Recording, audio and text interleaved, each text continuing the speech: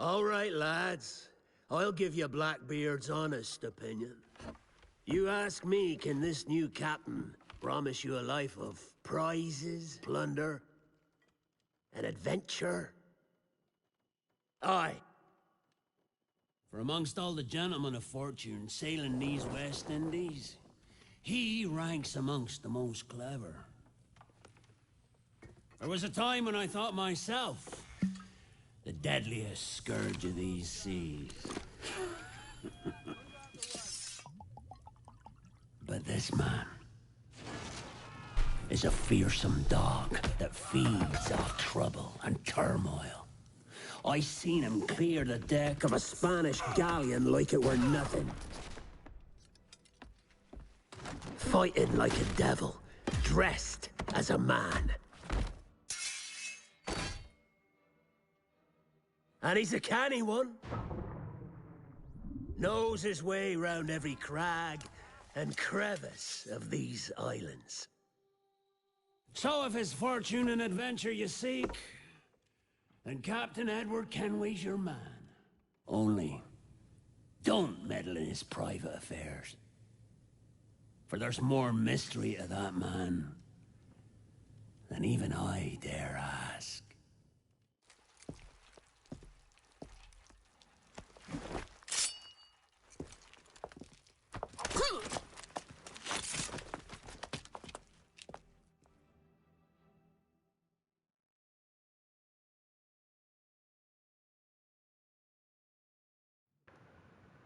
Hello and welcome to another stream of Assassin's Creed Black Flag, continuing the Phase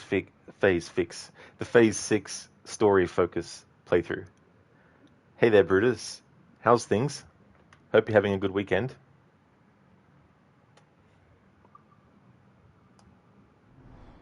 At the end of the last stream, I was covering some present day stuff.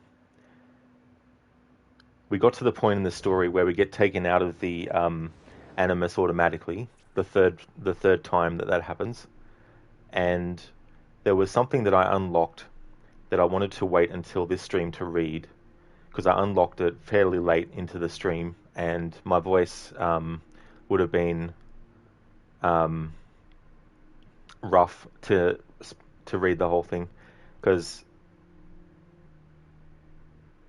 I want to read a lot of stuff for this playthrough. And because obviously I'm talking about a lot of stuff about the story, and also being a streamer at the same time, talking to people in chat, that's a lot of voice work to be doing. So when it comes to reading massive things in this game that are in present day, and not everything that you read in this present day is like massive text, but what I'm going to read at the start of this stream is actually an excerpt from the novelization. They frame it as Edward's journal in this game, but it's actually from the novelization, Assassin's Creed Black Flag, and it's the third chapter of that novel, and it talks about how Edward and Caroline met each other in a bit of detail. So that's the first thing I'm going to cover at the top of this stream, is reading that. Hey there, Brutus. Things are good. How are you? Oh, that's great. That's good to hear. As for me, I'm doing well. Still trying to keep cool here in this Australian weather we're having. It's so annoying. But keeping cool as much as I can. If we go to my files, this is where we can find, I think it was under Abstergo Entertainment. Okay, so here is From the Journals of Edward James Kenway, Chapter 3, in which I meet my future wife, Miss Caroline Scott. And there's a bit of the cover. That's, I can't zoom out to show it, so I'll just slowly reveal it.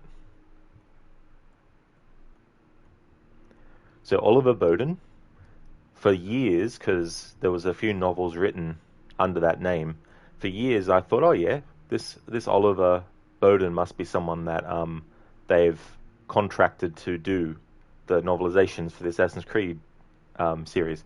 Nope. It's just a pen name or a pseudonym, and multiple writers have been doing these books. And I don't know what the process is. I imagine they get they got the option. You know, do you want to be credited as your name, or do you want to go under this name? I don't know what the way that they would do it would be. But Oliver Bowden is a pen name, a pseudonym that other writers can have their books, the Assassin's Creed books, classified as. I mean, there's been a lot of books that have been written since the early days of Assassin's Creed that the authors have their own name on it and don't use the pseudonym. But yeah, Oliver Bowden is actually a pseudonym, not an actual author's name. Chapter 3. She was in the Old Chalet, a tavern halfway between Hatherton and Bristol, a regular haunt of mine, and sometimes, in the summer when mother and father toiled over the shearing at home, when I'd have to make more regular trips into town, than several times a day. I admit I hadn't taken much notice of her at first, which is unusual for me, because I liked to pride myself on knowing the exact location of any pretty woman nearabouts, and besides, the chalet wasn't exactly the sort of place you expected to find a pretty woman. A woman, yes, a certain type of woman, but this girl I could see wasn't like that. She was young, about my age, and she wore a white linen coif and a smock. Looked to me like a domestic. But what made me aware of her wasn't her clothes. It was the loudness of her voice, which was quite in contrast to the way she looked. She was sitting with 3 men, all of them older than her, who I recognized at once. Tom Cobley, his brother Seth, and Julian somebody, whose surname escaped me, but who worked with them. 3 men with whom I had traded words, if not blows, before. The kind who looked down their noses at me, because they thought I looked down my nose at them. Who liked me no more than I liked them, which was not a lot. They were sat forward on their stools, and watching this young girl with leering wolfish eyes that betrayed a darker purpose, even though they were all smiles, banging on the table, encouraging her as she drank dry a flagon of ale. No, she did not look like one of the women who usually frequented the tavern, but it seemed that she was determined to act like one of them. The flagon was about as big as she was, and as she wiped her hand across her mouth and banged it to the table, the men responded with cheers, shouting for another one, and no doubt pleased to see her wobble slightly on her stool. Probably couldn't believe their luck, pretty little thing like that. I watched as they let the girl drink yet more ale with the same tumult accompanying her success, and then, as she did the same as before, and wiped her hand across her mouth, but with an even more pronounced wobble this time, a look passed between them, a look that seemed to say, "The job is done." Tom and Julian stood, and they began, in their words, to escort her to the door, because, "You've had too much to drink, my lovely. Let's get you home, shall we?" "To bed," smirked Seth, thinking he was saying it under his breath, even though the whole tavern heard him. "Let's be getting you to bed." I passed a look at the barman, who dropped his eyes and used his apron to blow his nose. A customer sat down the bar from me, turned away as I appealed to him with my eyes. Bastards, might as well have looked to the cat for help, I thought. Then with a sigh, banged down my tankard, stepped off my stool, and followed the Cobleys into the road outside. I blinked as I stepped from the darkness of the tavern into bright sunlight. My cart was there, roasting in the sun, beside it another one that I took to belong to the Cobleys. On the other side of the road was a yard with a house set far back, but no sign of a farmer. We were alone on the highway, just me, the 2 Cobley brothers, Julian, and the girl, of course. "Well, Tom Cobley," I said, "the things you see on a fine afternoon, why, just you and your cronies are getting drunk and getting a poor defenseless young woman even drunker." The girl sagged as Tom Cobley let her go her arm and turned to address me, his finger already raised. "Now just you stay out of this, Edward Kenway, you young good-for-nothing. You're as drunk as I am, and your morals just as loose. I don't need to be given a talking to by the likes of you." Seth and Julian had turned as well. The girl was glazed over, like her mind had turned in for the night, even if her body was still awake. "Well," I smiled, "loose morals I might have, Tom Cobley, but I don't need to pour ale down a girl's throat before taking her to bed, and I certainly don't need 2 friends to help me at the task." Tom Cobley reddened.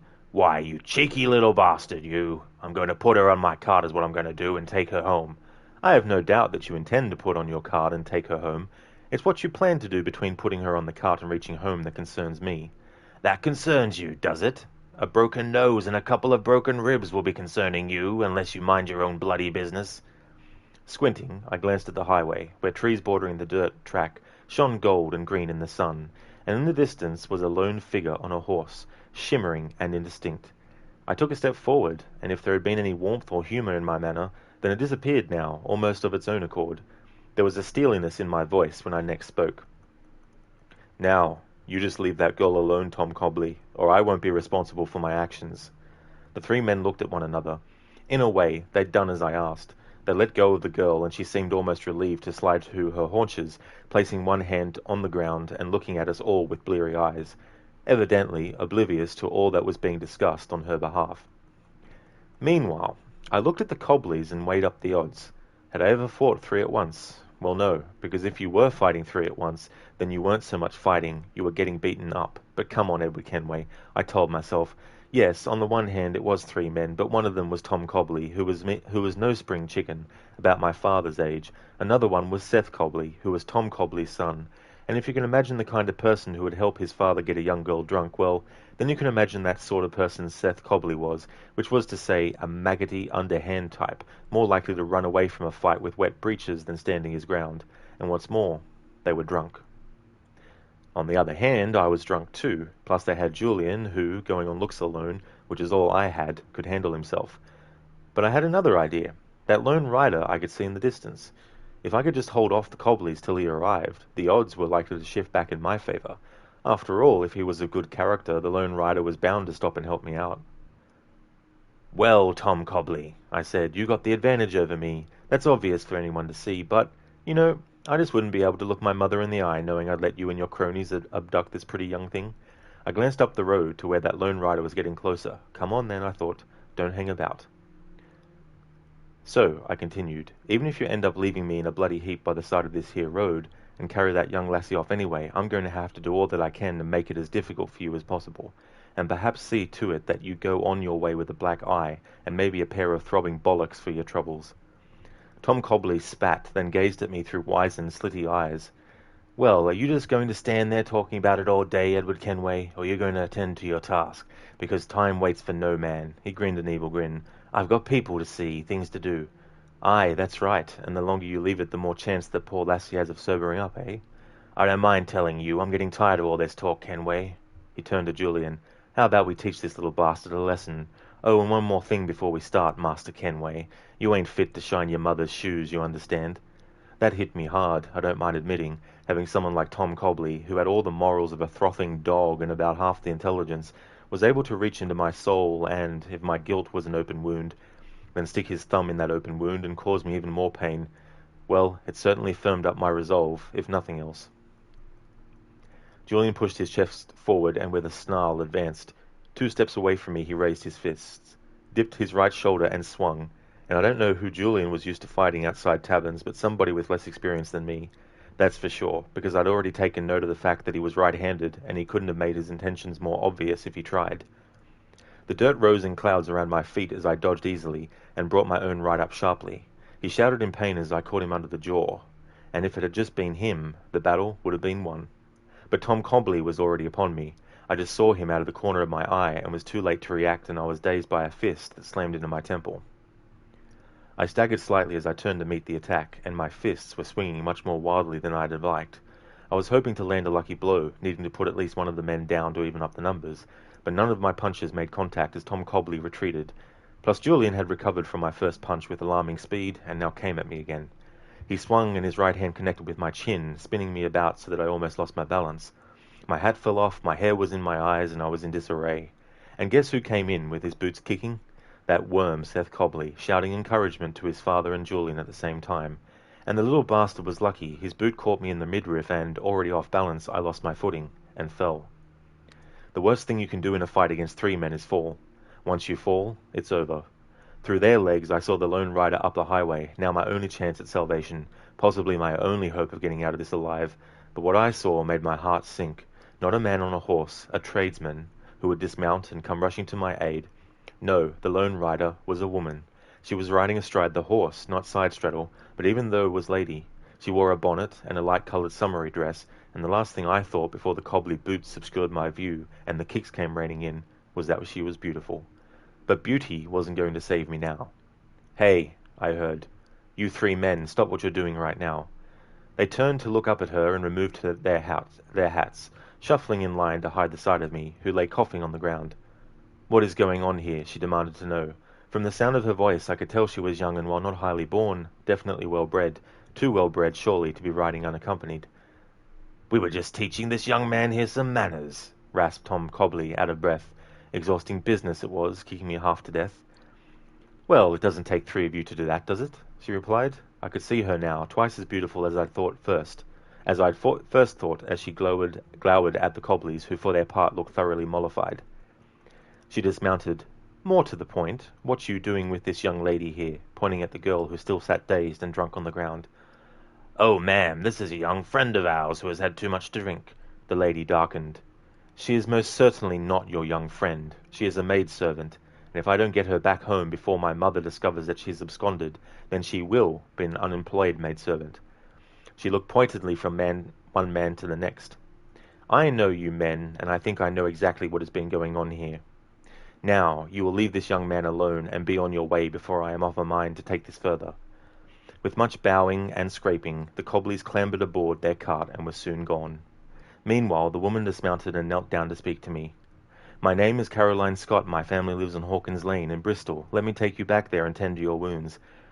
I cannot, my lady, I said, sitting up and trying to manage a grin. I have work to do. She stood. I see, and did I assess the situation correctly? I picked up my hat and began to brush the dirt from it. It was even more battered now. You did, my lady. Then I owe you my thanks, and so will Rose when she sobers up. She's a wilful girl, not always the easiest of staff, but nevertheless I don't want to see her suffer for her impetuousness. She was an angel, I decided then, and as I helped them mount the horse, Caroline holding on to Rose, who lolled drunkenly over the neck of the horse, I had a sudden thought. Can I see you again, my lady?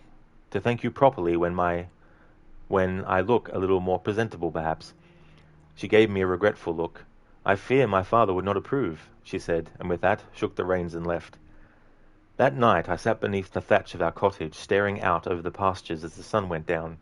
Usually my thoughts would concern either the possibility of escape or wrestling with the inevitability of my future. That night I thought of Caroline Scott of Hawkins Lane.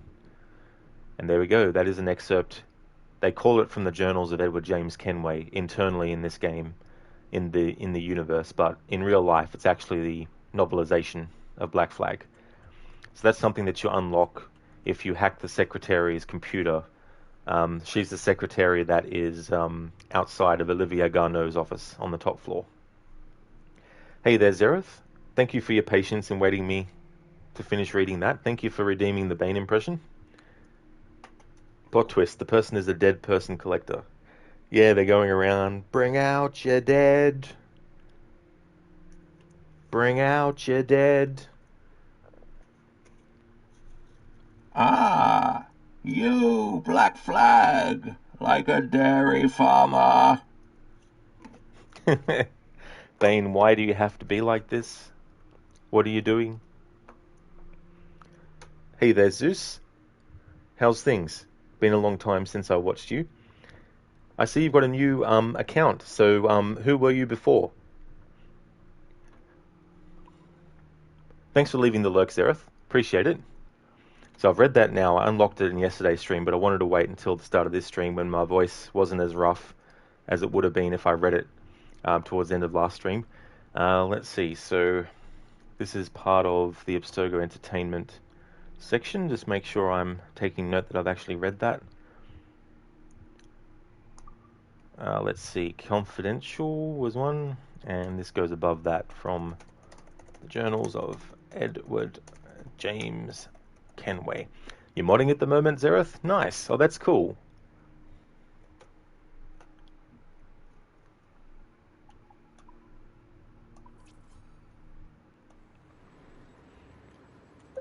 Well Oh, and we've got some dialogue happening. done, friend. Very well done. Apologies for my temper tantrum there. You are with the good guys, I promise. We'll keep you safe. Trust me. Go on back to work. We'll be in touch.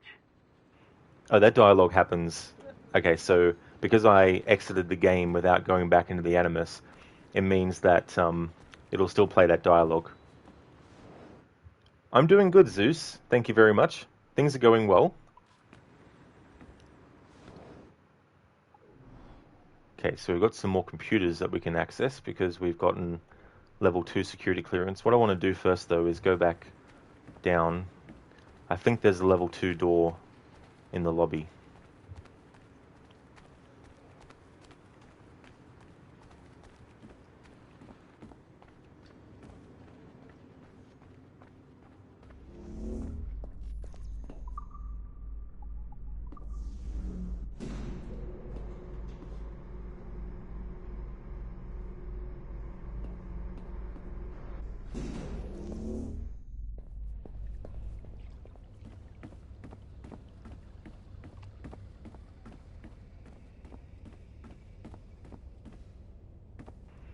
Alright, so that's level 3. That's the level 2 door. And then I think these doors down here are both level 3s. Is this Assassin's Creed? Yes, it is.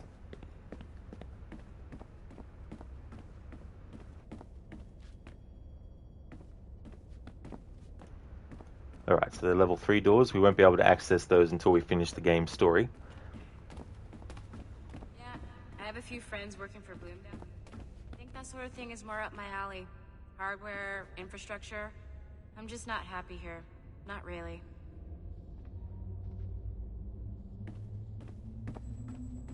God, did I make a mistake last week? Sticking my nose where I shouldn't have. What happened? Yeah.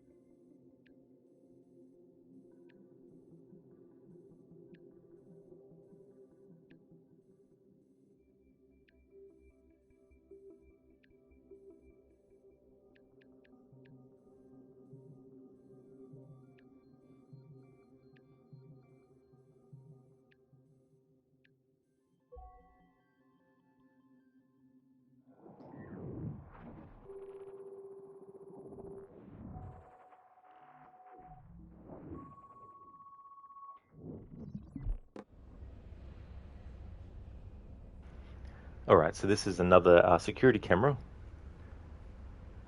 that is accessing the lobby. So there are actually cameras in the lobby, but they're not actually focused on the wider area of the lobby. Okay, so I was saying yesterday in yesterday's stream that it's funny that Rebecca and Sean are able to infiltrate Abstergo Entertainment, and not even people who are monitoring the security systems, and not even Abstergo at large, who probably have access to the same security camera feeds, aren't noticing two prominent assassins who aren't even doing anything to change their identity or their looks. And I said that there's probably no cameras in the lobby. Well, there are cameras in the lobby, but as we can see, this camera is focused on this particular corner of the lobby and not actually looking out wider view. You'd think they would have a security camera that was above the elevator looking straight out towards the entrance of the building instead.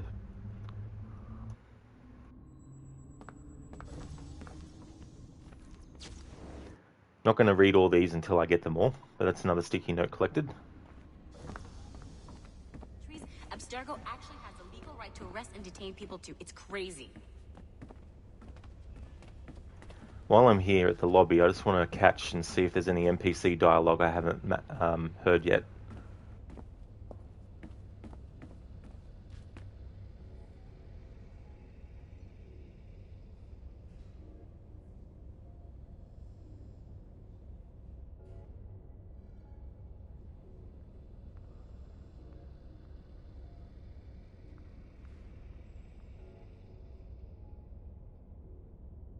Yeah, dressed like riot police, grabbing people's IDs.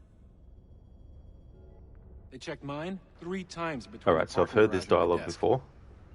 There was some NPCs talking about Bloom, but I don't know if they're saying the same dialogue about Bloom that I've already actually heard, or if it's some new dialogue about Bloom.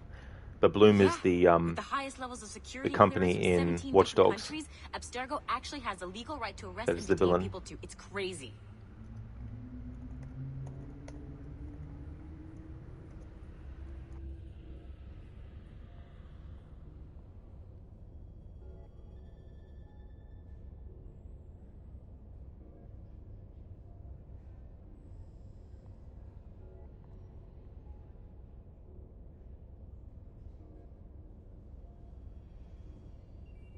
Did you see that detail out front this morning? Security guys? Alright, that's the same dialogue that we just heard from them before.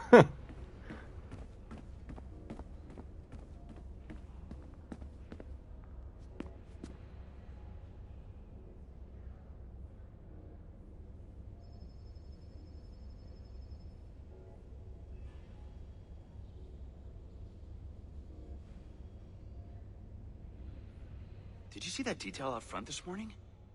Security And now guys? we have a different group of NPCs saying that same dialogue that we've already Yeah, heard just three like Riot three Police. times now in a row. Donor or something. Days of the Animus program. How old is this technology? Dates back to the late 70s, I think. We've There's already some heard that recordings from dialogue era on our earlier in the servers if you're playthrough. curious. Just poke around the archives. You'll find them. Some dialogue I don't need to check my list to know that we've already heard it, but other ones I need to double check. Which has been a good idea to actually write down what dialogue I've heard, because there's so much dialogue. In my previous phase of celebrating this game's 10th anniversary, I did a showcase playthrough, and I kept track of the NPC dialogue I heard in Edward's time period, and the amount of dialogue, like I had over 100 lines of dialogue recorded just from NPCs alone.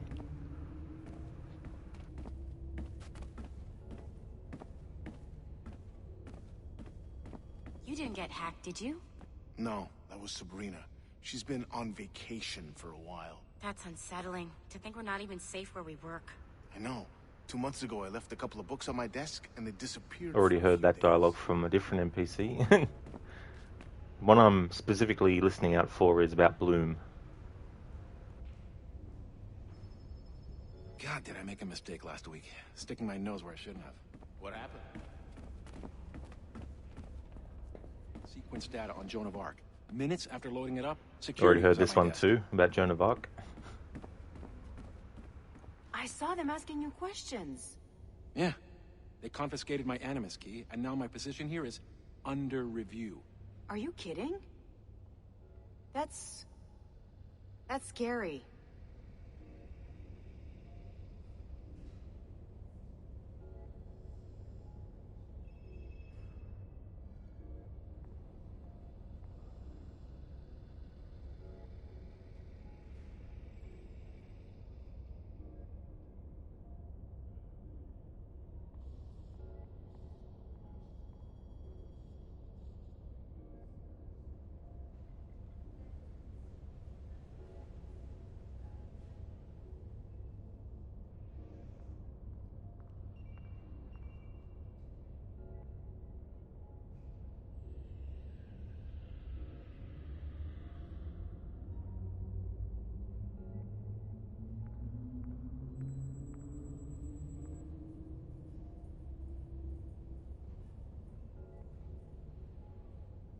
Really?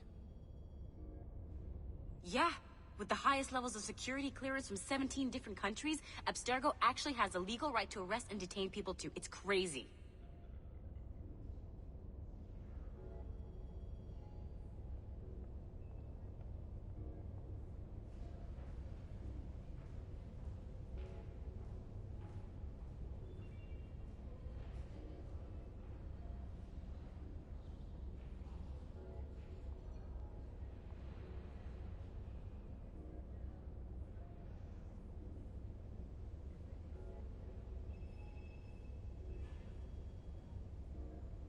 Yeah, dressed like Riot Police, grabbing people's IDs. They checked mine 3 times between the parking garage and my desk. I wish I could say this was illegal, but they actually have a legal right to do this. Really? Yeah, with the highest levels of security clearance from 17 Alright, so they're not talking about Bloom anytime soon. It seems that the NPCs in the lobby Okay, are on the servers, I found a small bit of sequence data on Joan of Arc. concerned about talking about the same stuff over and over again. Alright, so let's try a different level. Gonna go up to, although there isn't any point, because there's a security level 3, which we can't get to on top of the building, so we'll go back to the Subject 17 floor. Sample 17, same difference. When Desmond died and they took his DNA, well, took is a tame way of saying it. When they absolutely fucking butchered his body and friggin' took all his organs and his DNA, the fucking bastards. Yeah, that's more stronger. They started calling him Sample 17. Someone returned them a few days later with a little note that said, "Thanks," but still, scary.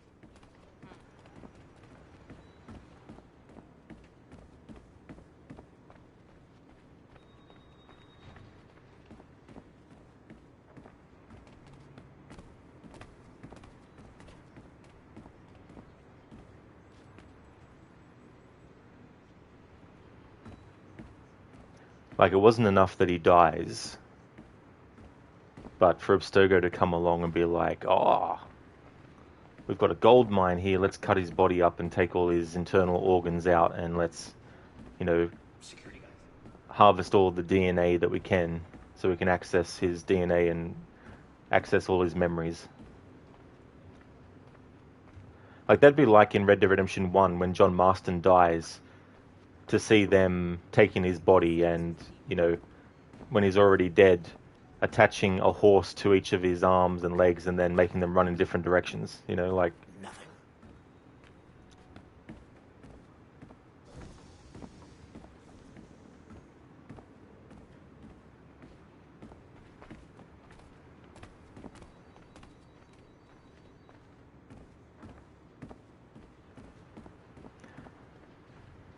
Fine.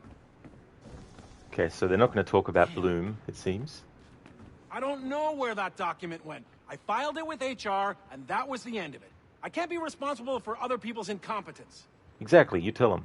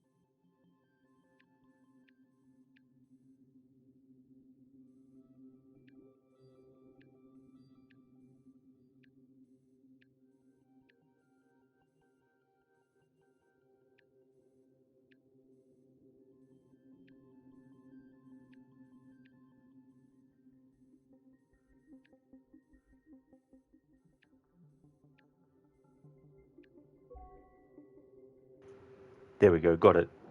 Hey there, Star. How's things?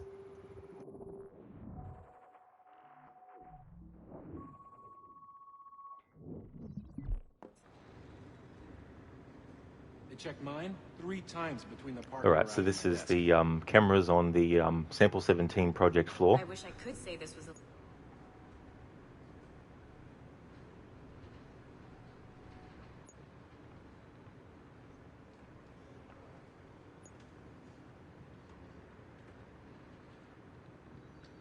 Cool. So this is actually...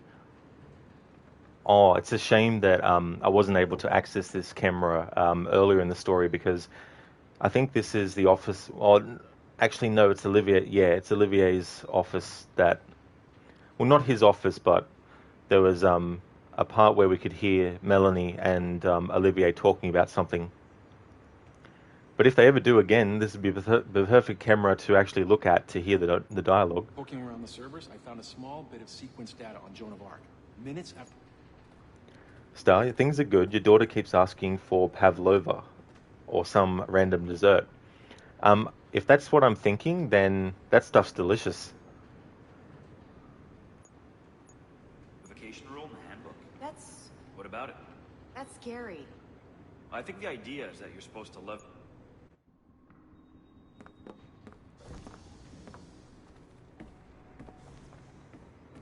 Stolen.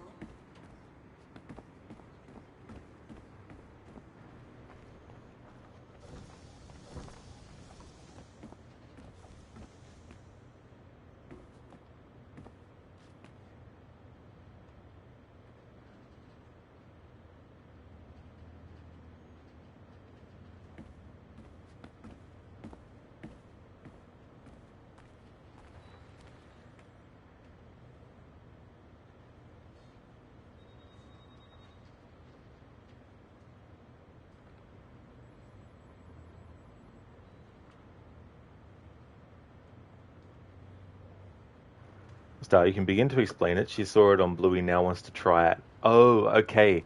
Yeah, so that might be an Australian dessert. But yeah, if it is what I'm thinking it is, then that stuff is really delicious.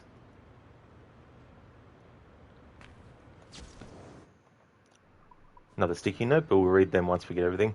So here's a good portrait shot of Aveline. Aveline was a really cool character. We've only actually had her in one game, and the DLC for Black Flag. I don't have access to that DLC, so I haven't been able to showcase that as part of the playthrough, but there is some DLC related to Aveline that was part of Black Flag, some version of it at some point. But as for a fully fledged game, we've only had one so far with Aveline. And it's a shame.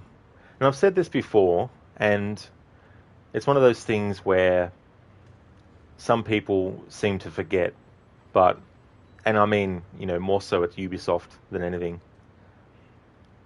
Like, they're always talking about how they need more female assassin characters in the games. And they have Cassandra, who is immortal up until the year 2018. She tends to be the only one that they go back to over and over again.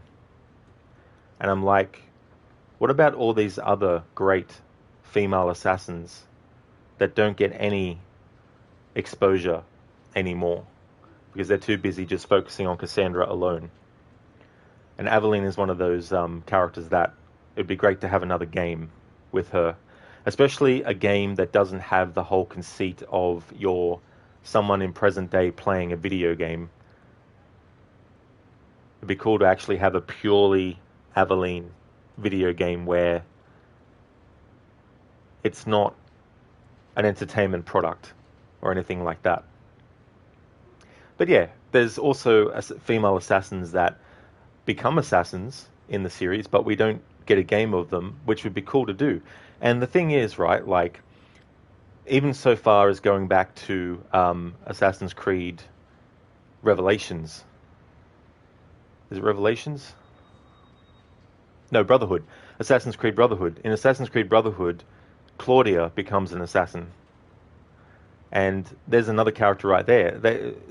I don't know. I just don't understand why they don't want to do these things. Like, could you imagine another game set during the Renaissance era, except we get to see things from a different perspective, that being Claudia. We see her in a prologue, maybe. This is just my ideas, brainstorming. We see her in the prologue at the start, coming to terms with the fact that her brothers and her father are actually dead.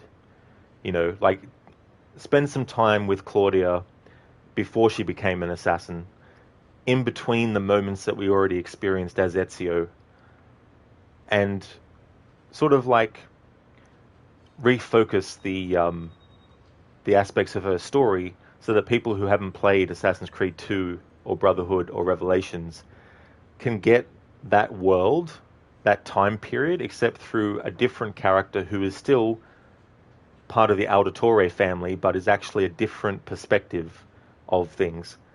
And then, when you get to the game proper, it's after Claudia has become an assassin officially, and she goes on her first official mission, which in Brotherhood you would think that it would be when the assassins are storming Cheselay's place, or where he is, where she fights. But they could also have an event before that point where we actually see her do her first mission.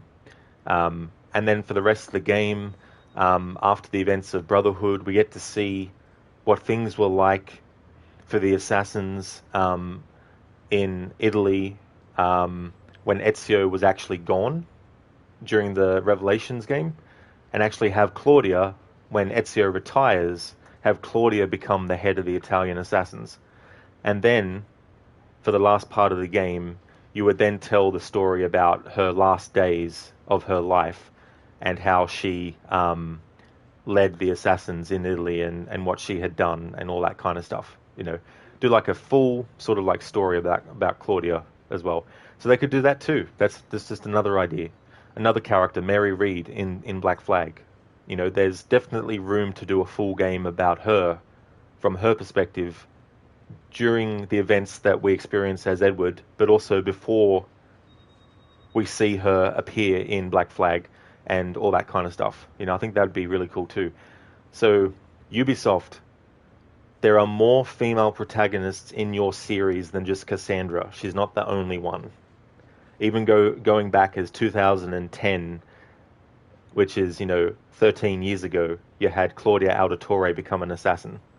You know, there are other female characters who are, who are deserving of getting more than what they have already gotten. You know what I mean? So, yeah, but there's just so many potential things that they could do.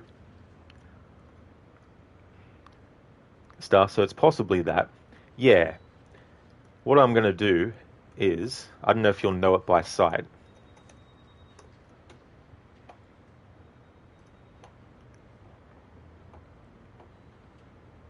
And you can put any kind of like fruits on it too as well. But if I open up, there's an image, and I'll shorten this URL down because it's friggin' long. Too fucking long.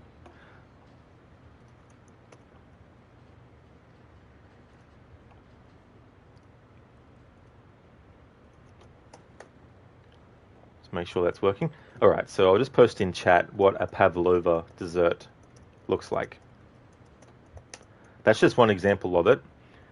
And you can put different kinds of fruits cut up on the top of it as well. And as for what it actually has,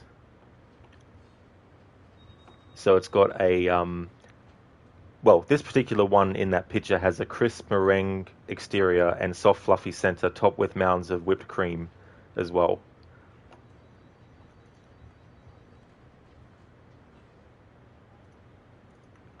Brutus, you think Cassandra is the most unlikable one too? I mean, that's the thing, right? Like, my issues with Cassandra is more something that is also if you play as Alexia, so it's not just limited to whoever is canon out of the two, but the way that the character is written sometimes, the Eagle Bearer in Odyssey, is unbalanced. And I get that they wanted the player to feel like they have some kind of say over what kind of personality or attitude that Cassandra or Alexios has, but it doesn't always match up, and it doesn't always... Like, if you want to play Alexios or Cassandra as an asshole, you can, but there's nothing that changes in the narrative of the main story to reflect that. You know what I mean? Like, in the story, Barnabas doesn't start to treat you differently or talk to you differently or think of you differently or anything if you're an asshole to a lot of people during the game's story. Like, there's nothing like that happens, you know. And then, like, there's moments where the character is seemingly believing in all the stuff about gods and goddesses, but then there's moments where they're not. You know, so it's very, very unbalanced as well. And look, I get why they keep using her a lot in the promotional stuff too. Odyssey made them a lot of money. But if you put that aside, it's not like she's the first female protagonist ever in the entire series. There have been plenty before her. And yeah, overall, there's been more male assassins that you play as in the whole series overall.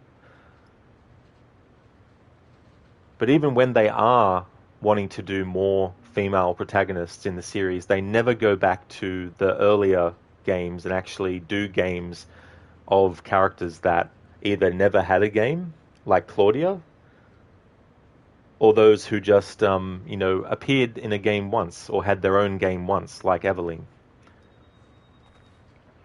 Star, yeah, that's it. But you'd be putting raspberry, blueberries, and blackberry on top of it. Oh, nice. That's cool.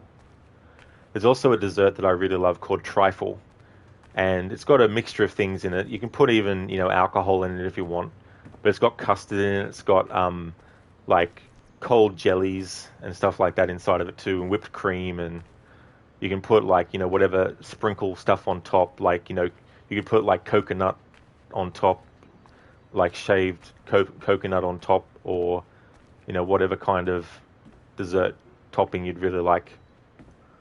It's yummy stuff, that stuff. I love it. Plus cake. You have like sponge cake mixed inside it too.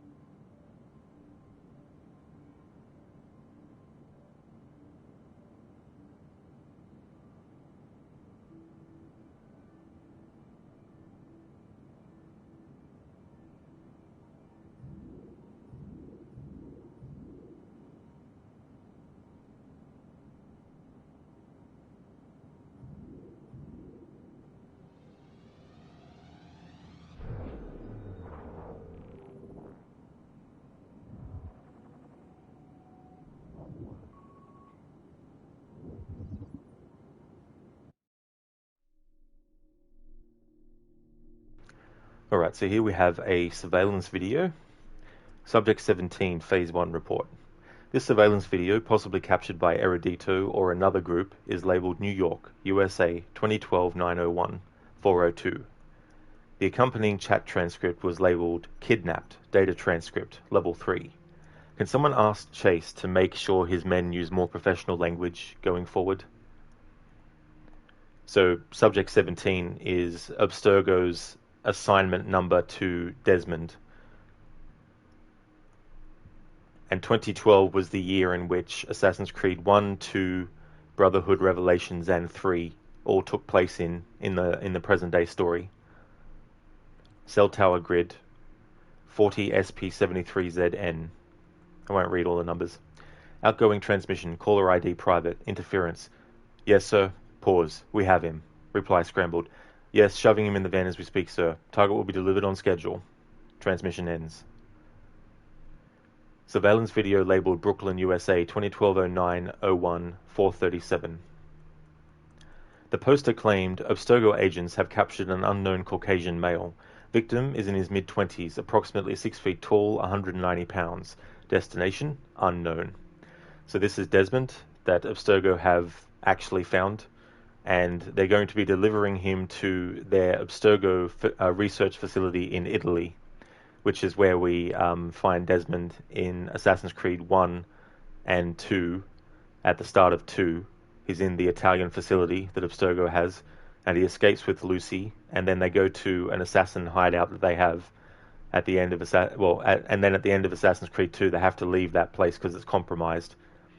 But yeah, those games, their present day takes place in Italy. I don't know about Revelations though. Revelations, by the time Desmond wakes up from his coma, they're already in the location, which is in America, which is the cave that Haytham accesses with Radunga Haydun's mother, Zio, and yeah. But anyway, this is where Desmond's been taken to. He's been taken to the Abstergo facilities in Italy. So there's some pictures of Desmond being blindfolded and being put into their van. This one is labeled Ciampino, Italy, 2012-09-01-1844. The poster identified this only as unmarked hangar, but then went on to say, Abstergo agents arriving at destination, company-owned jet brought to hangar after landing, victim identified as Desmond Miles. I don't think this spread too far yet. Location has already been scrubbed, so I think we can dismiss this as the ravings of a fanatic. Yeah. Preliminary analysis. A leaked medical file. We're looking into it. No menstrual disorders from Subject 17, though. That must have been a relief for the public to read. Patient has no active complaints, no acute distress, no prior cardiac history. Blood pressure normal, 112/78. Primary blood analysis, no significant traces of chemicals that would lead to neurological disorder, no indication that patient would be prone to neurosis. Unlike previous subjects, patient is psychologically stable. You are clear to proceed. Signed by Damien Saravakos, MD, on 2012-09-03. All right. Why is this something that they would be looking into? Because previous subjects had actually displayed a lot of mental psychoses, and understandably so, because the bleeding effect by being put into the animus for hours and days and weeks and months on end would typically do that. What's his name? Damien Cross in... is it Damien Cross? Why am I saying that name and thinking it's not?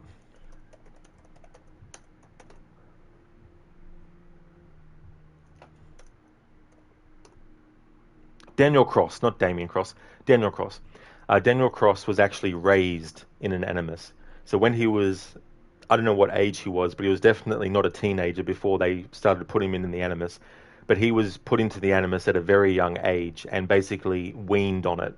So you can imagine that it's no wonder that later on it would lead to so many different mental issues that Daniel Cross actually had. And one of those was the fact that at any given moment, out of his control, his consciousness could slip into any number of his ancestors' memories at any given moment. In Assassin's Creed 3, when he's just about to shoot Desmond, one such episode happens, and he's starting to experience the memories of his ancestor Nikolai Orlov, who is actually the assassin that we play as in Assassin's Creed Chronicles Russia. Subject 16, who was Clay Kazmarek, he was exposed to the Animus quite a lot, and it ended up breaking him mentally to the point where he would even forget where he was at times, and he would get a bombardment of different memories happening one after the other of different lives that he led. And in Assassin's Creed 2, there's dialogue that Subject 16 says that you can hear, where he's talking about all these different memories he's experiencing one after the other. At one moment, he's watching a woman at the opera. The next moment, he's having sex with her. The next moment, he's getting killed.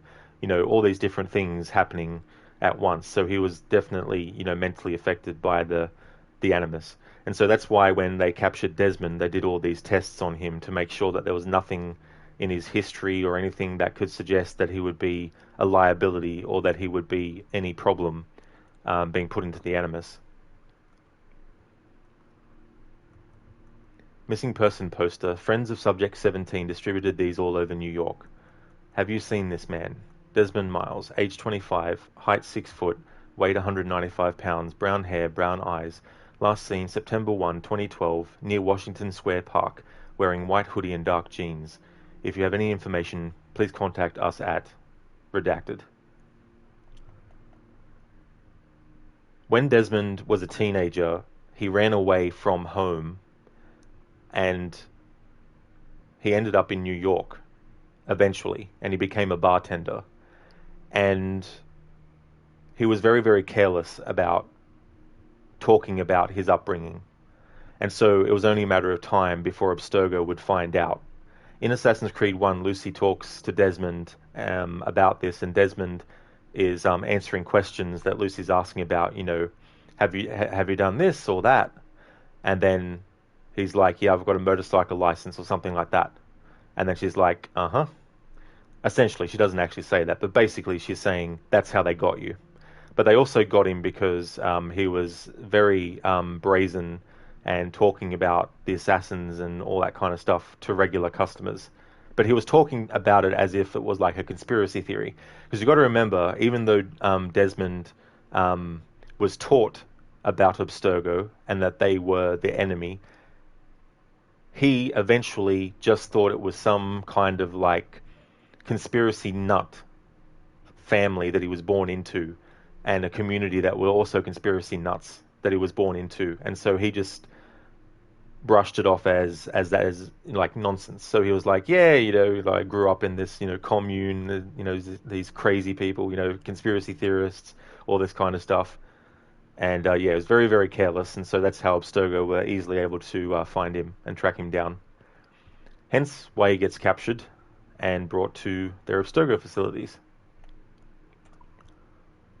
Okay, so that's a separate section underneath Subject 17.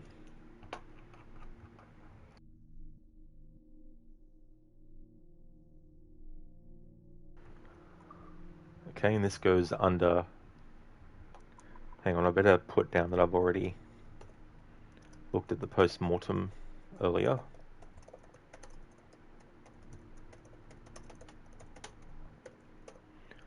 And then the memos, which I haven't covered yet, they're audio files, but I want to wait till I have all the memos before playing those one after the other. And then after those memos is the Desmond pack. I'll just put sensitive materials relating to the capture of Subject 17 harvested from hacktivist websites for analysis.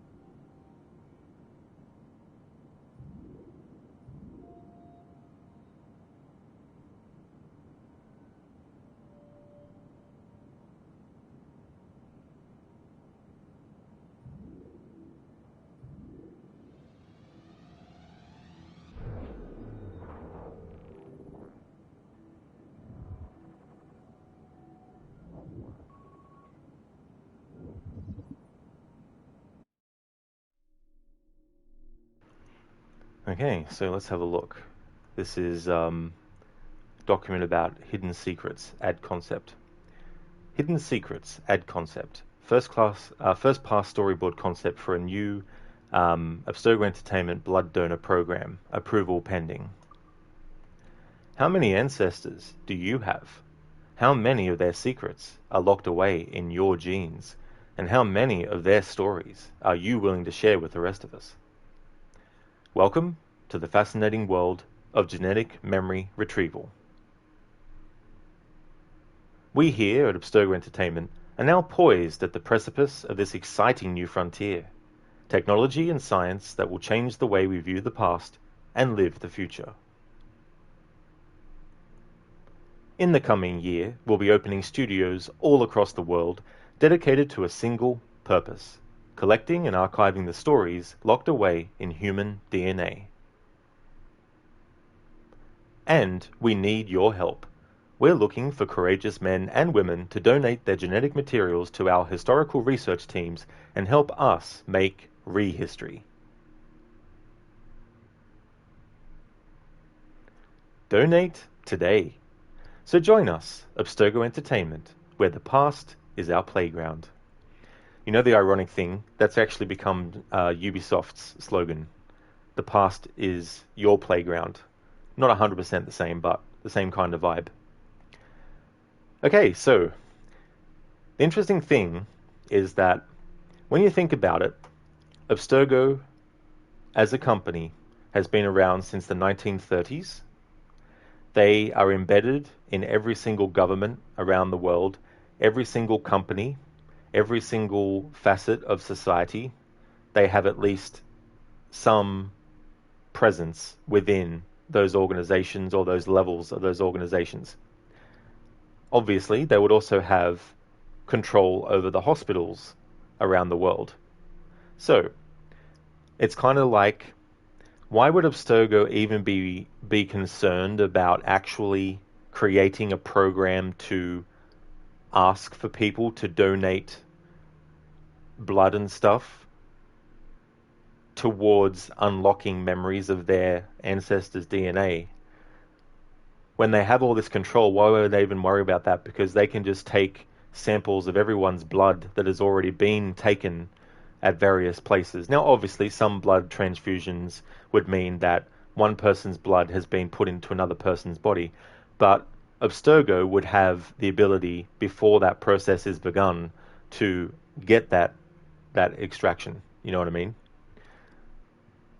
So there is a sort of like a logic where you can say, why are they even bothered with this concept as well? But I could see why they would want to do it, because they would want to be a bit more transparent as a company while not being completely transparent. There's a quote, I can't remember where it's from now, but essentially it goes, the best way to tell a lie is to wrap it into some kind of truth, you know? And so with Abstergo coming out, or potentially wanting to come out and say, hey, you know, we can access your DNA and actually see what happened to your ancestors. You know, wouldn't you like to be able to do that? How about you donate your DNA to us? And people will be like, oh, cool, that'd be so awesome, you know. So it would still be something that I could see Abstergo wanting to do, even though they already would have had access to everyone's blood who gives blood generally, you know what I mean? More specifically, the thing to point out here is that this is the glass vial. So in Edward Kenway's time period, the Templars were after the glass vial so that they could put the blood of the sage inside that vial. Because what happens is, whenever you put someone's blood into one of these glass vials, and then you insert that glass vial into the observatory device, you can actually see through the eyes of and hear through the ears of the persons whose blood is inside that vial. So what Abstergo are essentially wanting to do is more than just have the actual DNA to use to sift through people's memories for stuff. They literally want to have an organically induced surveillance mechanism put into the human body, so that they can actually spy on every single person on a much more intrusive level than just cameras everywhere and biometric data, but also literally seeing through the eyes of.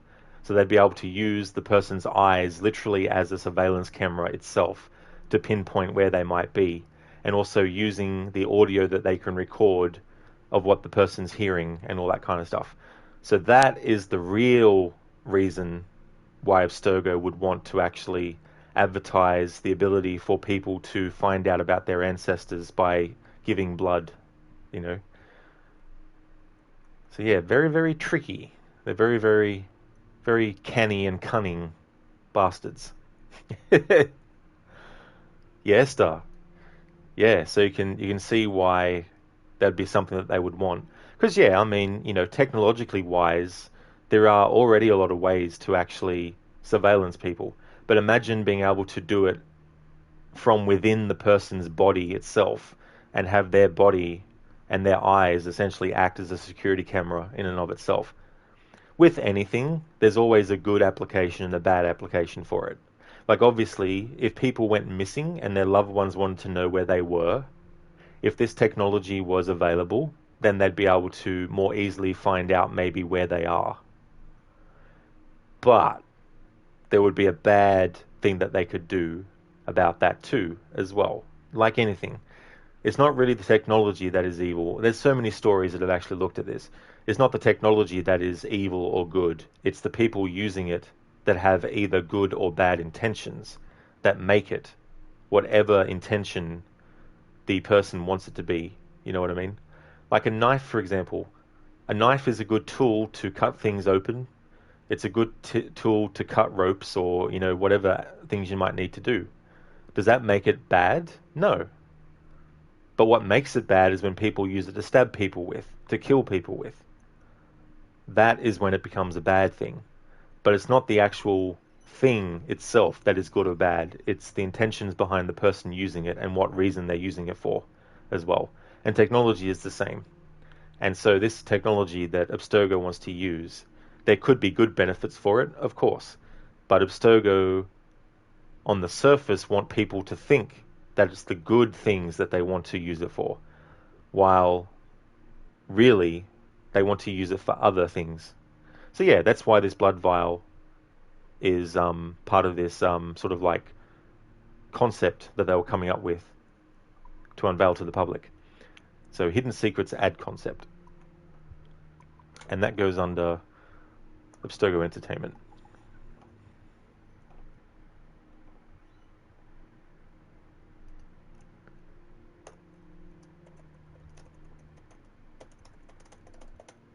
Hidden Secrets ad concept. There we go.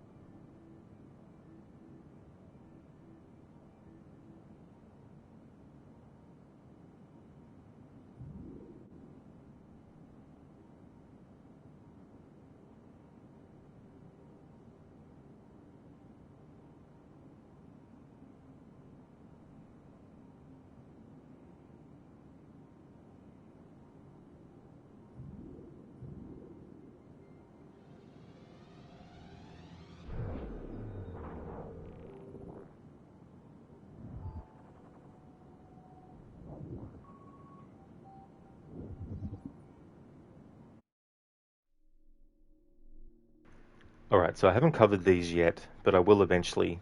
These are the great minds in history. I want to cover them one after the other. Let's see, I think I've gotten one already. So the one that I got already was about Rodrigo Borgia, but that was the third one. That was the second one, sorry. This one here is the third one. And that's Madeline. She's the one in Liberation. Before I played Liberation, I played this game, so I already knew the twist that the Liberation game had in store for players about Madeline and who she really was in that. But I'll cover that when we get all the other ones.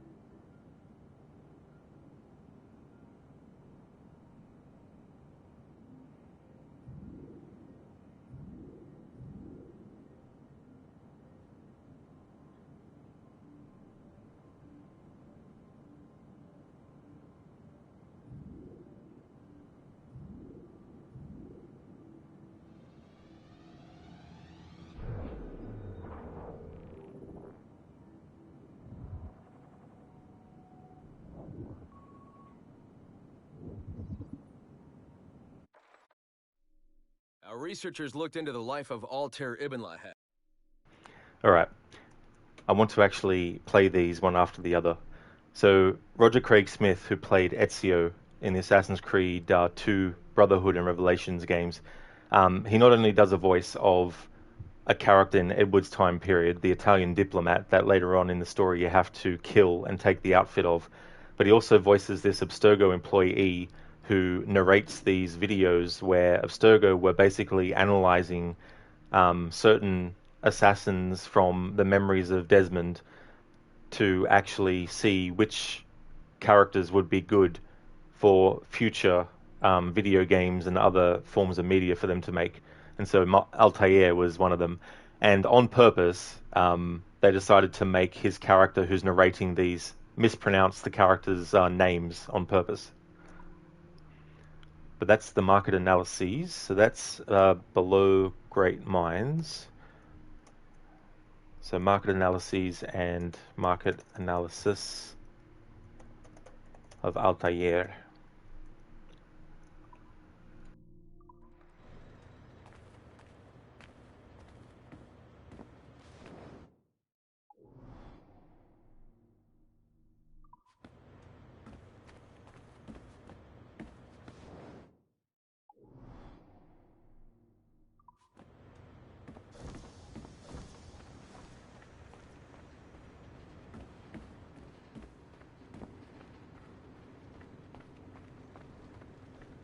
Between the parking garage and my desk.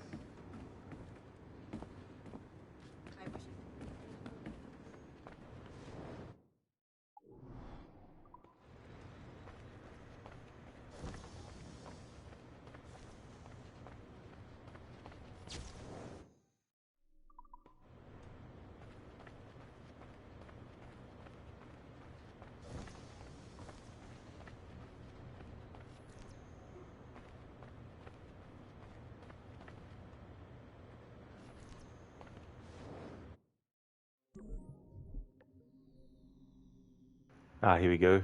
This game of Frogger. I've already said this, but it'd be cool to have this minigame as a spin-off Assassin's Creed game that was a top-down perspective with proper environments and all that kind of stuff. But instead of having just lines going across, you have like people on horses, carriages, people just running past, crowds walking past. And you have to get to the goal at the other side as the assassin. But as you go through, you have to dodge traffic of horses and stuff, or you have to hide in haystacks while patrols go by. You know, all these kinds of things. I'd really like to see something like that.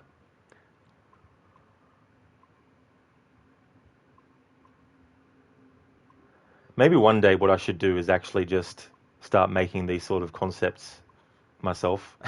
But then again, I don't have the skills required to pull that kind of stuff off.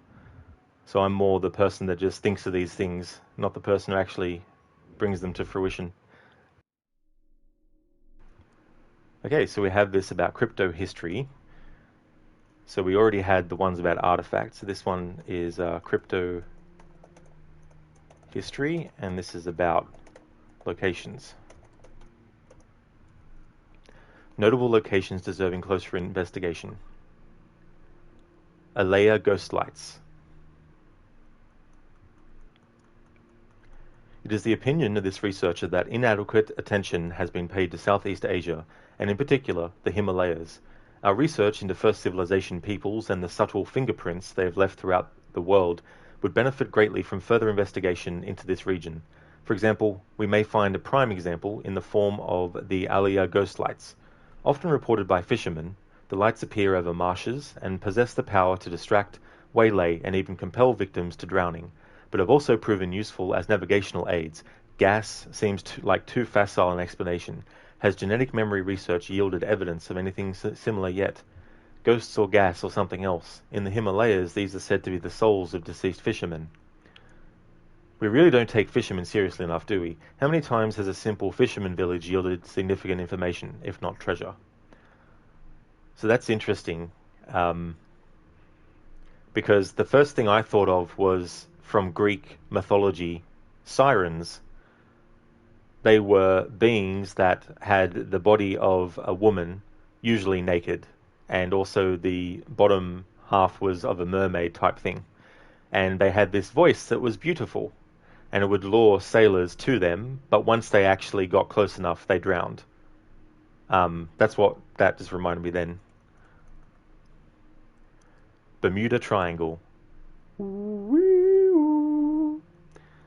What must surely be the most intently studied region whose very existence is routinely denied by official sources, the Devil's Triangle has been held responsible for countless vanished vessels, aircraft and ship alike, since the earliest days of sail. The region's technomnivorous tendencies have been attributed to many magnetic pull of the lost continent of Atlantis, to UFOs, and even to unnamed mysterious forces.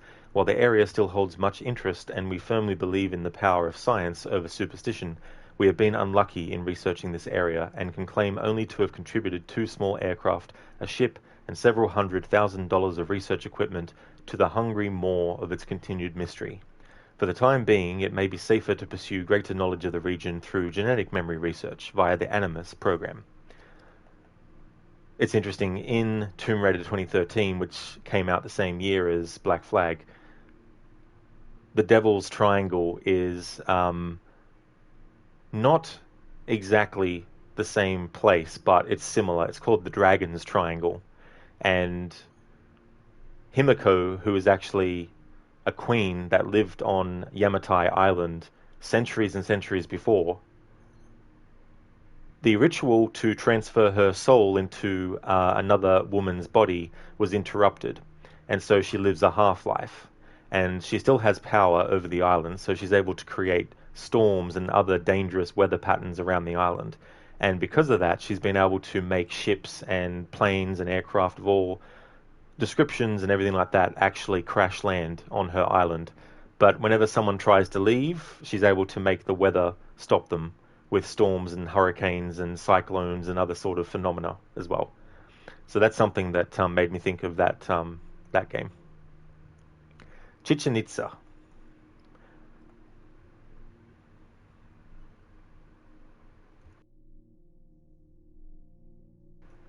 One of the most popular tourist attractions in Mexico today, Chichen Itza was once one of the largest cities of the pre-Columbian Maya civilization.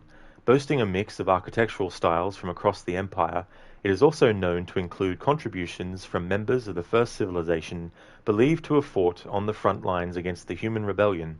In particular, the technologically advanced system of caves, tunnels, and puzzles that runs underground between the Castillo Temple and the Cenote Sagrado are rich with first civilization artifacts.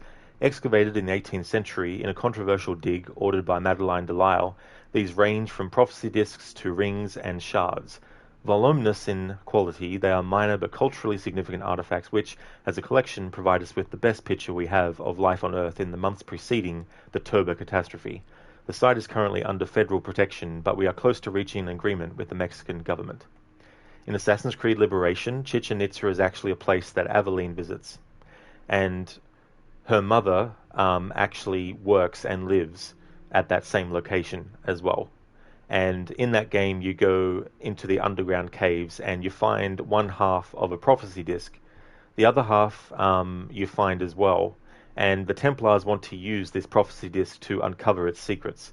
And when you actually see it in full, it's basically a meeting between some, I don't know exactly who it's supposed to be, but they're meeting and talking about the rebellion that the humans are going to lead against the Isu, that is going to be led by Adam and Eve. And they say that Eve will lead us, kind of thing. So this is relating back to Assassin's Creed Liberation, which many things in this game do, because Liberation was the first flagship title that Abstergo Entertainment came up with. And it's also the game that had come out between Assassin's Creed 3, although it came out around the same time as Assassin's Creed 3, but also before Black Flag came out as well.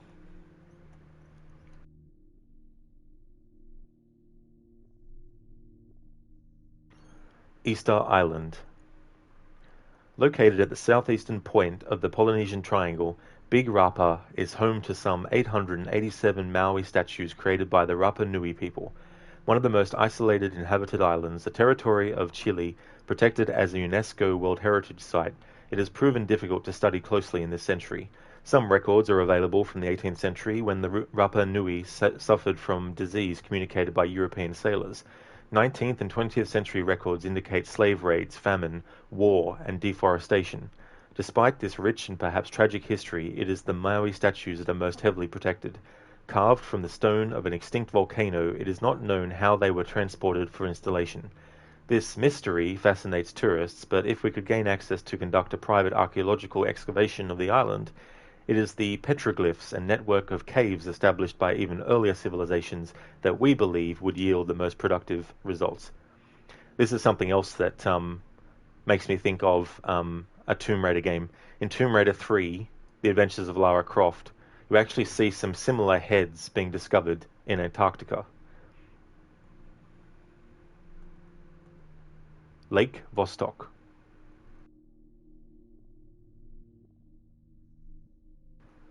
Working with our Russian partners, we have secured an agreement to commence research into the subterranean lake that rests deep beneath Vostok Station, in the accurately, if poetically named Pole of Cold on the East Antarctic ice sheet. Sitting approximately 3,500 meters above sea level, this freshwater lake rests 4,000 meters beneath the surface. A core ice sample was extracted in 2012, and we will begin research that should provide a paleoclimatic record going back some 400,000 years. Isolated fossil water reserve samples may prove even older. Only time and science will tell what genetic marvels these magnificent samples will reveal, if not a new window into first civilization life itself. So that's something that Abstergo has definitely had a keen interest in the present time. Something that they did not expect to land right in their laps, though, is a current sage, and that current sage is John the IT guy in this present-day story of Assassin's Creed Black Flag. And because of the circumstances of his death, and I'll also reiterate this later when the sage in Edward's time period dies, Edward Sage has the forethought to actually request that his body be destroyed when he's dead, so that so that the Templars can't get their hands on him. So many centuries later, the Templars would finally get DNA of a sage, because the sage in present day in Black Flag decides to be an idiot that way and actually tries to kill himself, but also gets shot. So whether he succeeded at killing himself or got shot is irrelevant. The fact is, Abstergo get his DNA.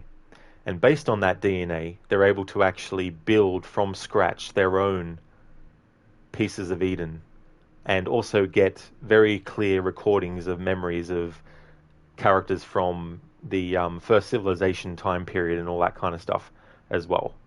In Assassin's Creed Odyssey, Cassandra accesses memories and simulations created by Alethea. So the reason why the clarity on what Cassandra experiences and via her what Layla experiences is so clear is because it's coming literally from an actual first civilization source. So the clarity and imagery on it is way more quality. And then in Valhalla, when they're unlocking the videos in present day, that's also a similar thing. The source is from someone who actually is a first civ. But yeah, this is something that Abstergo were wanting to do.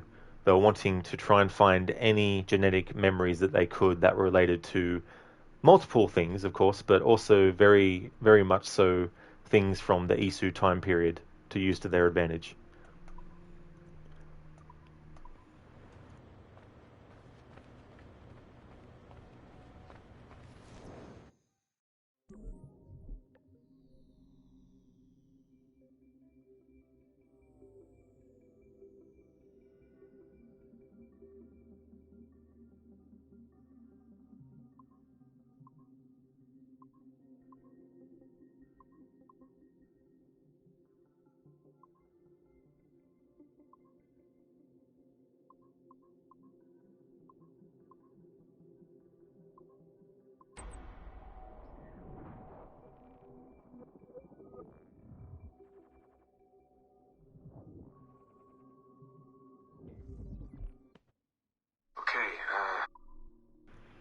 This is the first memo that Desmond recorded, but I want to wait till we have all of them, and from memory there's 4. There might even be 5.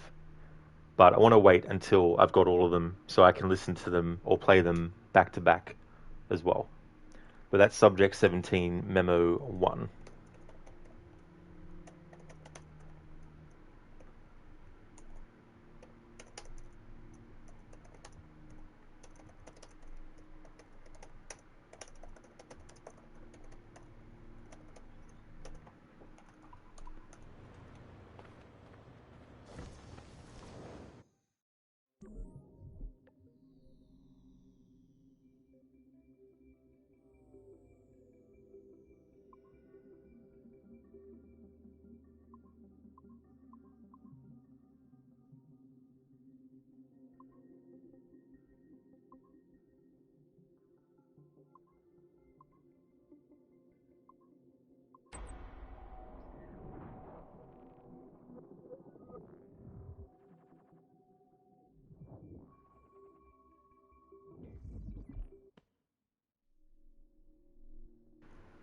Okay, so these are some of the things that were photos that were taken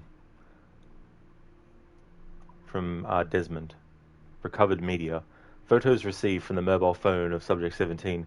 Some of these are impossible because there was no point in Assassin's Creed 3 when Desmond was actually doing missions that he actually had time to stop for a selfie above the city. So this is one that is a bit impossible to happen, but in any case, these are photos that were found on his phone.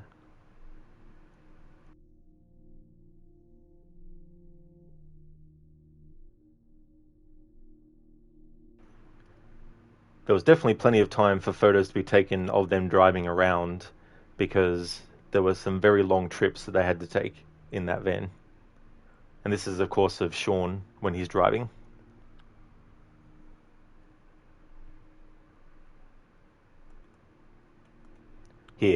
Here's a selfie of Desmond in the city. There's a mission in Assassin's Creed 3 where he goes climbing up a skyscraper. So this is an impossible shot because there's no way that Desmond stopped for a split second to actually take a selfie of himself above this.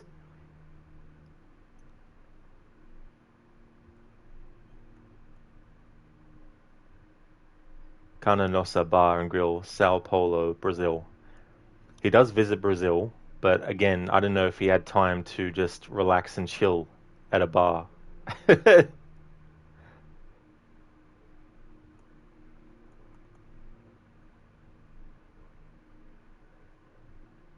Now, granted, you could say, well, maybe he visited Brazil before he got captured by Abstergo, which could be the case. Same with this photo at the beach. Maybe he took this photo before he was captured by Abstergo. Before he was even, aware of the Animus and stuff. And there's a picture of Rebecca from present day as well, with her headphones on. And there's a picture of Desmond's father, William Miles. I can just imagine what he said to Desmond after that photo was taken. But yeah, his father looks like he's, in the middle of having turned around to look at Desmond filming the camera. Filming with his phone, I mean. I don't know when that photo was taken. But then again, there are plenty of moments where they could have taken a break when Desmond was out of the Animus. Outside of when we play as him, that is. Little kitten.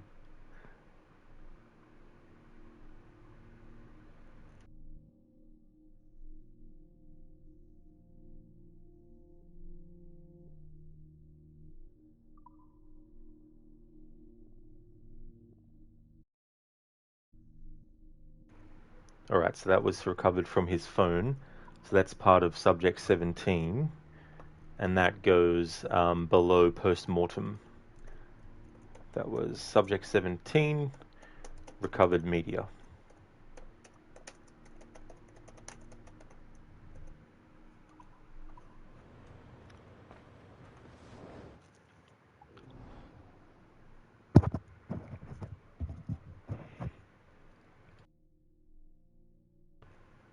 Alrighty then, so I think that is all that I can cover right now.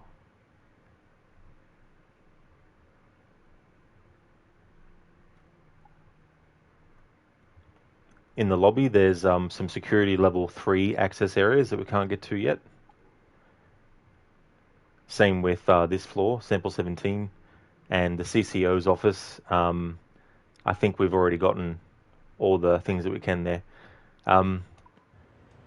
So, we've hacked 16 of 33 computers in this place. There's definitely a hell of a lot that are actually left.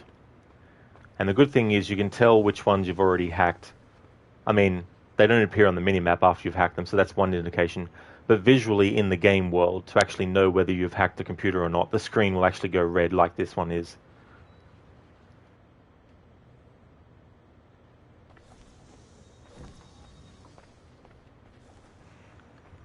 Okay, so I want to stay on this floor just temporarily, just to cover any NPC dialogues that might trigger.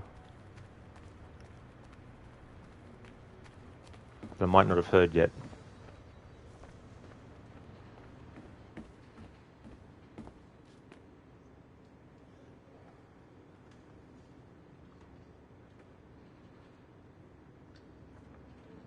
Did you see that detail out front this morning? Security guys? Yeah, dressed like riot police, grabbing people's IDs. They checked mine 3 times between the parking garage and my desk. I wish I could say this was illegal, but they actually have a legal right to do this. Really? Yeah. With the highest levels of security clearance from 17 different countries, Abstergo actually has a legal right to arrest and detain people too. It's crazy.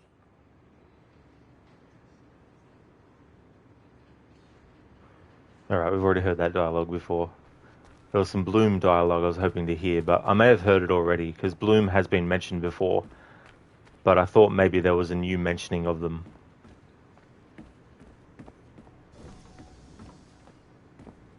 Oh, I haven't gone in here yet and hacked this camera. Oh, yes, I have. There we go, so that's been done. The camera icon will still appear on the map. Yeah, dressed like riot police, grabbing people's IDs.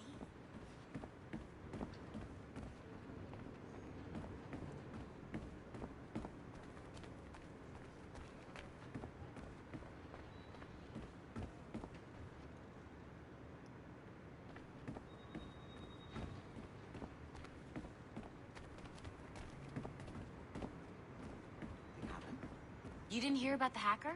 Erudito? No, the hacker here at Abstergo. Who's Erudito?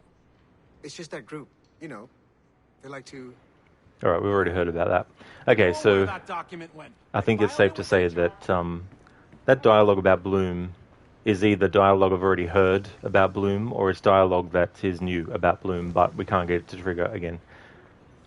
Alright, that is enough time spent with present day. At the end of last stream, I spent a bit of time in present day covering stuff, and at the start of this stream covering more stuff.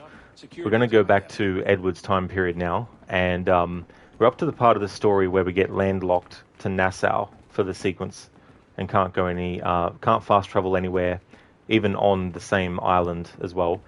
Once I go into the Animus, it's going to automatically go into the cutscene, I think. But I will do a recap of what's happened in the story as well when I get a chance, though.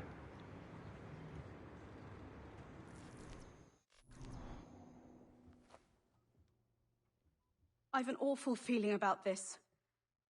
You'll be hurt out there. I couldn't handle that. I'll be careful, I promise. And when I'm flush with coin and set up, I'll send for you. I will. Alright, so this is the latest event in terms of like Edward's flashbacks that we see before he actually left to pursue riches and all that kind of stuff. So he's making a promise here to Caroline that when he's got coin and he's got a place set up, that he'll send for Caroline to come and live with him so that they can, you know, live in what Edward is wanting to be riches and comfort and all that kind of stuff. But sadly, this is also the last time he will ever see Caroline alive. because Caroline eventually dies before Edward has a chance to return back. And at this point, Caroline is pregnant, but she hasn't told Edward. And Edward won't find out that she's pregnant until later on, when he finds out that Caroline has died. So I don't know the exact timeline of stuff, but Edward leaves. At some point, Caroline gives birth, doesn't tell Edward, or I don't know when her pregnancy started or anything like that. Maybe it's only the first week of it. Who knows? At this point in the story, I don't know exactly where it falls, but Edward leaves, and Caroline either finds out that she's pregnant not long after he leaves, or already knows, or is about to find out but doesn't know that she already is, whatever the case may be. But the point is, she ends up having the child, a daughter, and her daughter Jennifer does live with her for a little while, but then her mother dies. And then that's the timing of when Edward finds out both about Caroline dying and that he actually has a daughter as well, in the same letter. So Edward had been sending letters back to Caroline. There is one that will see him writing, but then gives up writing it and then throws it away and says that he thinks she's beyond caring anyway. I think at that point, if he had actually kept writing that letter and sent it then, he would have found out earlier that Caroline had died. It's just that because he scrunched that letter up and didn't send it, the next letter he did send was so long after that point, and it was too late by then. So when he sends that letter away and gives it to Anto the assassin, and it gets sent to where Caroline is living, which is her parents' place, that's when Edward gets a letter back, presumably from her parents, saying that Caroline has died and that she had a daughter and that she is your daughter, and, went on from there. But yeah, this moment here is the last flashback that we see of Edward and Caroline, and this is the point at which he leaves. And this is the point where they never actually see each other again after this point. Caroline, come away! Don't exert yourself! I can't promise I'll come, Edward. If you leave on this fool's errand, I cannot promise anything. Don't give up on me, Caroline. Not when I need your faith the most.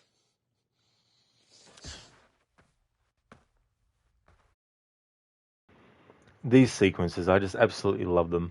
I've said this before, but these alone would make for a good stage production of this game's story. These moments between Edward and Caroline, these flashbacks. Because the way that the audio and everything has been done, it has that feel. Like two actors on a stage playing out a scene kind of thing. And I really like the decisions that they made when showing these flashbacks. They don't do any kind of trickery like they don't do any kind of like big flashbang thing going into it. They just go into these flashbacks and then they just play out without music, which even adds to the effect more. I've got the music turned off for this playthrough, but these moments don't have any music anyway, these flashbacks. And we have Edward there basically leaving, and obviously we heard Caroline's mother saying to not exert herself, to come away from the door, because Caroline is actually also sick as well, and that's what leads to her dying, whatever she was sick of. I'm not sure in the game itself, in terms of like the narrative, if they let you know. Maybe it's something you can read about. But she's sick, and so her parents don't want her to stress or to worry, and they feel that her and Edward is not good for her, so they want her to come away from the door. And Edward is definitely not happy with hearing that Caroline isn't going to promise that she'll come back, and calls it a fool's errand, and basically, is like, if this is the path that you're going to go down, this is, your doing kind of thing. And we see that Edward, not enough to change his mind, but we do see that he does feel saddened about that, and that he really, really feels he needs the faith of Caroline in what he wants to do, but she just sees it as a fool's errand. And understandably so, because in her mind, she doesn't want to live a rich life. She doesn't want to be, living that kind of thing. And she's happy with Edward. Like, she would be happy with Edward and happy to live with him and all that kind of stuff. But Edward has goals where he's like, I want to become rich. And he's prioritizing that above him and Caroline. So it's understandable from her perspective, she's viewing Edward as prioritizing that above her. Because earlier there was a flashback sequence where she basically said, why couldn't you be satisfied with, the job that you had? Why can't you be satisfied with me? And Edward completely ignores what she said the second time and just focuses on the first part, which was the job that he had and how he wants to have more money. So Caroline already feels that she's a low priority in his life, and him wanting to get rich is a high priority more so. From Edward's perspective, he's trying to marry the two together. Like, in his mind, it's like, I still want to be married to you. I just feel that we need to be rich, and this is what separates them. And Edward's pursuit of all this ends up having so many repercussions, especially too we see on the Assassins versus Templars conflict as well, but also personally in his life. This event triggers a domino effect that really changes things a lot. And so now Edward leaves Caroline in pursuit of riches and to become a man of quality and to have esteem amongst people and be looked at as, someone that commands respect because they've reached that kind of level. Plus they're rich and influential and all that kind of stuff. Ironically, these are all things that the Templars could provide Edward if Edward would actually side up with them. At this point, Edward is, not this point as in this current flashback sequence, but at this point in the story, Edward is still hell-bent on getting to the observatory, but he doesn't care for the Templar cause. He just cares about actually getting the observatory so he can make money out of it. That's his only aim. And part of his character's evolution is learning the hard way, of course, because sometimes people don't learn things unless it's the hard way. But he learns the hard way, the error of his ways. And that's one of the things that forms part of his redemption story later on too, where he's trying to make amends for things that he did wrong. And he sees that the Assassins are the people that he wants to be sided with after all this. But he's seen what the Templars are about and what the Assassins are about as well. So there's all this sort of stuff that is floating around the narrative with this game. But the exploration of Edward and his character arc, it's one of the best that I've come across in a video game. So I definitely would say that this game's story on multiple levels has a lot of things that could be learned from writers and stuff who might be learning to write and stuff. And yeah, I think there's a lot to be taken from this story, and there's so many things that you can focus and cover on. And as I've been talking throughout this playthrough, I've sort of thought objectively about what I've been saying in these moments, and most likely upon review there's probably some things that I might be saying that are out of order, or they're as in sequential order. Some of that is because I'm bouncing back and forth from what happens later to what happens now and earlier to clarify the connections between the events and the characters. So, for example, if a character says something early in the story that bites them back in the arse later in the story, I might have already mentioned that it bites them in the arse later in the story. But when we actually get to that point, I'll then talk about how earlier I talked about the fact that they were going to get, and things like that. So I think what I might do is actually reconstruct. In the future, I probably won't be able to get it done this year, but take all the moments that I've actually talked over this footage, and because I've got the recording of the cutscene audio without me talking over it and with me talking over it, I could easily edit that into one audio file and then re-record my actual commentary once I've refined it and everything like that. But you got to remember too, a lot of this is off the top of my head. Some of this is my own theories about stuff. Some of this is what I've read about and all that kind of stuff. So there might be some things that I'm wrong about, which I'm definitely not going to be angry about. Like if there's certain things that can be proven to be a certain way, and I'm saying that they are a different way, then I definitely would prefer to know the right thing and all that kind of stuff. But sometimes when we actually perceive things, we might be perceiving things that weren't intended as well.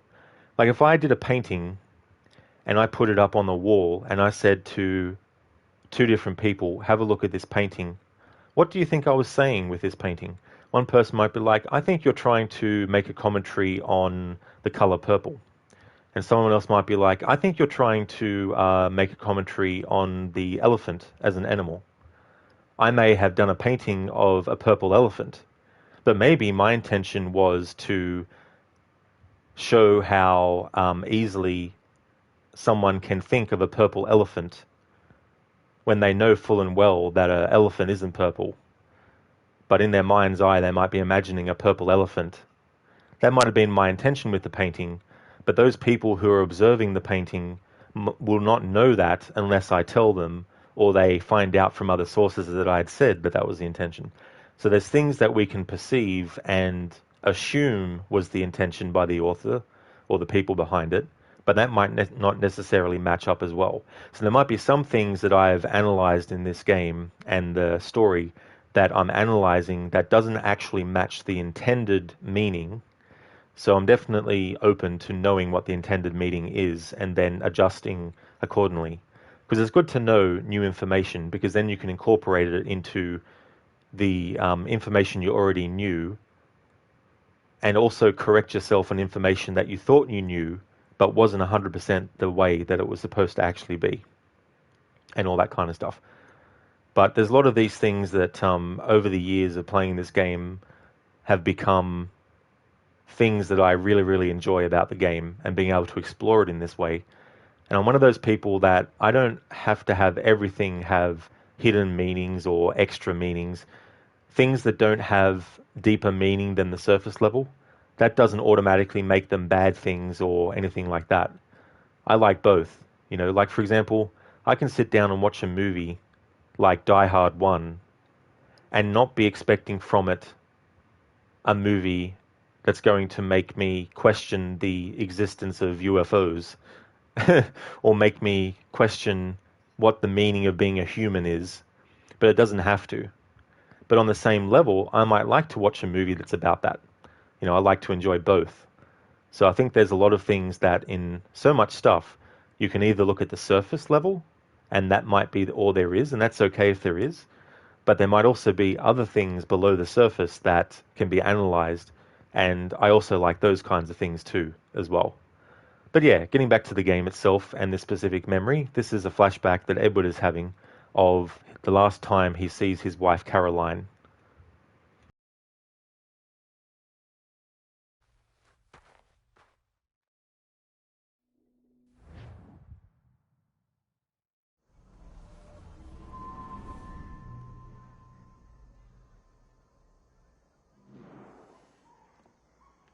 Putting some shape to your sentiments?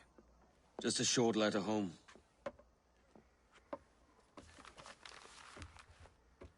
I reckon she's past caring anyway. Alright, so there we go. That letter that Edward was writing just then is a letter that he started writing to Caroline. However, he scrunches it up and throws it away, and is of the mind that she probably doesn't care anyway.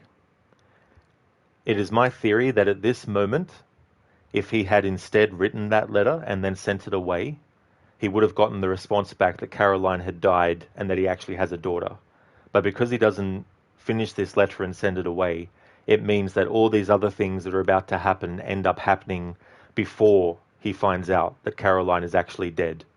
And I was talking about that earlier in the previous cutscene, how the last time that Edward saw her, he was wanting to set things up and be rich and then bring her over and have her live with him in the riches that he had discovered.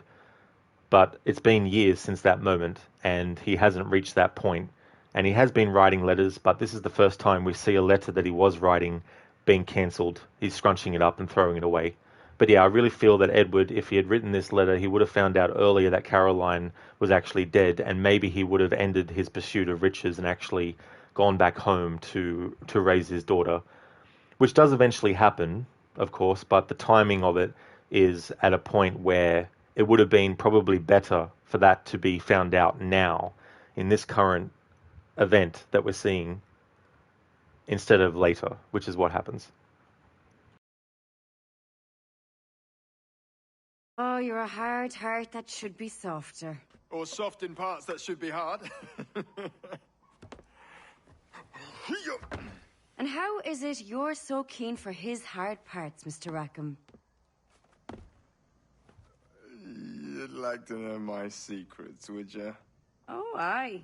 Give me a small hint, like. Or a large one, if you're an upright gentleman. Open your hand. Oh. Who's shooting? Might be them ships sliding into port. Jesus. All right, so there we have Jack Rackham interrupting the conversation, of course, and a bit of banter between them all.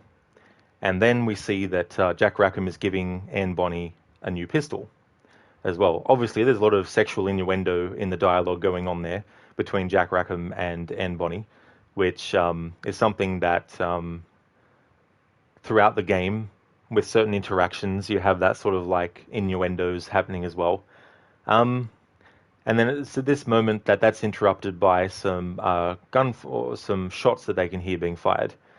So at this point in the story, we're in Nassau and we're actually landlocked, so you can't fast travel anywhere else, and you can't even fast travel to another spot on Nassau for this whole sequence. And we're going to see Woodes Rogers actually turn up with Commodore Chamberlain. And I was talking in a previous stream about how Commodore Chamberlain doesn't agree with the king wanting to give pirates the option to accept a pardon. He would rather they all get killed and just hunted down and destroyed without any such choice given to them. But Woodes Rogers is here in Nassau to basically lay down the law and also offer pirates from a certain point up until a certain time to actually accept these terms of surrendering. And while they will lose all their money that they might have, all the possessions that they own, they will actually be allowed to return to England to make a new life for themselves from scratch. Obviously, there's pirates who don't want to do such thing, but there are pirates who do. And it's here that we also see the true point where the division between Benjamin Hornigold and the other pirates is made clear, is the fact that he is seeing the pardon as an opportunity that it should be taken. And so he's going to take it. A couple of other pirates that are with him that we'll be introduced to later, although we've already seen them, but we'll be introduced to them proper later, also believe the same as Benjamin Hornigold. But you have Edward and you have Jack Rackham and Charles Vane, who are all against the idea of the pardon. And so that creates that division. But it's also the point at which Benjamin Hornigold starts to become a Templar, because Woodes Rogers says something to him about being someone that he feels he could give something along the lines of he could speak to him about his best ideas and stuff like that. So already Woodes Rogers is kind of grooming Benjamin Hornigold to become a Templar. This is sort of like the moment where we see that process happening with Benjamin Hornigold. But the seeds for him joining the Templars has been there for quite a while in previous events and stuff that we've seen. And yeah, this is all about to go down. I thought I'd talk about some of the stuff that we're about to see, because there's a lot of dialogue in gameplay. I don't want to be stopping the gameplay all the time to talk about stuff. But I will talk about certain things in cutscenes, and also when I get to a certain point in gameplay, I might pause the gameplay to listen to talk about stuff, just so it's fresh in my mind as well. Because there's so many things that I might want to say about this game when I'm going through with a fine-tooth comb, but I might not, because in that moment my mind is thinking about some other aspect, and I might forget what I was going to say about something. But yeah, this moment here, we see that Edward is going to eavesdrop on the whole conversation that's happening between Woodes Rogers, Commodore Chamberlain, and Benjamin Hornigold as well.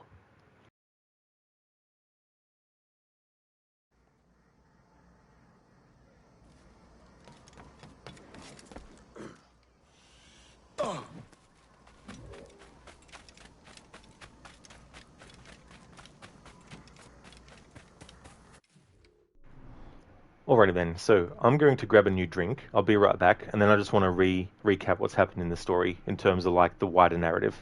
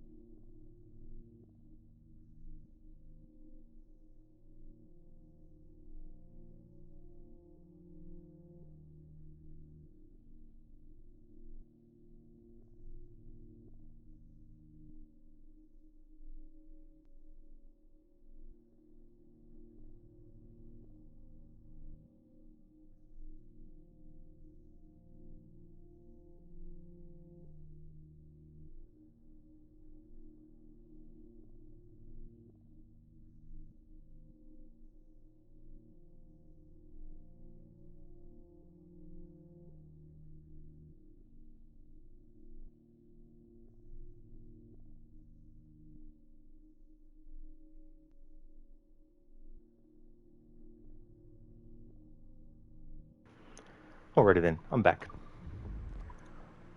Last sequence recap. Sequence 6, Shifting Sands, in which the announcement of King George's pardon to all pirates touched the ears of those in the distraught pirate republic, causing great dissension among the ranks and rogues and buccaneers there. Whereupon our hero devised the idea to acquire medicines for the people of Nassau to strengthen their health and resolve should the British launch an assault, whereupon Edward Kenway and Ed Thatch, calling himself Blackbeard, searched the seas high and low for such elixirs, bringing them at the last to the shores of Charlestown in the Carolinas, whereupon they took hostages, assaulted the city, and acquired the medicines they sought. Yet here it was, too, that Blackbeard did announce his wish to retire from a life of roguery and theft, thus leaving Edward in a state of much glumness. So we're in sequence 7 now. We demand a parley. Governor Woodes Rogers arrives to Nassau, offering the king's pardon to all pirates. Edward tails him to discover his ultimate plans.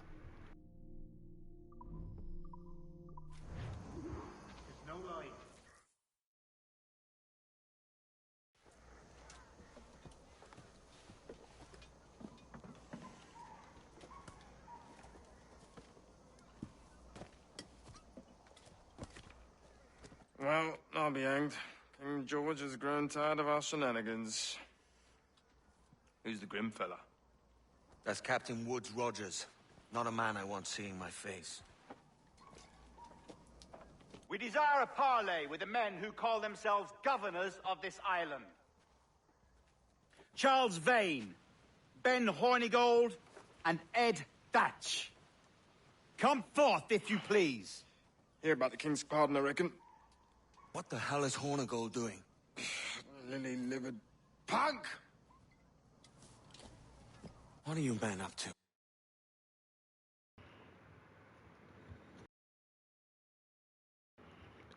Shit, I paused it at the wrong time. I'll restart the memory. So we see there Commodore Chamberlain, who is the man that was standing next to Woodes Rogers, and they're here to basically talk to the people that call themselves governors, Charles Vane, Ed Thatch, as well as Benjamin Hornigold. And so they're going to come out, and then there's going to be two other pirates, Burgess and Cockram, that are called upon as well. And Edward obviously doesn't want Woodes Rogers to see his face, which is the logic behind why Edward has to be hidden and not be detected by Woodes Rogers. The Templars, obviously, by this point, know that Edward is not Duncan Walpole, plus they also know that Edward is still actually alive. So if he was to be discovered by Woodes Rogers, that would really jeopardize things. So that's why he has to be careful not to be fully detected. Fully detected, otherwise you get desynchronized.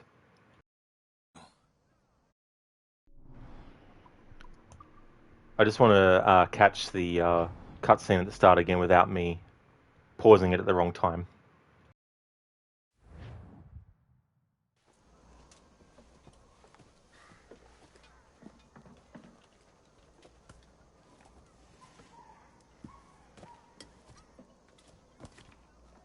Well, I'll be hanged. King George has grown tired of our shenanigans. Who's the grim fella? That's Captain Woodes Rogers. Not a man I want seeing my face. We desire a parley with the men who call themselves governors of this island. Charles Vane, Ben Hornigold, and Ed Thatch. Come forth, if you please. Hear about the king's pardon, I reckon. What the hell is Hornigold doing? Lily-livered punk! What are you men up to? I am grateful for your geniality, Captain Hornigold. I assumed our reception would be a troubled one. Don't mistake my decorum for deference, Governor. I'm eager to hear what you have to say, but of uncertain mind otherwise. Very well put. And it's a fairer shake than I expected to see from any pirate.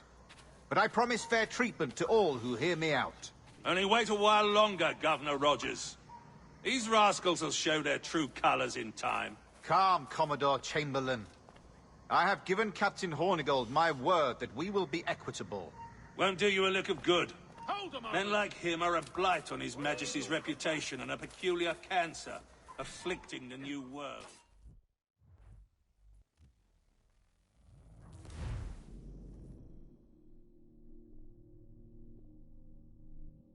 Grateful for your geniality, Captain Hornigold. I assumed our reception would be a troubled one. Don't mistake my decorum for deference, Governor. I'm eager to hear what you have to say, but of uncertain mind otherwise. Very well put. And it's a fairer shake than I expected to see from any pirate. But I promise fair treatment to all who hear me out. Only wait a while longer, Governor Rogers. These rascals will show their true colors in time. Calm, Commodore Chamberlain. I have given Captain Hornigold my word that we will be equitable. Won't do you a lick of good. Men like him are a blight on His Majesty's reputation and a peculiar cancer afflicting the new world. The king wants them eradicated, above all else. Is this the town square? As close to one as we've ever had. Incredible. It's no cleaner than a dog's kennel. Captain Hornigold, please call your men.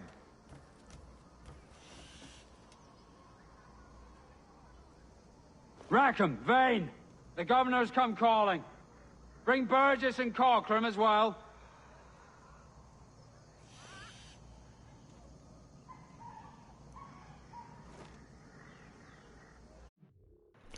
You know what? I'm wondering something now that I've never actually tested before. And this would be the perfect opportunity to do so. Wonder how far ahead I can get of them. And over to where Benjamin yells out for the others. Don't mistake my decorum for deference, Governor. I'm eager to hear what you have to say, but of uncertain mind otherwise. Very well put. And it's a fairer shake than I expected to see from any pirate.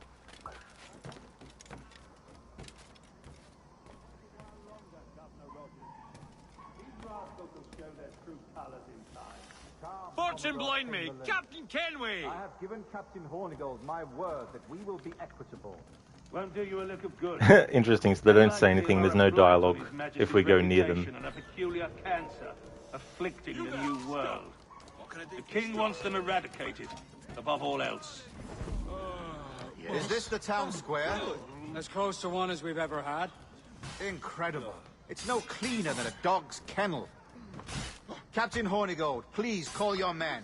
You presume too much, sir. Oh. Oh, please, God! Rackham, Vane, the governor's come calling. Bring Burgess and Cockram as well. Pandemonium.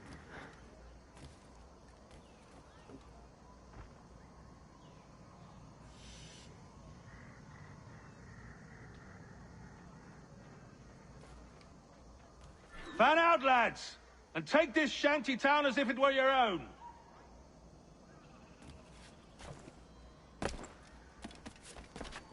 Aye, but the king has been particularly ineffective in bringing about this change, hasn't he? And has failed at all attempts until now. Careful how you talk about His Majesty, Governor. You're here at his pleasure. I have my methods, Commodore, and I expect you to honor them to the letter.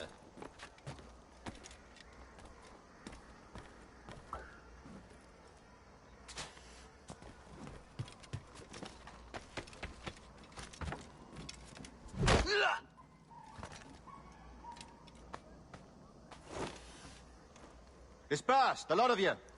Make way for the king's emissaries. Out of the way, you bastards! Go on.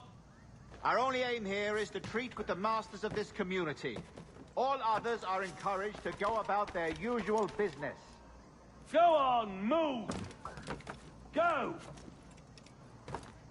Commodore Chamberlain, please see that all merchants, masons, and carpenters are rounded up and brought to me this afternoon. We must see about repairing this fortress. We should be confiscating weapons, Governor. Send these pirates a clear, strong message that the king's emissaries are not to be trifled with. I have no wish to stir up animosity here, Commodore. And though well armed, we are outnumbered by a decent margin. Slow persuasion is our best and most efficient weapon. Twaddle, Governor! We should sink every goddamn ship not flying the king's colors. To do otherwise projects a certain weakness in our bearing. Silence, Commodore! I am the goddamn governor here, serving at the king's pleasure, and I will make the bloody decisions. Is that clear, sir? Aye, sir. Your wishes are clear as crystal.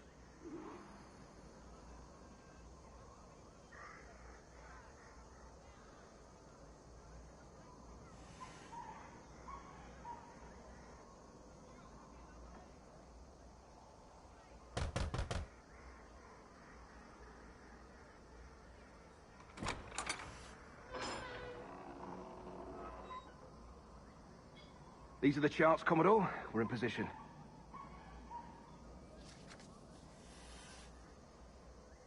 Governor Rogers believes he can make men of these monkeys yet. I do not. Return to your post and await my orders.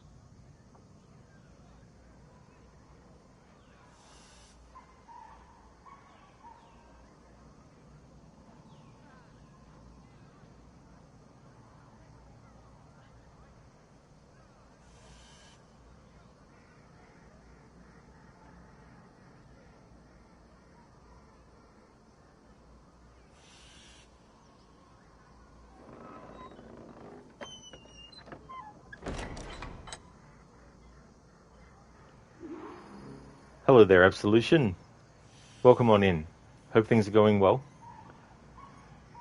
So some of that conversation that happened between Benjamin Hornigold, at the start of that conversation with Woodes Rogers, he was talking about, look, I may be listening to what you're saying, but that doesn't mean I'm already agreeing with you or whatnot, but I want to hear what your offer is, etc. And they're already going about Nassau as if they own it, because Woodes Rogers told the Commodore to make sure that all the masons, all the people of trade were gathered so that they could actually start fortifying this place and turning it into, you know, their property, basically. So they've already decided that this Nassau is their place, right? So already this place is compromised in terms of like the pirates' perspective.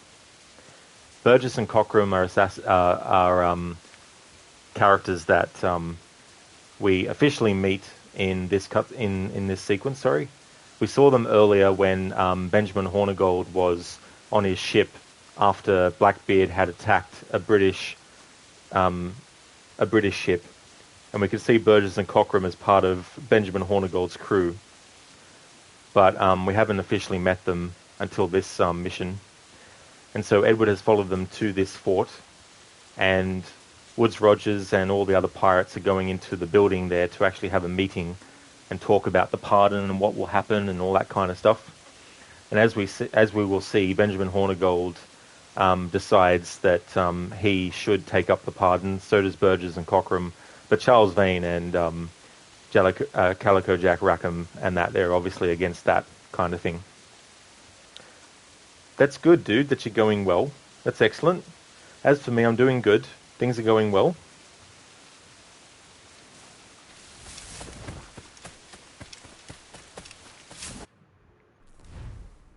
Let's have a look at database entries for a moment. Okay, people has been updated. Just take the other exclamation marks off in the other categories so that they're not there anymore. Alright, so people and John Cockram and Josiah Burgess. I might actually wait until we get to the point in the story where I think I'll wait until we actually get to the cutscene at the end of this mission, because we actually see them proper in the cutscene.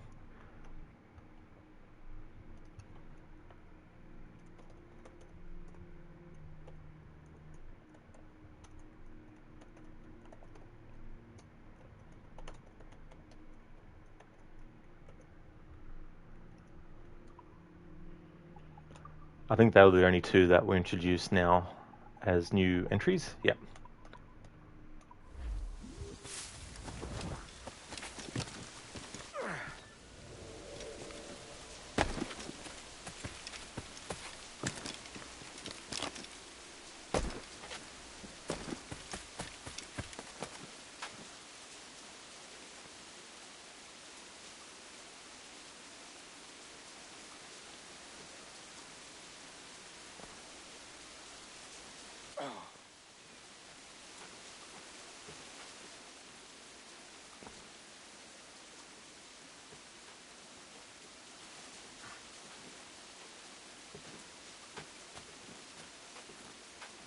Soon we're going to hear Woodes Rogers actually go over the documentation that's been written up about what the pardon entails and what the requirements are and the expectations are of the actual pirates who are actually taking up the offer, but also what the British as a whole, in terms of like all the soldiers and everything in all the locations and all that kind of stuff, what's expected of them and all that kind of stuff.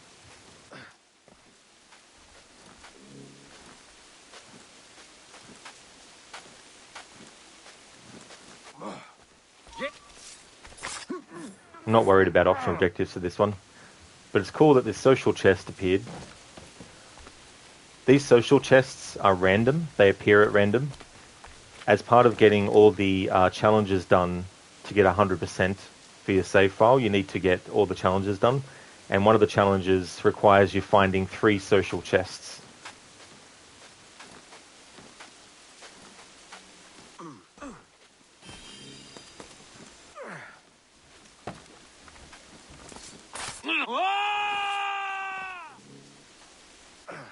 We do hereby promise and declare that in case any of the said pirates shall on or before the 5th of September, in the year of our Lord 1718, surrender him or themselves to any one of the principal secretaries of state in Great Britain or Ireland, or to any governor or deputy governor of any of our plantations beyond the seas, every such pirate and pirate so surrendering him or themselves as aforesaid shall have our gracious pardon of and for such his or their piracy or piracies, by him or them committed before the 5th of January next ensuing. And we do hereby strictly charge and command all our admirals, captains, and other officers at sea, and all our governors and commanders of any forts, castles, or other places in our plantations, and all our officers, civil and military, to seize and take such of the pirates who shall refuse or neglect to surrender themselves accordingly.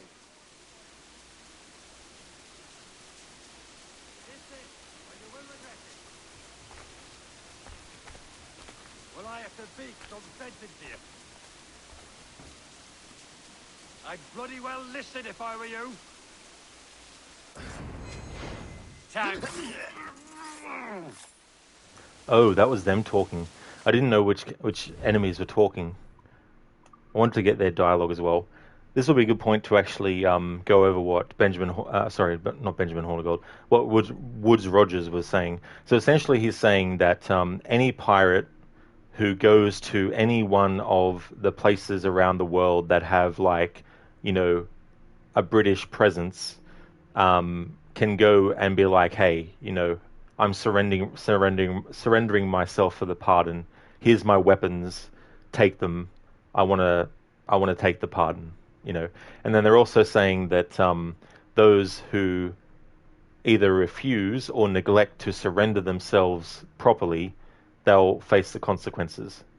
So essentially, it's like you either take the pardon or you neglect to give us everything that we want of you, even though you might have wanted the pardon. If you refuse to give up what is required of you as part of accepting the pardon, then we'll punish you, or, you know, such and such. So really, it's an either-or situation, an ultimatum that is given to the pirates as well. So either way, the pirates will face repercussions, but if they want to be able to live free for the rest of their lives, then they have to give up, not just... They can't just be like, I'm going to stop being a pirate, but I'm going to keep my sword and my pistols. They're not going to be like, that's okay, we're going to give you the pardon because you said that you don't want to be a pirate anymore. If they say, hey, you know, as part of taking this pardon, you agree to give us your weapons and your pistol, if the pirate's like, fuck you, then they've given up their right to take the pardon. Reload the last checkpoint so I can get the dialogue from the NPC guards, because I think it's different to what you hear normally. That in case any of the said pirates shall on or before the 5th of September, in the year of our Lord 1718, surrender him or themselves to any one of the principal secretaries of state in Great Britain or Ireland, or to any governor or deputy governor, any...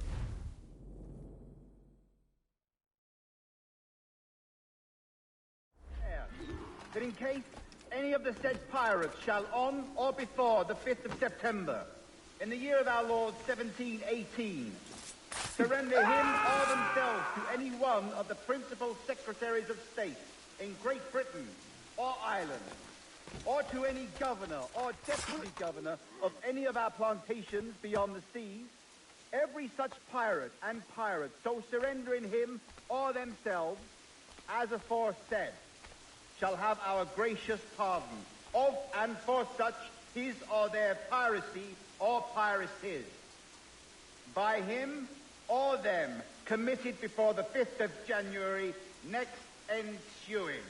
And we do hereby strictly charge and command all our admirals, captains, and other officers at sea, and all our governors and commanders of any forts, castles, or other places in our plantations, and all our officers, civil and military, to seize and take such of the pirates who shall refuse or neglect to surrender themselves accordingly.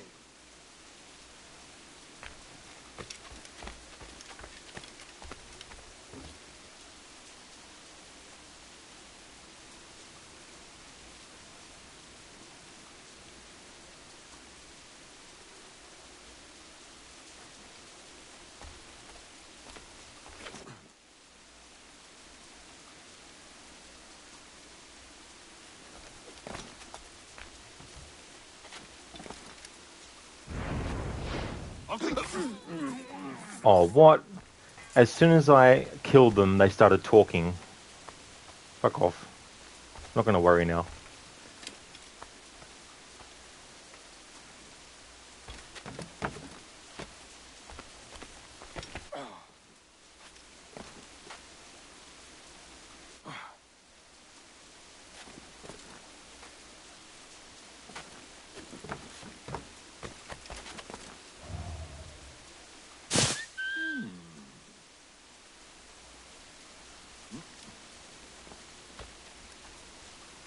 Here's a perfect place to hide. Huh?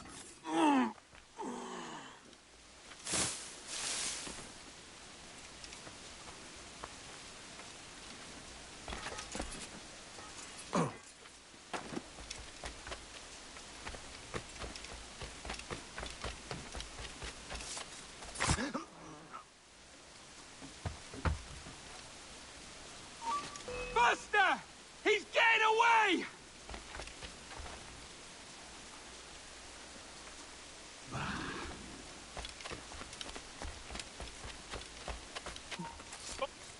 Huh? Answer the man.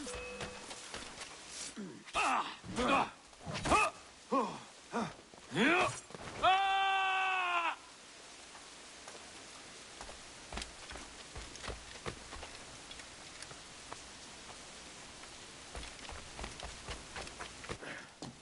After him!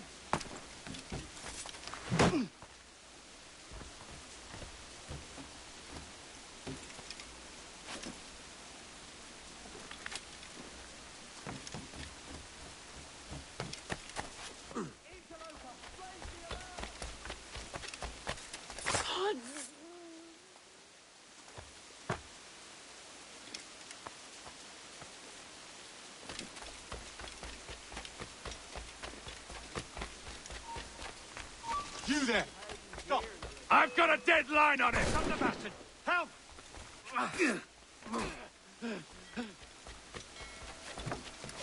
It's right. Duggan to reinforce! I've a clear shot!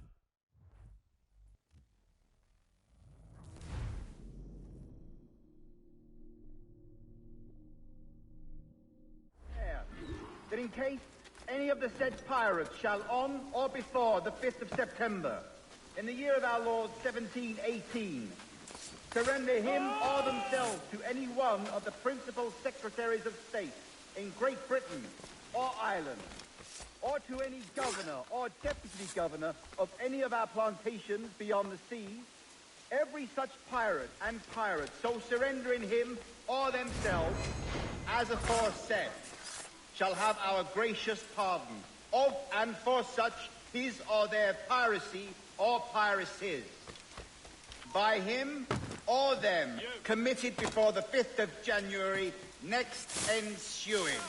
And we do hereby strictly charge and command all our admirals, captains, and other officers at sea, and all our governors and commanders of any forts, castles, or other places in our plantations, and all our officers, civil and military, to seize and take such of the pirates who shall refuse or neglect to surrender themselves accordingly.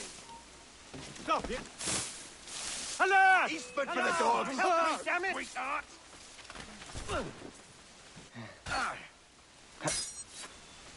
Tell you stop, laddie. He'll tire. I've got a deadline on him.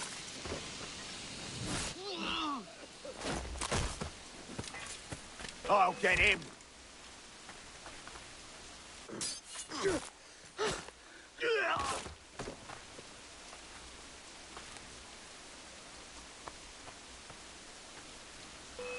You can't outrun me!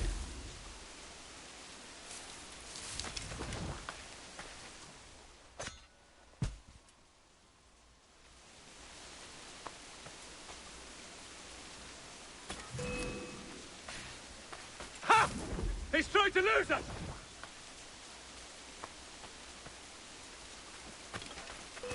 We'll not let you get away! I've got a clear shot. You're in my sights, sweetheart! I've got a deadline on him! Ready to take the shot! Won't bloody lose me! I see it! There! Look! After him!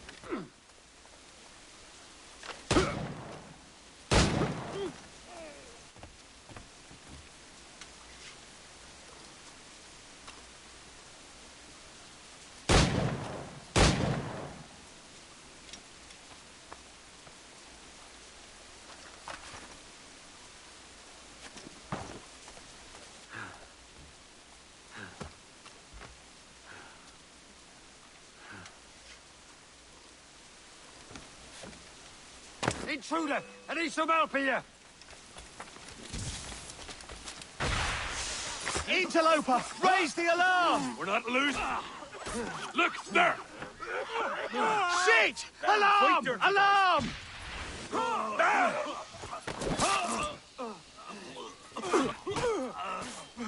Interloper! Raise the alarm! Corner him!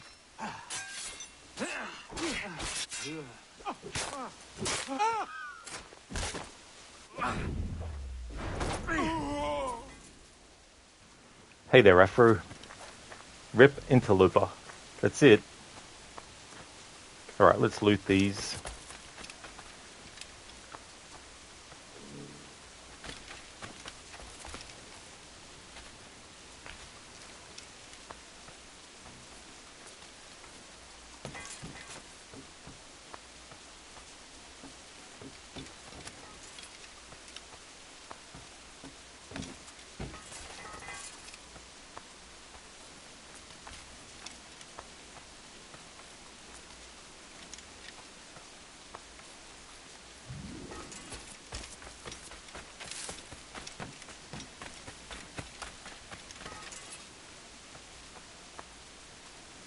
Alright, so let's loot this, Chamberlain's plans, and then we're going to see the cutscene where they've come out from the meeting.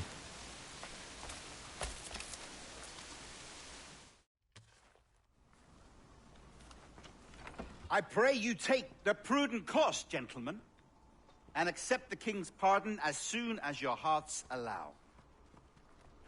For until such time, all of you will be confined in Nassau. I am sorry for this. But in lieu of a public trial, this pardon is your best bet. The governor puts it far too brightly, maggots. Take this message home. Accept the king's protection forthwith, or we will raise this town to its foundation and stretch your bloody necks. Peace! Commodore Chamberlain, we are messengers, not executioners. Not yet. Alright, he was still talking while he was doing the facial expression I wanted to pause on, so I couldn't pause on the facial expression I wanted to pause on without interrupting his dialogue there. But Commodore Chamberlain has already expressed the fact that he doesn't give a shit about the pardon. He still is adhering to what the king wants, but he definitely doesn't want to make the pirates feel as if it's just hot air that they've come to speak, that it's actually things that they should take into consideration. And Woodes Rogers, in that conversation leading up to this fort, chastised the Commodore because Woodes Rogers is the one who has been asked by the king to come here and do the job that the king wants him to do, and that because he's been put in charge by the king, that the Commodore will do what he wants him to do, not the other way around. So you can already see that there's like a animosity that Commodore has towards Woodes Rogers. Here, though, we see that Woodes Rogers, while he does chastise the Commodore and says, you know, peace, we're not executioners, not yet, is just to clarify that he is, in fact, despite his arguments with Commodore, actually also of the same mind in the way of, if you don't take this pardon, this is what will happen to you. We will eventually come after you.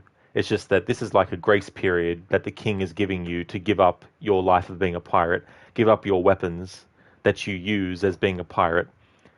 And if you don't do it by a certain date, then you will just be considered someone that needs to be hunted down and killed. And so he wants to reiterate himself using his own command and getting the last word in, basically, over the Commodore by saying, you know, peace, Commodore, that's not what we're here for. Not yet, anyway.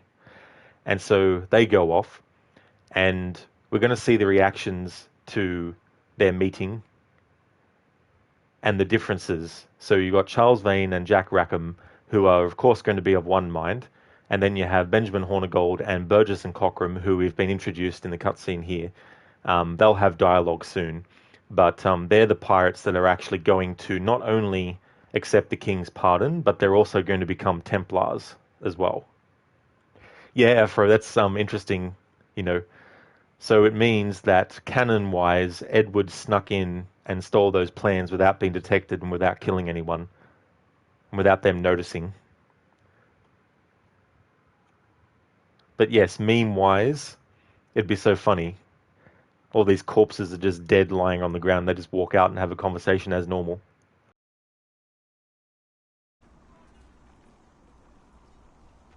Oh, thank you, sir. God save you.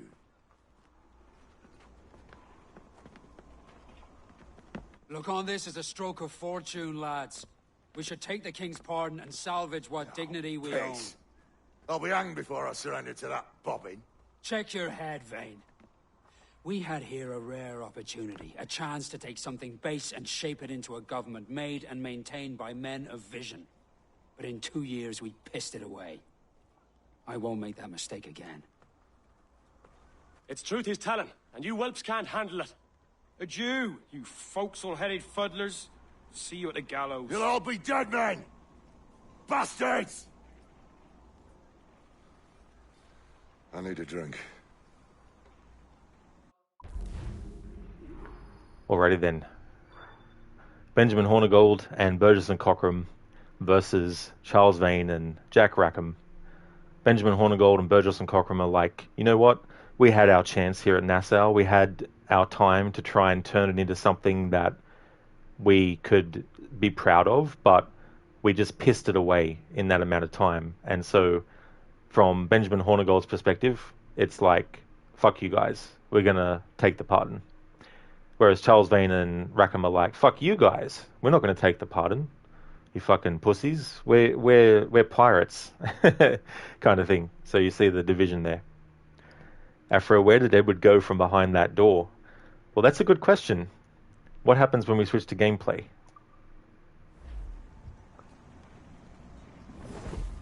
So that was pretty sneaky of him. He somehow managed to get into the bushes here. Alright, so we finished that memory. Now I'm going to go over the database entries for Burgess and Cockram. What new one has popped up, though? Peter Chamberlain. Alright, so he's the Commodore. So I'll read about him first, and then Burgess and Cockram the pirates.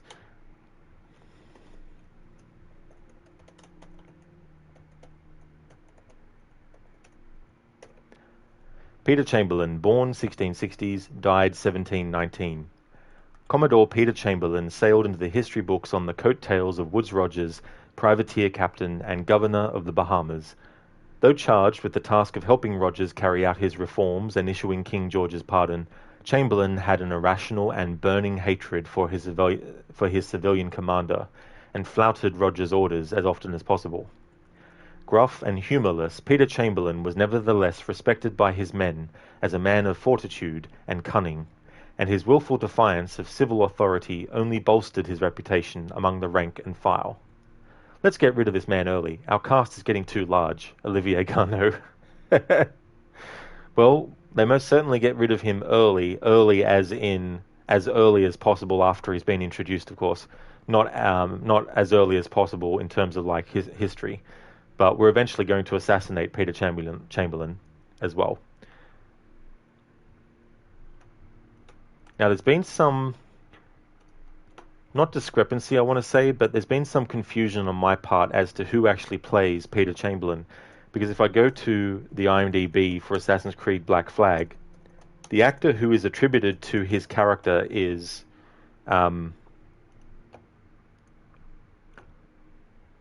Sean Pertwee. But, and this is entirely possible, he sounds nothing like him at all. There's not even a single trace of his regular voice that I can detect in his performance as Peter Chamberlain.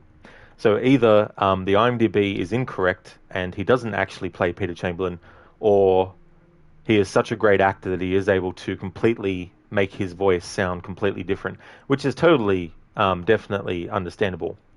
So I'm going to take the benefit of the doubt and actually chalk it up to him being a great actor. And here is his IMDb playing Peter Chamberlain. There is, however, a character that sounds exactly like his normal voice sounds like, and it's on the Jackdaw. He's actually one that yells out things every so often. He's sort of like got a gruff British voice that you can hear. But that's the IMDb for Sean Pertwee. Fans of Batman will probably know that he played Alfred in the Gotham live-action series. But I know him most from his movies like Event Horizon and Dog Soldiers as well. Which, if you haven't seen those two movies and you're a fan of horror and action stuff, definitely check out Dog Soldiers, especially if you're a fan of werewolves. But also with Event Horizon, if you're a fan of sci-fi horror movies, then definitely check that movie out as well. Dog Soldiers is newer than that movie, whereas Event Horizon came out in 1997, so it's a fairly old movie by today's point. But it's a really cool sci-fi horror movie, and Sean Pertwee plays one of the characters. But Doctor Who fans will know that his father actually played one of the versions of the Doctor in that series. His father was John Pertwee, and he played, I believe, the third Doctor in the series. So he plays Peter Chamberlain, but he does such a great job at sounding 100% unlike his actual self that he does such a great job. So that's Peter Chamberlain's database entry read.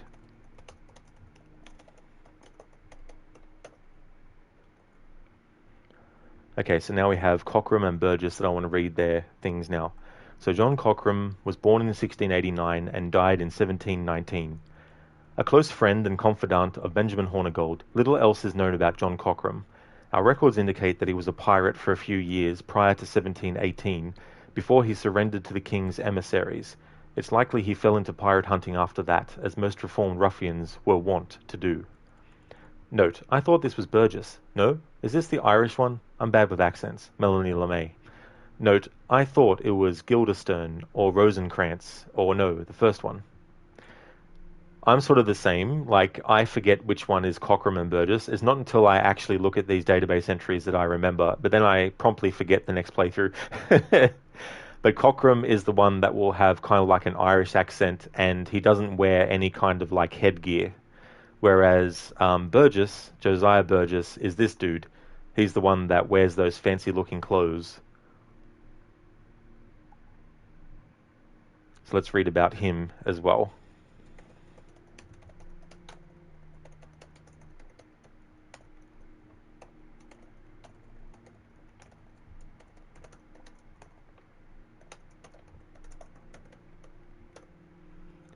Josiah Burgess, born 1689 and died in 1721.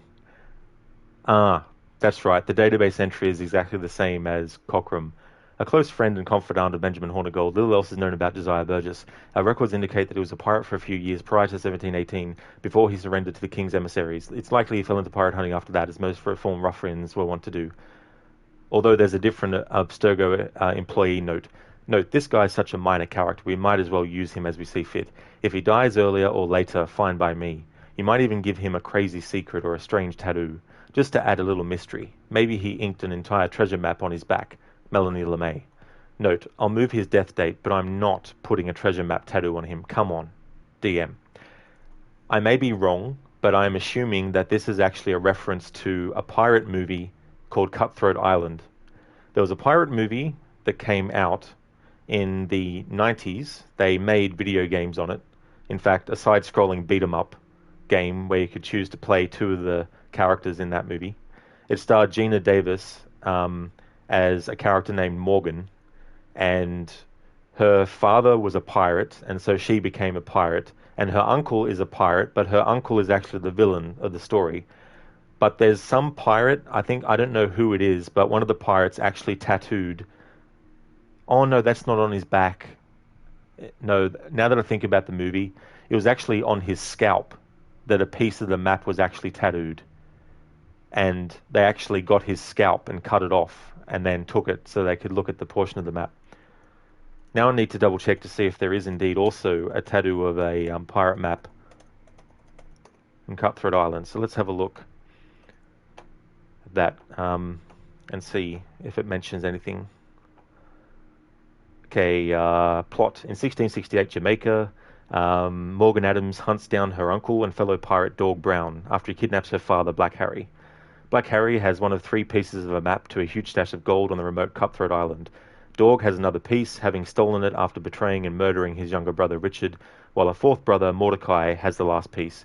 Harry refuses to give Dog his piece and escapes with Morgan's help. Dying from his wounds, Harry reveals to his daughter the location of the map piece on his scalp. There we go. So, alright, so he tattooed a location of the map piece on his scalp, and then his daughter scalps her dead father for the piece. Yeah.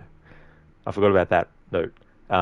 Sets out to find the treasure. Unable to translate the map, they go to nearby Port Royal for a translator.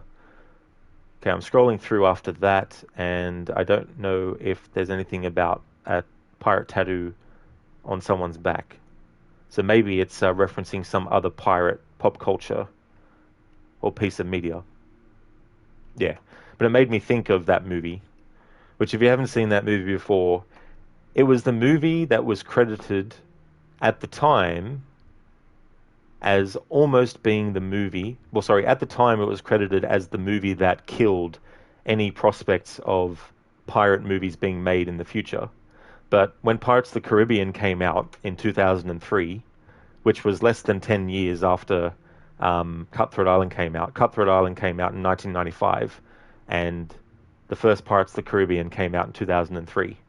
But when that movie came out and revitalized that movie genre, Cutthroat Island then became known as the pirate movie that almost killed the pirate-themed movies. So I'm glad that didn't actually happen. But I don't know how many pirate movies you could count on your hand now since the Pirates of the Caribbean movies actually ended. I mean, there's movies that certainly might have had pirates in them, but not actually part of the whole story, maybe. But yeah, I saw the first Pirates of the Caribbean when it came out at the movies, and I didn't see the second or third ones at the movies, though. But it was cool to see the first one when it first came out, when it was brand new, and it was just so cool. I immediately bought the DVD as soon as I could, and made sure it was the special edition version that had a lot of the behind the scenes on it. But yeah, that movie, I feel, is another... There's just certain movies that come along and they're almost like lightning in a bottle. You may be able to make sequels that are well received, but there's just something about that first entry that kick-started off so much stuff that it really, really stands up on its own. Another movie like that, for me, is Back to the Future, which came out in 1985. It was a lightning in the bottle kind of movie. The sequels that came out were good, but I still feel the first movie is the best out of the Back to the Future trilogy of movies. But the first Pirates of the Caribbean was such a cool movie. And it's interesting too, because a lot of people assume that Hans Zimmer composed the music for the first Pirates of the Caribbean. He actually didn't. But the reason why it's understandable for people to think, based on how the score sounds, that he did actually do it is because someone who actually learned under Hans Zimmer actually went on to do the music in the Pirates of the Caribbean, the first movie. Klaus Badelt is the composer of the music for the first one. However, all the sequels have had Hans Zimmer be the one who did the music. And to bring it back to Assassin's Creed 3, the composer for that was Lorne Balfe, and Lorne Balfe is another composer who also learned under Hans Zimmer as well. He also worked on Assassin's Creed Revelations. He did some of the music of the game, and he did that in collaboration with Jesper Kyd as well. And then in Black Flag, we got Brian Tyler, who does an amazing fucking job with this game's music. So anyway, Josiah Burgess, he gets a little bit of a different entry than John Cockrum does, but the first part is the same. Alright, so now that I've covered those characters, we can move on.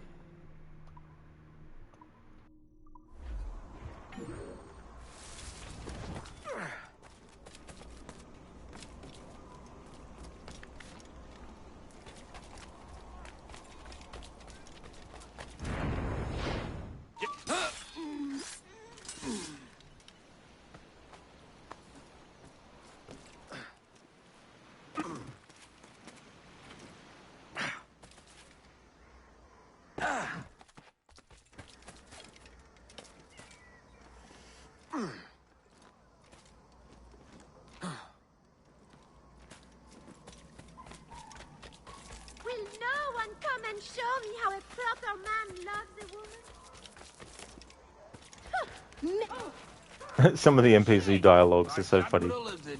Sees himself. That NPC dialogue, Vice Admiral of the Narrow Seas himself, that's also in Assassin's Creed 3 as well. So either they just lifted that audio from Assassin's Creed 3 and put it in, or they re-recorded the same dialogue with a different actor and put it in this game as a reference to that.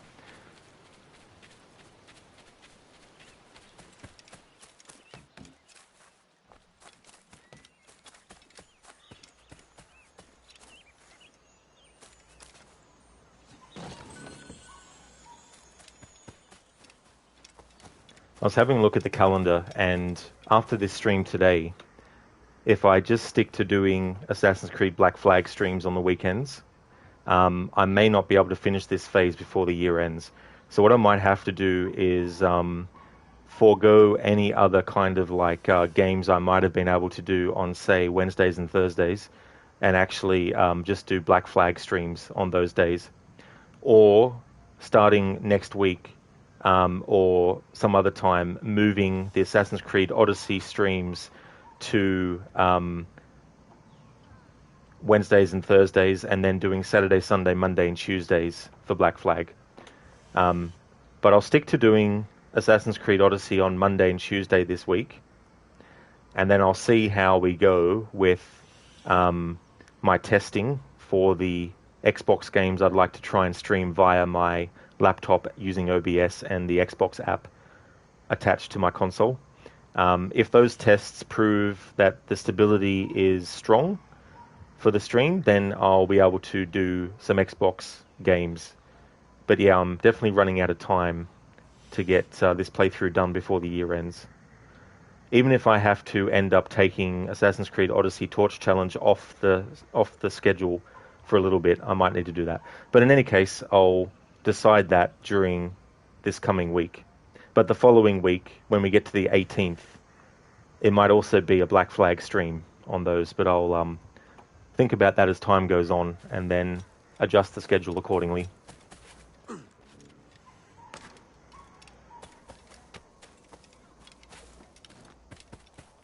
Because I'm not just doing this main game for this phase, I'm also doing Freedom Cry as well. Is that some sort of training exercise?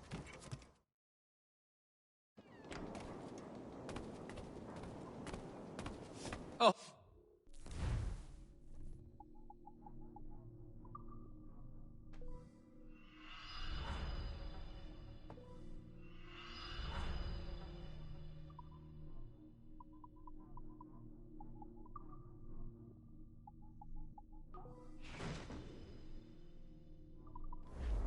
I give you good day, sir.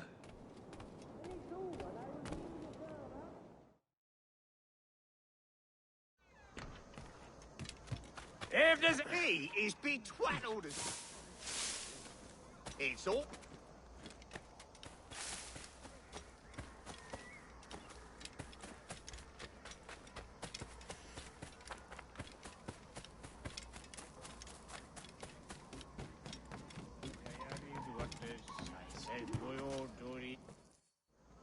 Look at him. Turncoat.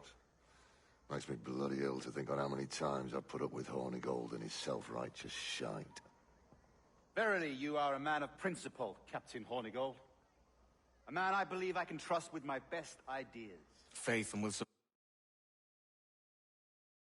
Sorry about the timing on that. I'll reload the memory to play this cutscene in full.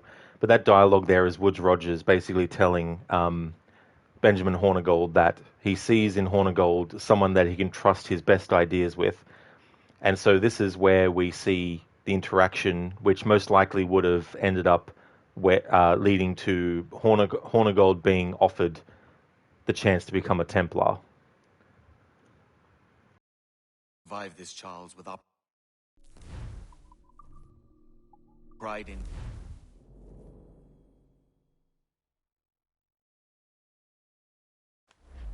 Look at him. Turncoat. Makes me bloody ill to think on how many times I've put up with Hornigold and his self-righteous shite. Verily, you are a man of principle, Captain Hornigold. A man I believe I can trust with my best ideas. Faith and will survive this, Charles, with our pride intact. Well, that's confidence. You brewed a plan I might get a taste of? Nassau is over, that's plain to see. I say we skip out tonight and regroup at my compound. Fair enough. What's your angle? The Brits have brought their supplies ashore, see? If we nick some gunpowder and pine pitch, we can build a fire ship and send it straight at the blockade, blasting it to smithereens. Aye. We'll use Rackham's ship. He ain't a capable captain. My conscience is clear. Right. Alright, so they're looking at Jack Rackham, and they're like, he's not a capable captain, so we'll just take his ship.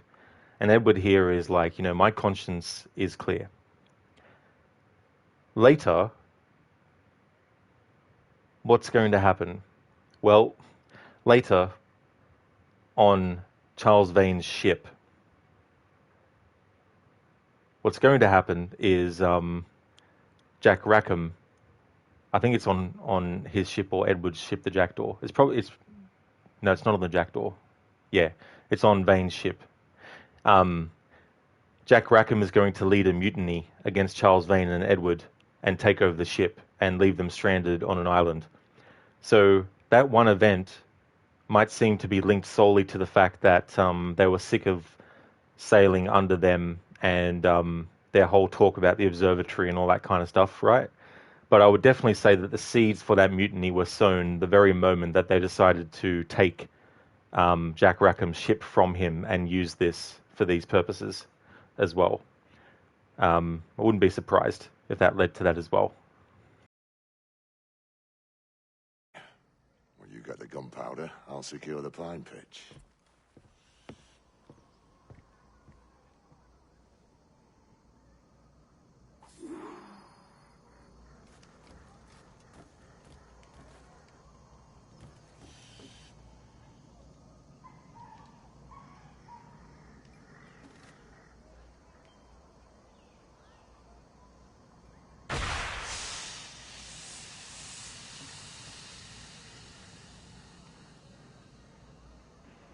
I like that Charles Vane is just like, what'd you say, Edward? Oh. Hey there, Kenway. It's going well, thank you. How about you? How about Jack Rackham? Does he make a... No. He doesn't mind either. You going good? You just woke up? Well, that's good, Kenway. I hope you had a good sleep.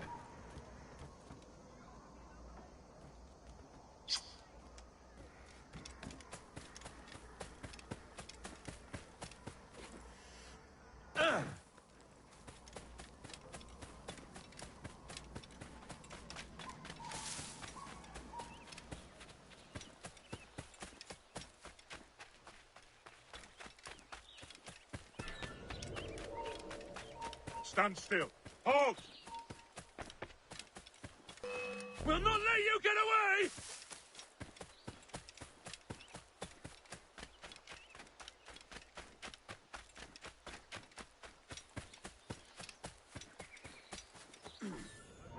You there!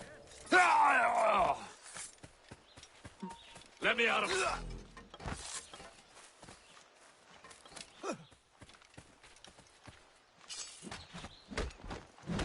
Fish in a barrel, mate.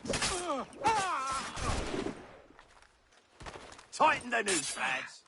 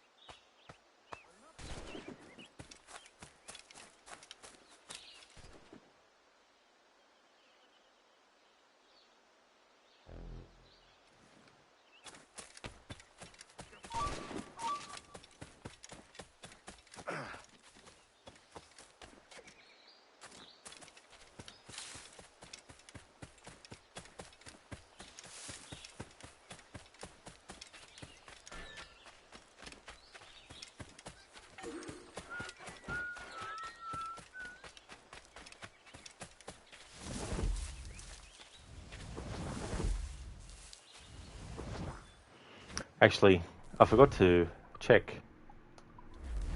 if there's any NPC dialogue from the guards in these sections. Look at him. Turncoat. Makes me bloody ill to think on how many times I've put up with Hornigold and his self-righteous shite. Verily, you are a man of principle, Captain Hornigold. A man I believe I can trust with my best ideas. Faith, and we'll survive this, Charles, with our pride intact. Well, that's confidence. You brewed a plan I might get a taste of? Nassau is over, that's plain to see. I say we skip out tonight and regroup at my compound. Fair enough. What's your angle?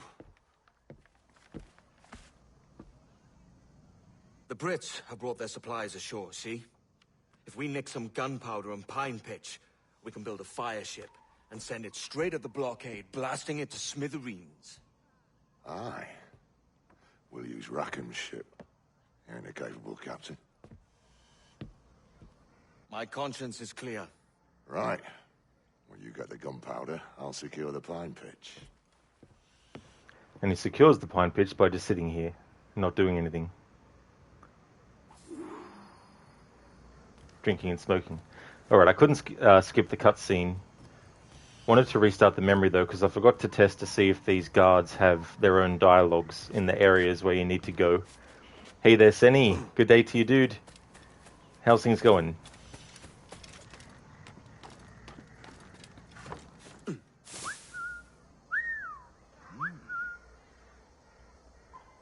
We've lost the bastard!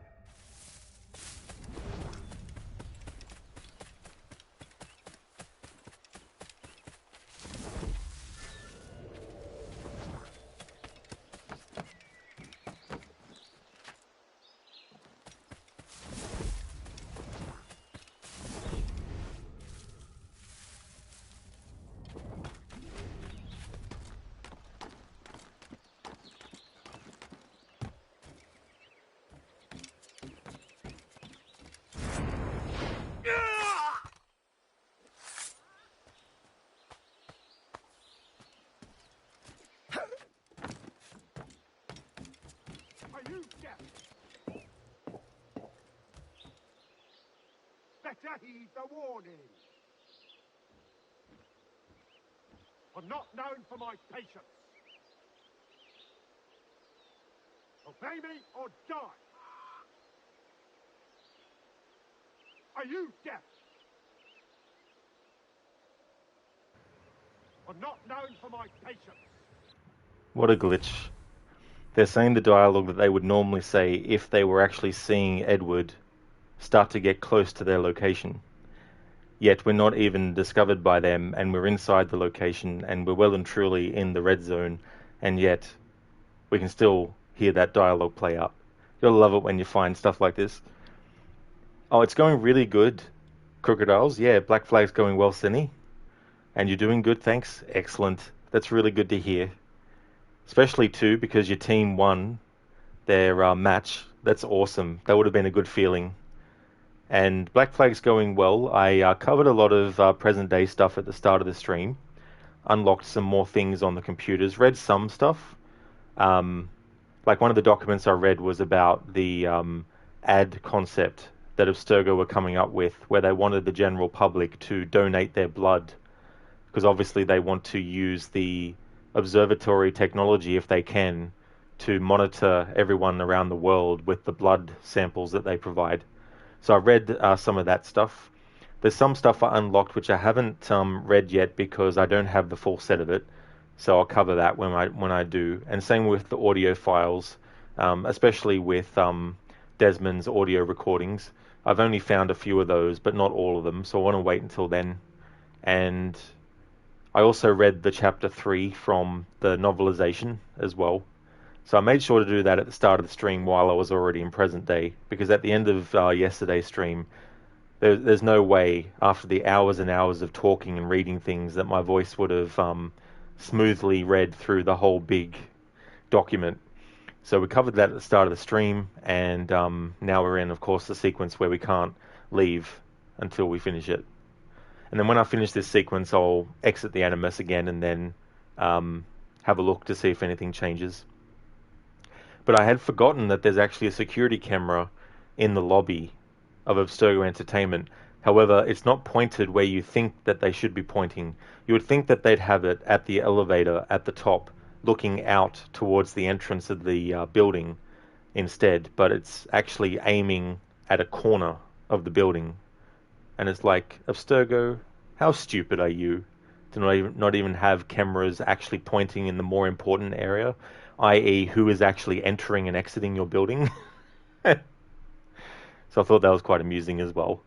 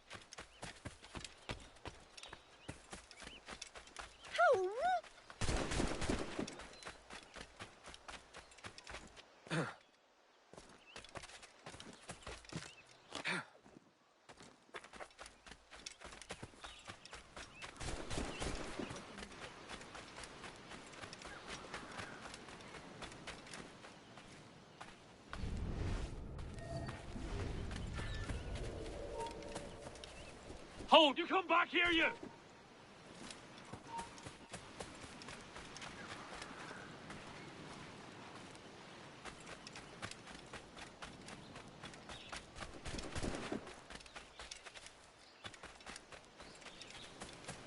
You come back here, you! Ah!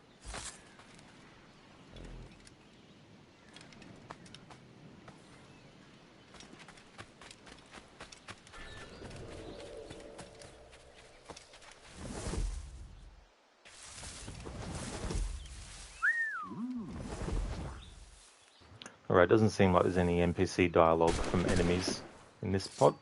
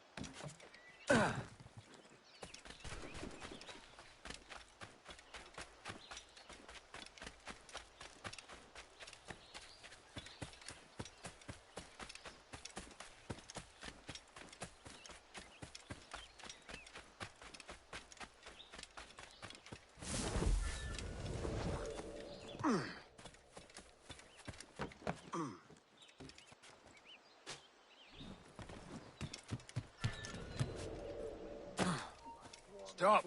Stop now! Intruder! I need some help here! I will have your head. I've got a deadline on him!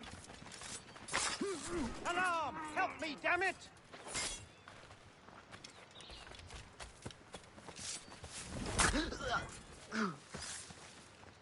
You're Intruder! in my sight, I need some help sweetheart! Think you're a fast one, do you? Interloper, raise the alarm! Grenade coming! It's in my sights. Grenade!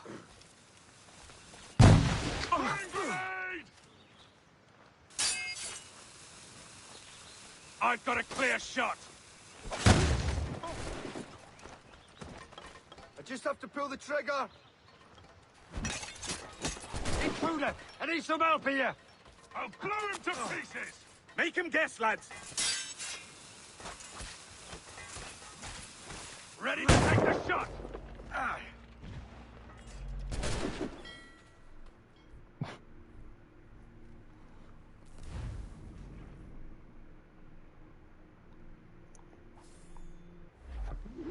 Damn it.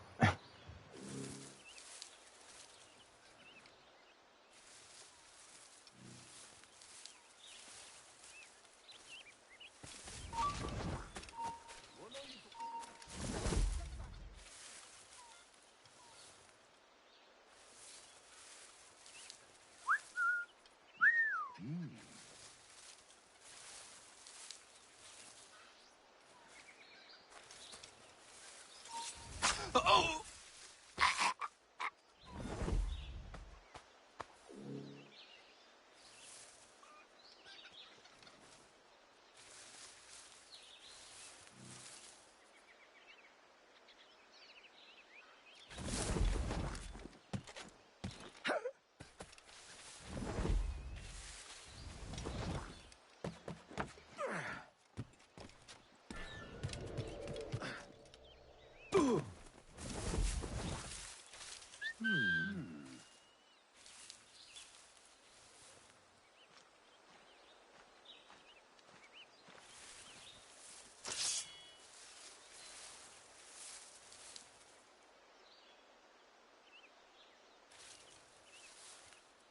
Can't he look all day?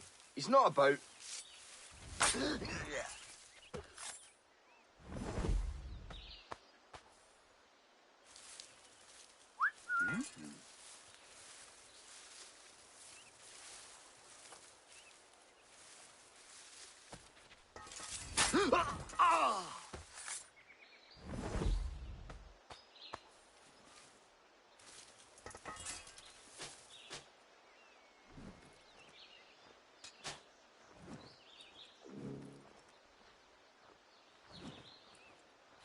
I can get him from here! Interloper, raise the alarm!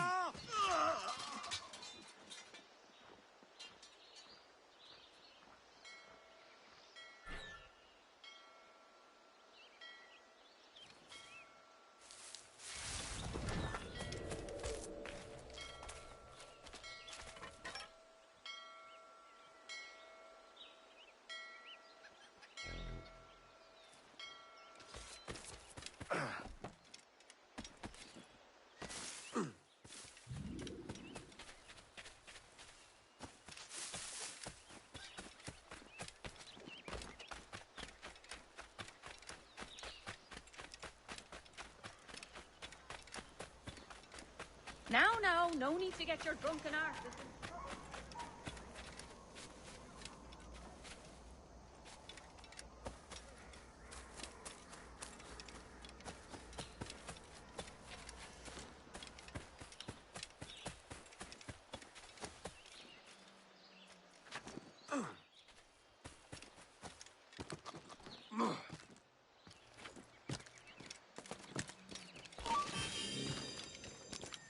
He's in my sights.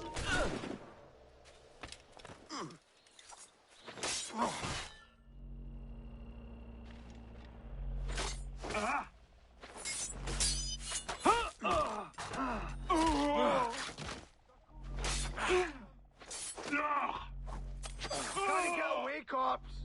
Ready to take the shot! I've got a clear shot! We'll not let you get away!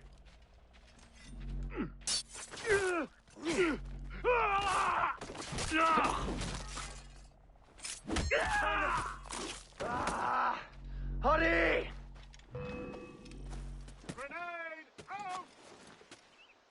I don't think there's any dialogue with these enemies in these spots, so won't worry about trying to wait for it.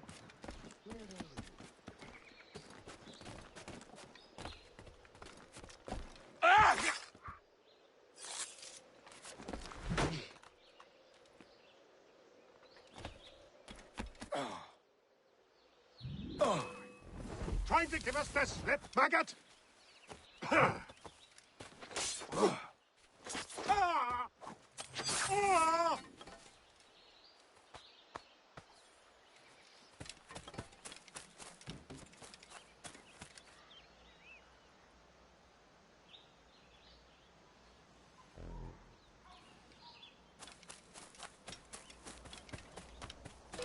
Join the Court of Celestial. Oh, I've got a lovely clear shot.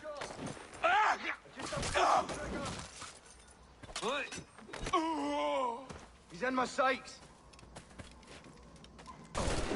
Go for his heat.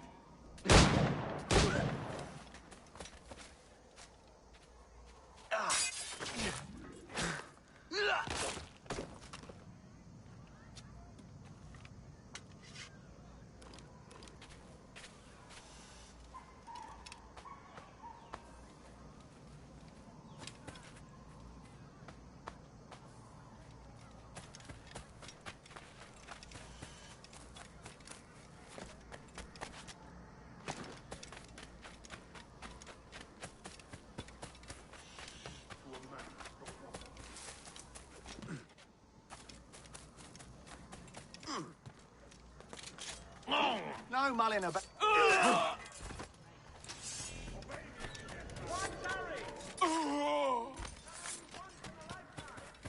Can't run forever. Just keep up.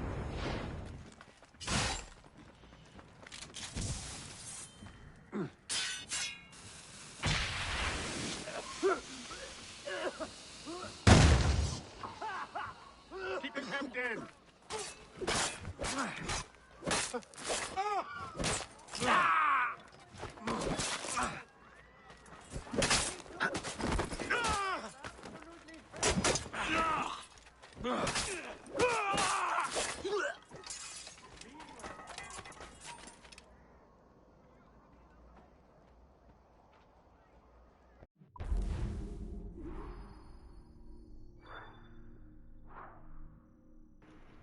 It's interesting in the commentary that Darby McDevitt, the lead narrative writer on Black Flag, actually talked about. Now that I've remembered, and we're actually at the screen for it.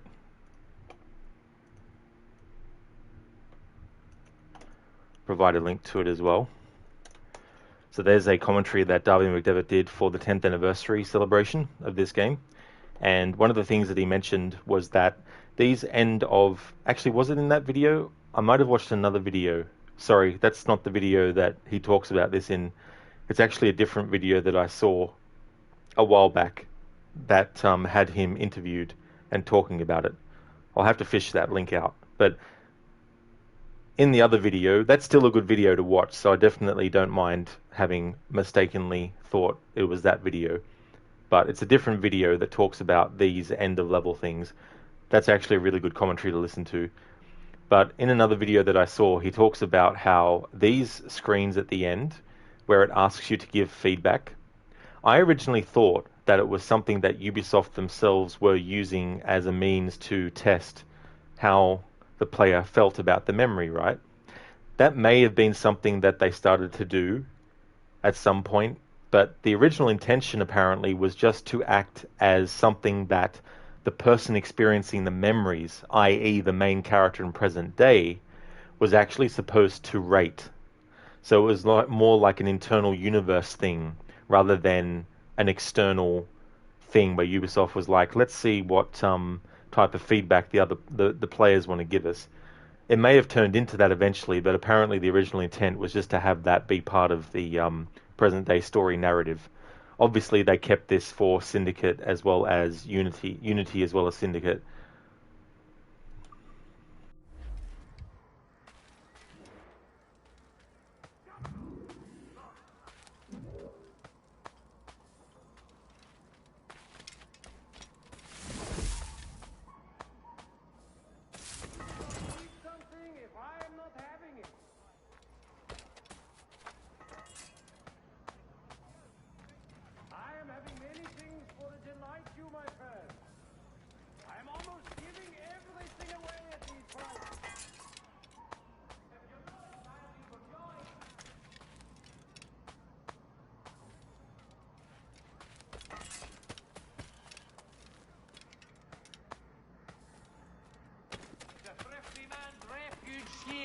All my prices are trifling.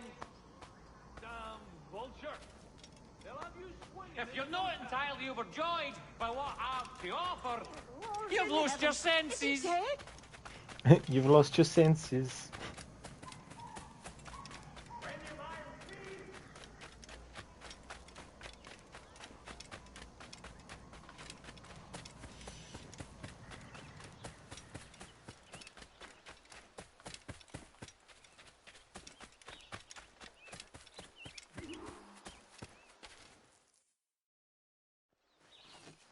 Come on, boys, you're lagging. It's this bloody hemp. Lieutenant. Aye, sir. The Commodore fears a revolt is nigh. His orders are to sink every goddamn pirate ship now anchored in that harbor, tonight. Despite the governor's wishes, sir. This is a direct order, soldier. You will take position on the grounded galleon and await the Commodore's further orders. Is that clear? Aye, sir. Alright, so the Commodore believes that there's going to be a revolt. And in a way, he's right, because the pirates are planning to actually leave. So he's commanded that all pirate ships that are in the area need to be destroyed. And so this further spurns on Edward and Charles Vane to want to actually get done what they need to get done to be able to escape Nassau and actually get to Edward's compound, the Great Inagua hideout. And here we have some soldiers questioning their orders from their superior officer. And they definitely get a dressing down because of that. And what's interesting here in this scene, we're going to see the pirate who's with Edward and Vane once they decide to kill the to kill the Commodore. The pirate that's with them actually objects to that idea. He doesn't want to have any part in killing the Commodore.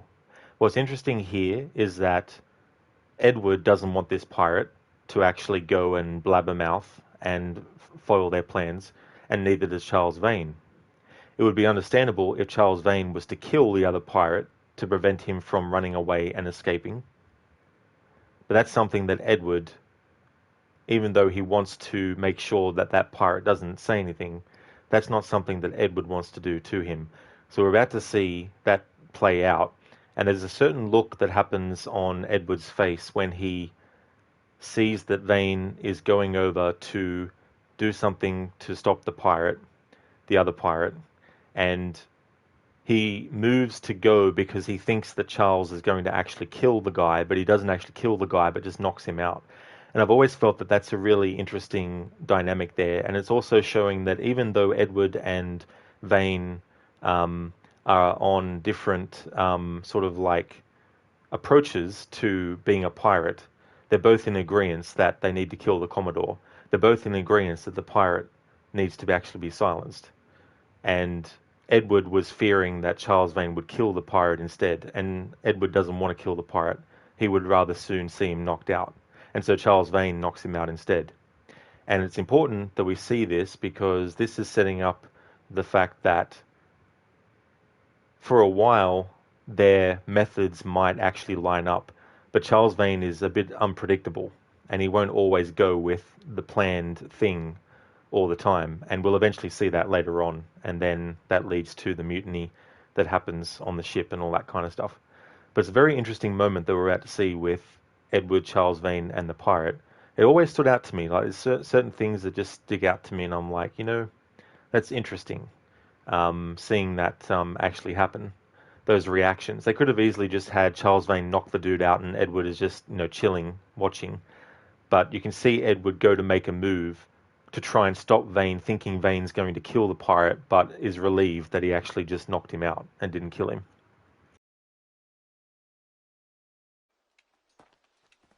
The conniving bastard. Someone ought to slit the Commodore's throat before he gets a chance to bark those orders. You think so? We're dead in the water otherwise. All right, I'll kill him. Your brains are baked. I won't take no part in killing the Commodore. Not one of the King's men.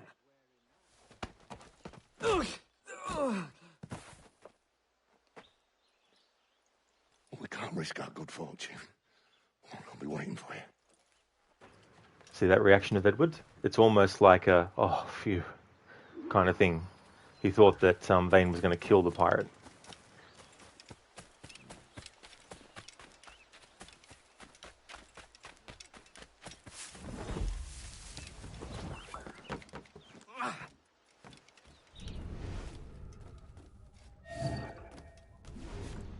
Sir, we have information for the Commodore, an urgent matter.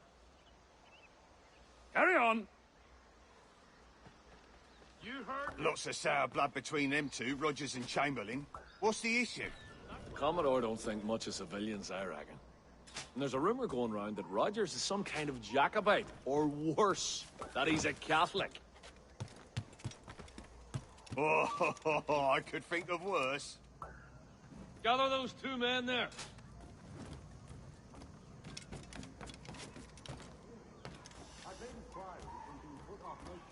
Perhaps a change of tack is in order. You lads, follow and lay aboard. The Commodore has a job for you. Remember Aye, well, sir. had a hot summer that year too. The sun would hit your poundrel with the force of 1,000 hammers.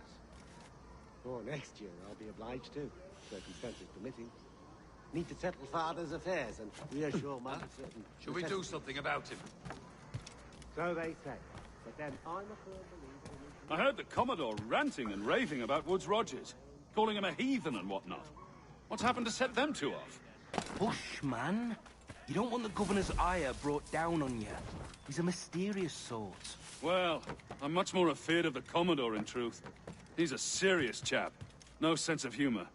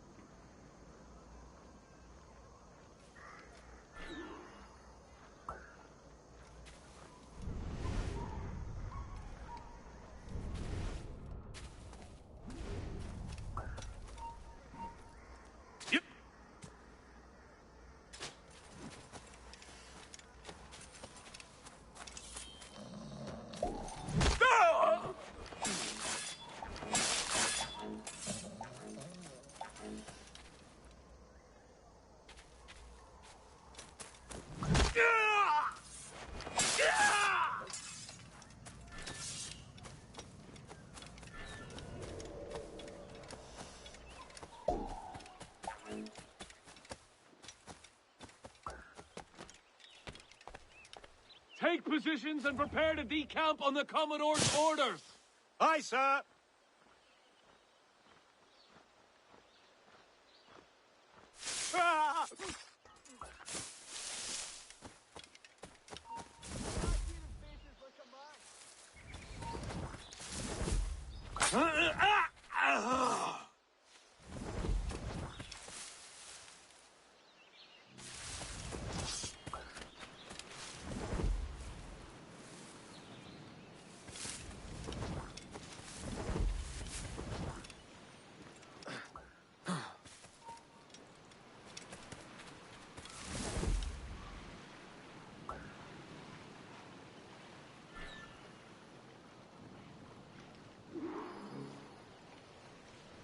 Alright, so there's going to be some dialogue from Chamberlain, so I want to listen to that as much as possible until it starts to loop before actually killing him.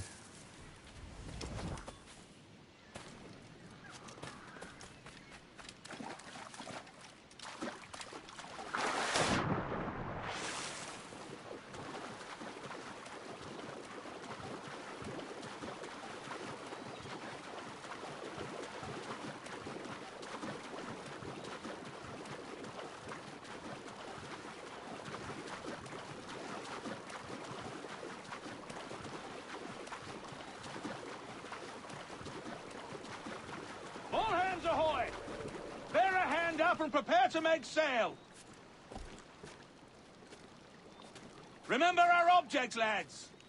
We're here to punch holes in every goddamn pirate ship anchored in the northern harbor.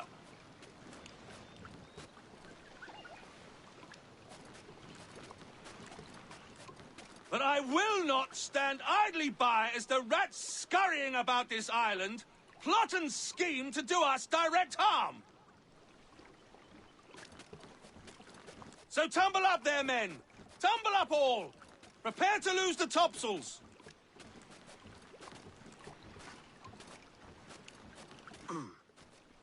Ready to loose the topsails on my signal.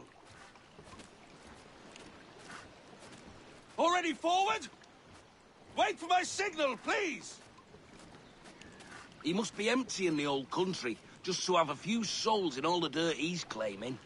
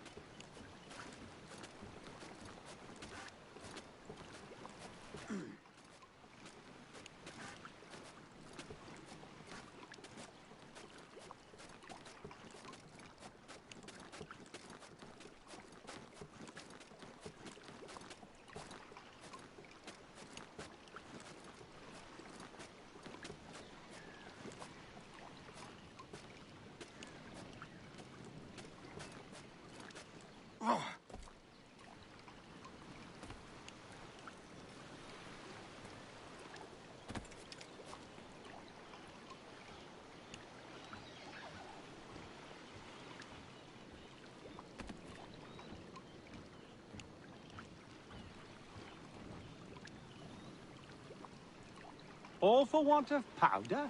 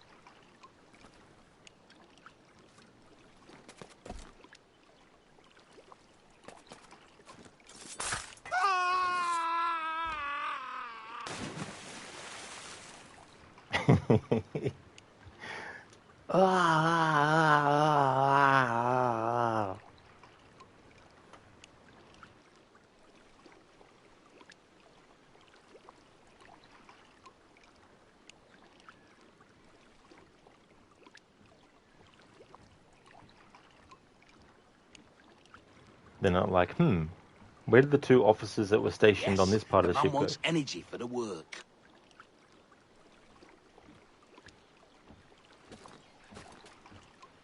Especially because they left their sword there. What's going on here?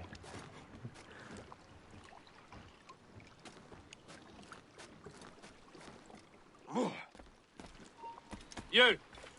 Halt! Coward! Get back here! He's off! Damn! Nothing.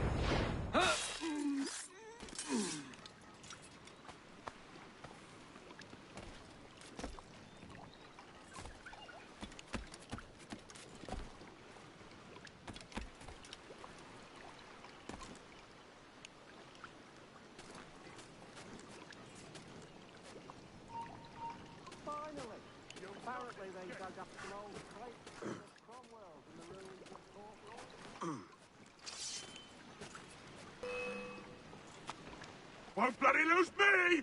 I like how they saw him, but anyway. Halt! The governor's given us a pardon, Commodore. Don't a man's word mean anything in these times?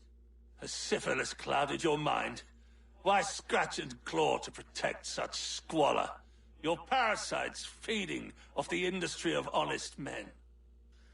Much like King George in that respect. Know your place, peasant! You may have taken my life, but you have not improved your own by any measure.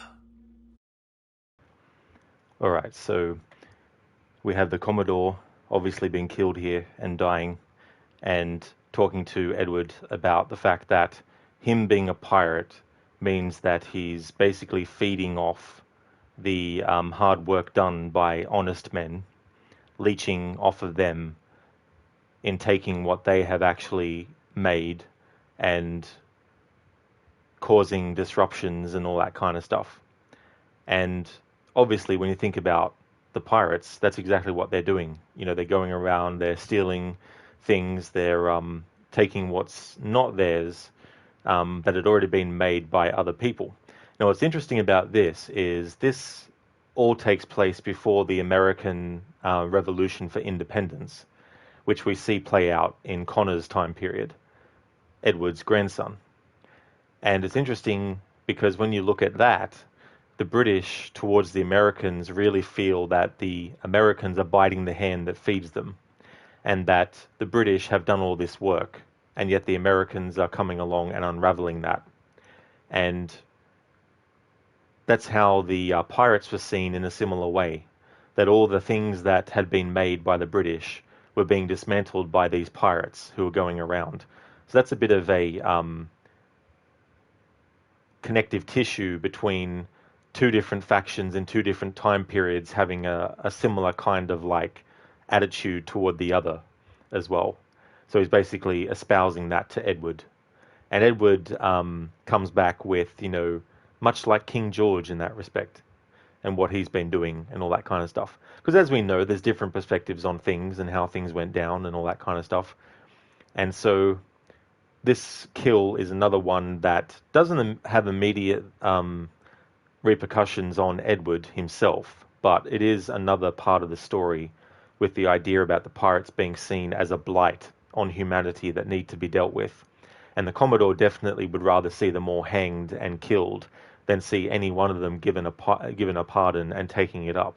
Because in his mind, they've already done enough damage to deserve getting killed, and that they shouldn't be given a slap on the wrist, so to speak, by getting the pardon be given to them.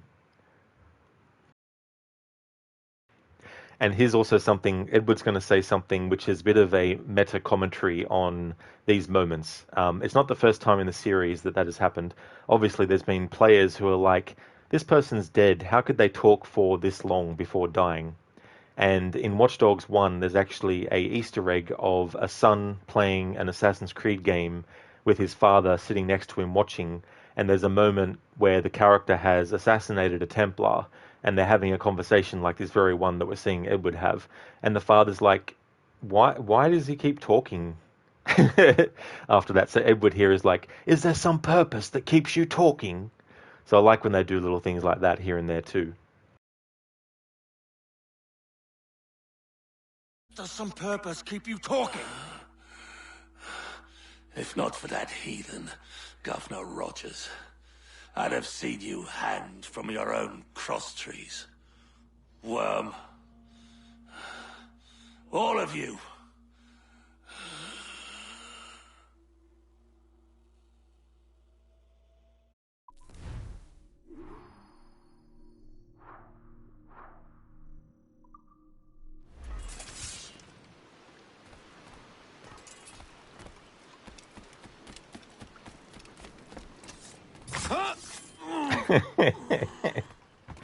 He's like, what happened here? What is this? A dead body? Never seen one of these before. What does this mean? Why aren't they waking up? What does the Commodore have on him? Just 11 reals, some smoke bombs, and bullets. But There we go. Okay, so Commodore Chamberlain is dealt with. Let's have a look at the database entry. Okay, so it hasn't been updated, but that's fine. Just get these exclamation marks off. And away we go.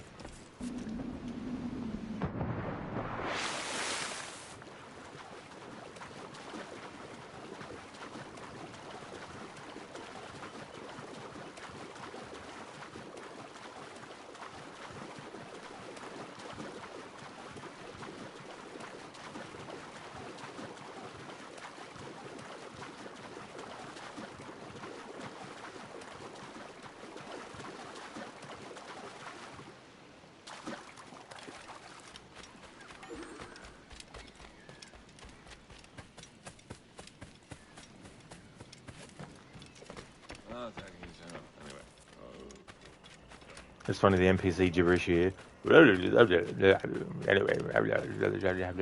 And sometimes they do the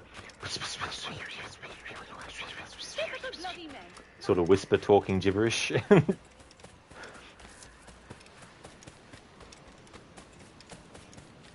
Reminds me of when they film movies and they might have some people in a scene that are background, but they're supposed to be having conversations.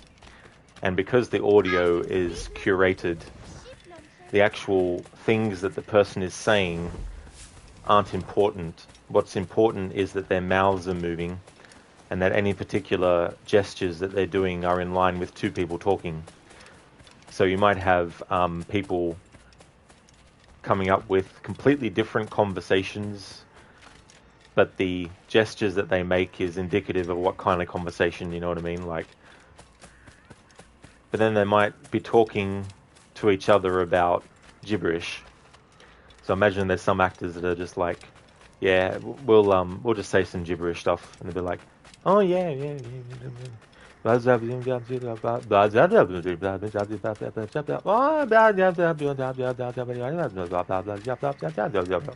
know, that kind of stuff. Because it's not being picked up by any microphones when they're filming the scene. So when you watch the movie, you just see these two people talking in the background, and they might, in post, they might have attributed some dialogue audio to them in the edit.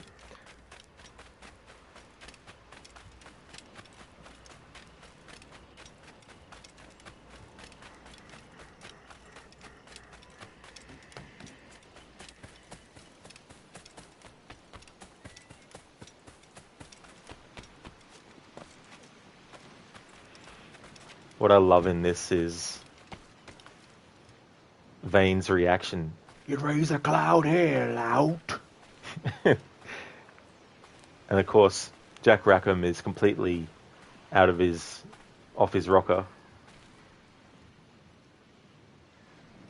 And he's very lucky that he doesn't blow himself up with all the kegs that he's sitting on.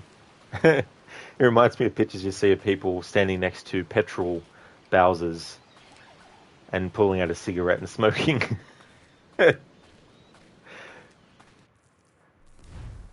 so sequence 7. Okay, we just did the mission, the gunpowder plot. Edward gathers a hefty supply of gunpowder in preparation for his escape from Nassau. And we did the Commodore 86th. Edward decides to assassinate Peter Chamberlain before the Commodore can issue his orders to sink the pirate ships.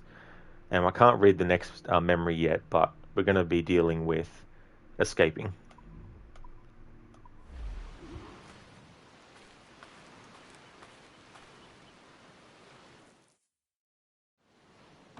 The Commodore's dead. Are we ready?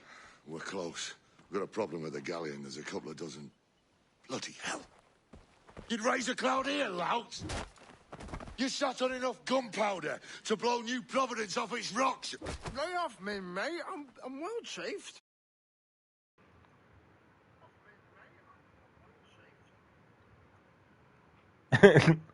So there we go. I always love that moment. I always wonder, sometimes, how many takes did they do of that interaction? What kind of bloopers might there be? What kind of alternate dialogues might they be in that whole section? Was it actually scripted? Did Ralph Ineson, who's playing Charles Vane, did he come up with that? Or was that something that he came up, or was it one of the things he came up with, in reaction to that? But yeah, I always laugh at that interaction and how he's sitting on that, all those barrels of gunpowder smoking. And then Vane notices, you're like, bloody hell, you'd raise a cloud here, lout. I just love the way he says it. Ralph has such a unique voice as well as Vane. But yeah, as we can see, Jack Rackham is a bit out of it. He's like, I'm well shaved. Lay off me, mate.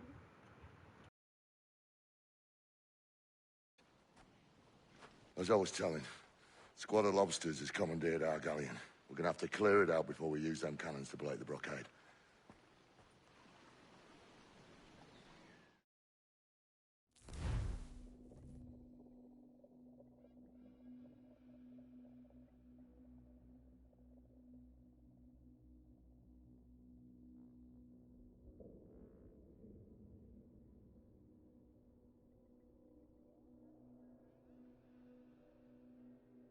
Stay near the fire ship, Captain. Keep it afloat.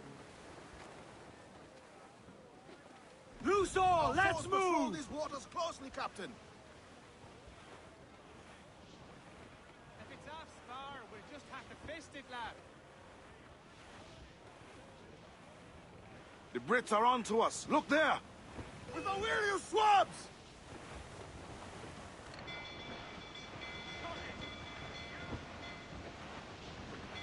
Fire!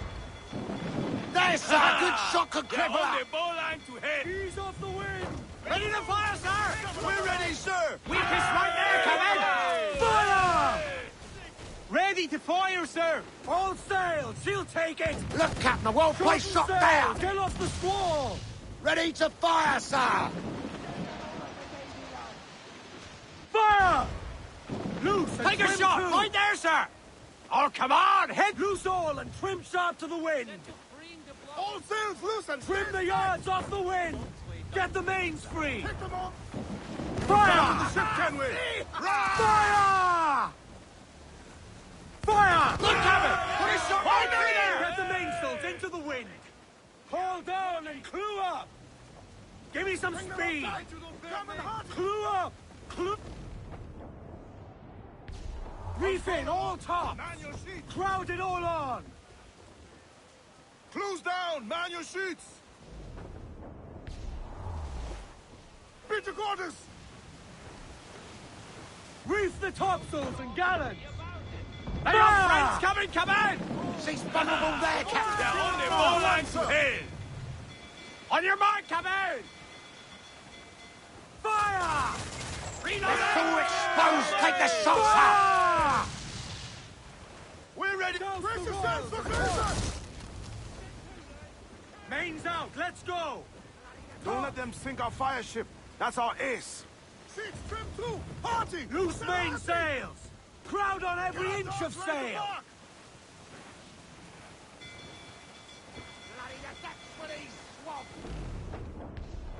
Fire! Get in there, sir! That'll wipe them out! Fire! She's foundering! Fire! Guns to planks! Easy prey for us, Captain! Close up! Eat her sticks! Fire! They're so exposed, take the shots They're out! on the bowline to head! Let out some sail! As much sail as you can! The gallants and royals! Stay near the fire ship, Captain. Keep it afloat. Trim to! Fill those sails! The fire ship's about to blow. Steer clear, Captain! Hold it steady, Patch! Haul in the stunsails! We broke through. Get clear of the fleet now and we're home free.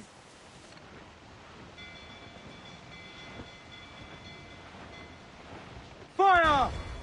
To larboard, sir! Shipwreck Jack ahoy! Still alive, Captain! On your mark, come in! The Obia comes natural to us. We ain't out of this yet. Fire! Almost ready, sir! Fire! Ready to fire, sir! Reel 'em in, me crowd!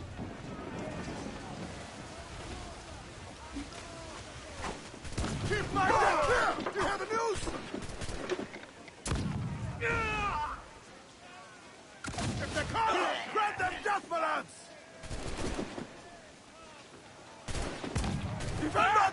lads!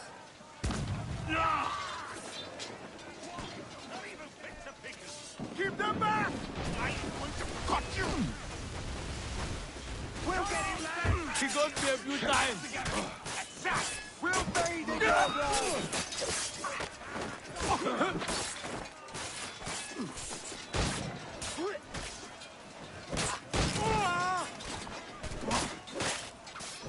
A heavy shot!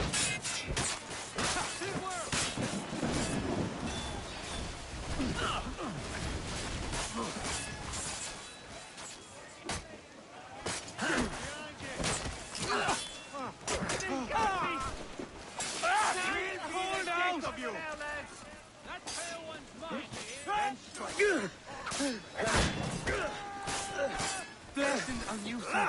Thank you. The pretty one's mine! They'll slay down the steps tonight, lad! You end here!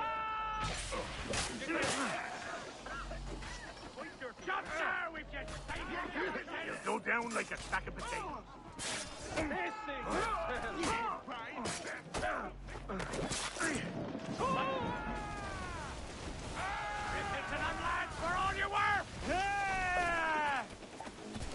You'll be the sea dog's dinner!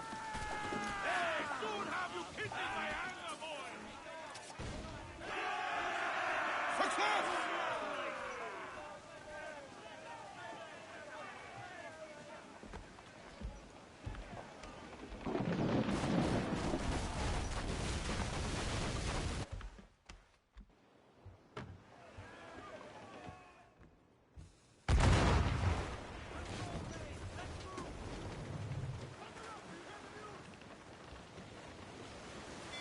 Mortar's there!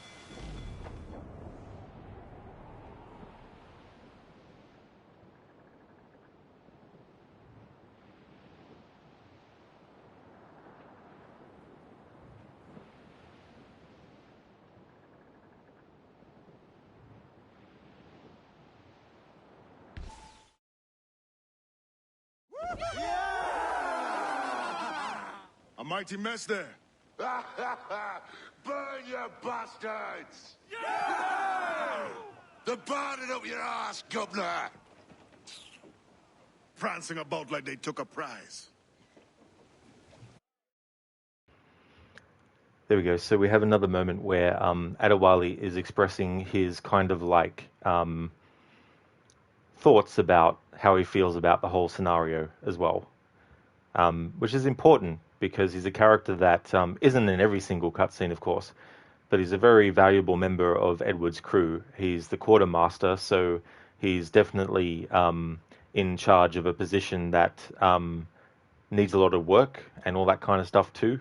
And he's expressing how, even though they're actually free now and they can actually go and do what they like, Adewale is a bit disillusioned by the whole treating it like it's, you know, this big ecstatic thing kind of stuff. And it's these things here and there which plot and chart the direction that Adewale goes in, which is towards the assassins. And he'll eventually become an assassin, and that's the direction that he'll go in. But there's a lot of moments leading up to the point where he tells Edward that he's gone to the assassins, where you can chart and see the evolution of Adewale's story arc throughout the story as well. So I think it's important to point that out too, because he is an important character in this game. And I'll never get sick of repeating this, and I'll never stop repeating this, but Adewale should have been given a full game. He shouldn't have been killed off in Rogue. Have some other character be killed off in Rogue, but not Adewale. He deserved better than that. Freedom Cry is a great DLC, but he also deserved an actual full game where we played as him. They still could do it. It would still be bittersweet, because obviously he dies in Rogue, but there's still plenty of years of his life between the end of Freedom Cry and when he gets killed in Rogue to make a full game out of his character. So he's another character that I hope they would want to make another game of, or make a game about him in the future, but I don't think Ubisoft ever will, though.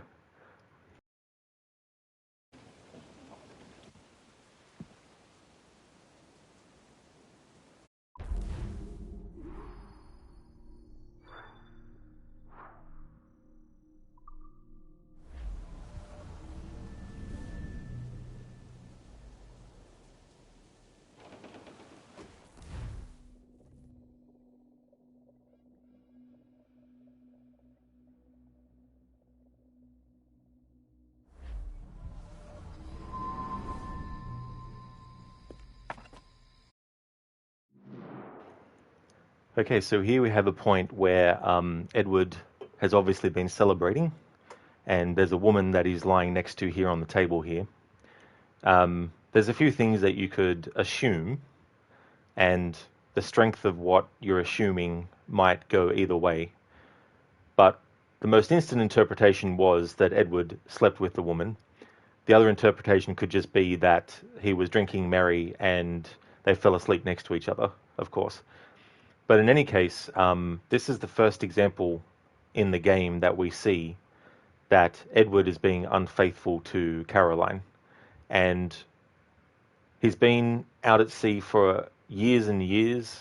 He's been in the presence of many women years and years before this point, but he's never, as far as we are shown, has cheated on Caroline. Earlier in the story, when Mary Read finds out that Edward is actually married, he says that in God's eyes we still are, but she left, but we separated some time ago. Meaning that in the eyes of God, but also legally speaking, they're still married, but they've been separated for a long time as well. Caroline has resigned to the fact that Edward is now never coming back. That's what she, rightly feels and thinks. And so Edward being like this is just to show that, he's probably realizing that it's over between him and his wife as well. And Caroline, I don't know when exactly she dies, but the letter that Edward was writing earlier, but then he scrapped and never sent, that letter, I'm sure, would have been the one where he would have got a response where Caroline was either on her deathbed or had already died. But because he scrunched that letter up, he doesn't find out until much later, when he does eventually send another letter to her, find out that she's actually dead and that they have a daughter, Jennifer Kenway, as well. But yeah, there's a lot of celebration that's happening because the pirates have escaped Nassau and they're now here at Great Inagua. And Mary is going to have some words of wisdom for Edward, but he's still not at the point in his character arc where he's going to really take that kind of stuff to heart. And he does get a little bit angry at Mary, and also angry at the idea that he is not doing what he should be doing. Mary's like, wake up to reality kind of thing. And Edward is like, hey, I've lived longer than any others who have trod this path. So he's very sort of arrogant in his response to Mary. And the thing about Mary as a character is that even after all this stuff, even seeing Edward at his lowest of lows, there's still something in Edward that she sees and notices that he hasn't yet cottoned on himself about. And it's that which keeps Mary wanting to try and reach Edward. And there's a sequence later when Edward is having a hallucination, and one of the aspects of the hallucination is he's on his ship and there's a big storm and multiple characters are by his side talking to him, and one of them is Caroline and then another one is Mary, and Edward is like, I'm in control of this, I can handle this. And Mary's like, there's no one left in your life to care, and all that kind of stuff. And she's like, change course, Edward, change course before it's too late, kind of thing, in this hallucination as well. And so in Mary's perspective of things, Edward is someone that has great potential, and she still tries to get to Edward and try to reach him in that respect, and actually make him see that there's more to him and that there's also stuff more important than the way that he's going about. But he's not yet ready to actually make those sort of like changes. He's, basically still stuck in his mode of, I'm being a pirate, I'm living the life that I want, I'm doing things the way I want to do them, I'm looking for riches, I want to become rich, and I don't care what I do. When I say this, though, I'm not literally saying he doesn't care what he does to get money, but he will do almost anything to get money. I mean, if there was someone who was obviously in distress and was being attacked by someone, he wouldn't just stand by and wait till they were attacked and killed and then loot their bodies. I don't think he'd go that far. but he's definitely still living the life of a pirate, and he's still living the everything is permitted part of the assassin's motto literally, which is not how it's supposed to be taken, but that's how he's taking it. So ever since he's learned what the assassins are about, with their nothing is true, everything is permitted, he's like, well, that's a certain justification for me being a pirate then. Going around doing as I please, if everything's permitted, then I should be able to do that, right? But as Edward learns, there are actually consequences to those things and actually having that sort of lifestyle. But right here we have Edward with another woman, and so this is the only time in the game that we see that he's been unfaithful to Caroline. But I guess without knowing the full details, it's only an assumption that he's actually slept with her. Because, it's not like they're naked or anything, but obviously at the same time, people can still have sex without taking all their clothes off. So you can still assume that they actually did the deed before this point as well. Maybe before they passed out or something like that. But Mary finds him here like this, and we're going to see, as I said, Mary is going to be, saying something on the lines of, reality has gotten into me, reality mate, that kind of stuff.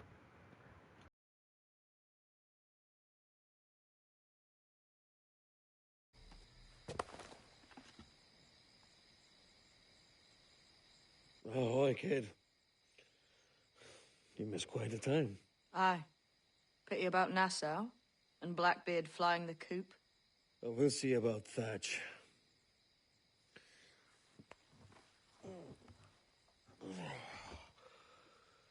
Vane's off to see him now, and I'm following soon.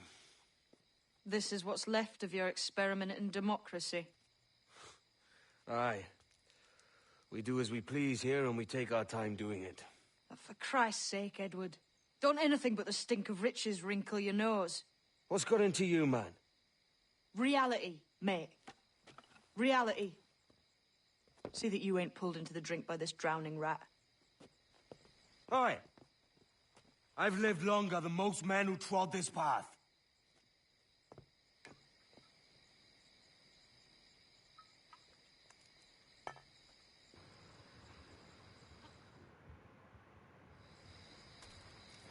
Edward does have a point, of course. He has survived longer than others who have trod the same path as him. But Mary is also right in that Nassau was a failed experiment in democracy, and that part of things is done. But Edward is still like, we're still having fun, we're still doing this. And Mary's like, look, Edward, you got to face reality, And there's a bit of humor in that scene too, because obviously you have someone urinating. When Edward says we do what we please and we take our time doing it, kind of thing. And that interaction there is a very integral interaction between Edward and Mary, and is part of the relationship between the two throughout the story, but also showing that there has been a little bit of a shift in Mary as well, in terms of like the pirate lifestyle. Now, it's not like she's going to completely abandon it or anything like that. It's just that she's seeing things more clearly than Edward is at this point as well. And earlier in the game's story, when Edward was pretending to be Duncan Walpole, the assassin betraying the assassins by working with the Templars and giving them a map of the locations of all the assassin bureaus and all that kind of stuff, when Torres is giving out the rings, he says a certain set of quotes. I can't remember the full quote in total, but when he actually gives the ring to Edward, he basically says something about bring wayward minds to sober thought. And the thing about Edward is that obviously being a pirate, he gets drunk a lot, but he's also someone who is not sober in terms of like his thinking about things. So he's not open yet to the kinds of things that characters like Mary Read are trying to impart to him, because he's still drunk on being the pirate, living the pirate life and all that kind of stuff. So it's very interesting that they chose that, and I would definitely venture to say it's 100% on purpose, that particular bit of dialogue from Torres would be said to Edward when giving him the ring, because it really matches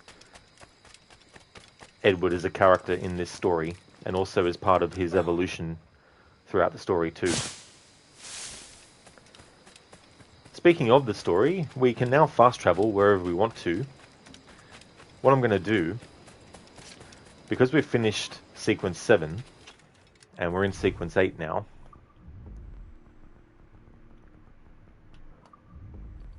so in Memory 4 of Sequence 7, the fire ship, Edward and Charles Vane put their plan in motion, destroy the British blockade and escape Nassau. So we're up to Sequence 8 now. However, what I'm going to do is not do any more of the main story for now, because another aspect of the story that I want to cover is the Templar hunts. However, I'm not going to be doing every Templar hunt this time around.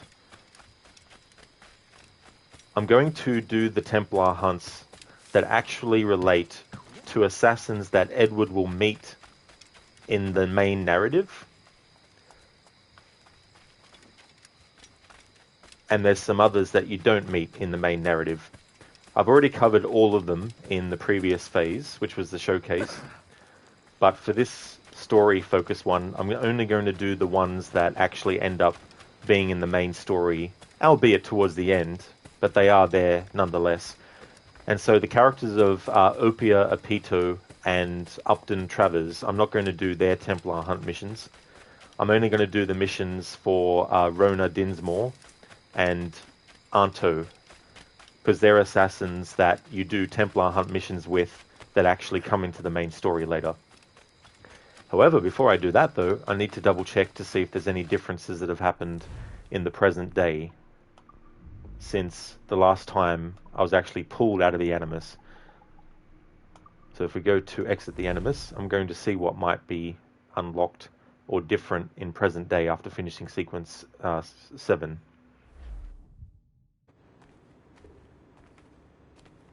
Odd way to describe a job interview.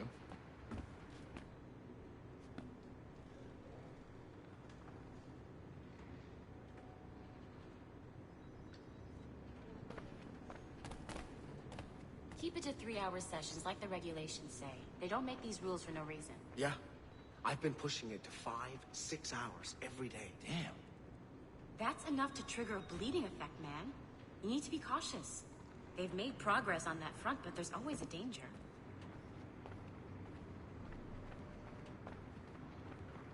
Okay, so this is something that's changed. The secretary who is normally here on the Sample 17 floor is actually absent now.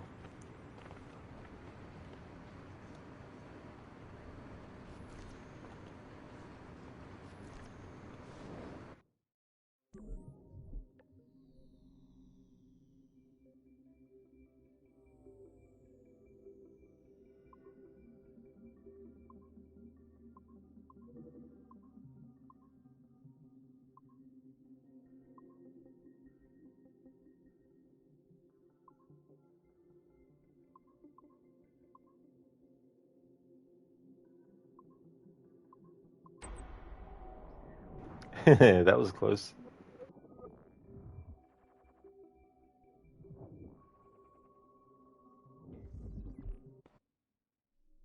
Initial reports gave us hope that... Alright, so this is a market analysis of Ezio Auditore. There are more of these, but I want to wait until I've actually unlocked them all before showcasing them all. So this is market analysis for Ezio. I better actually put what they're numbered or lettered. So Altair was A, Ezio is E,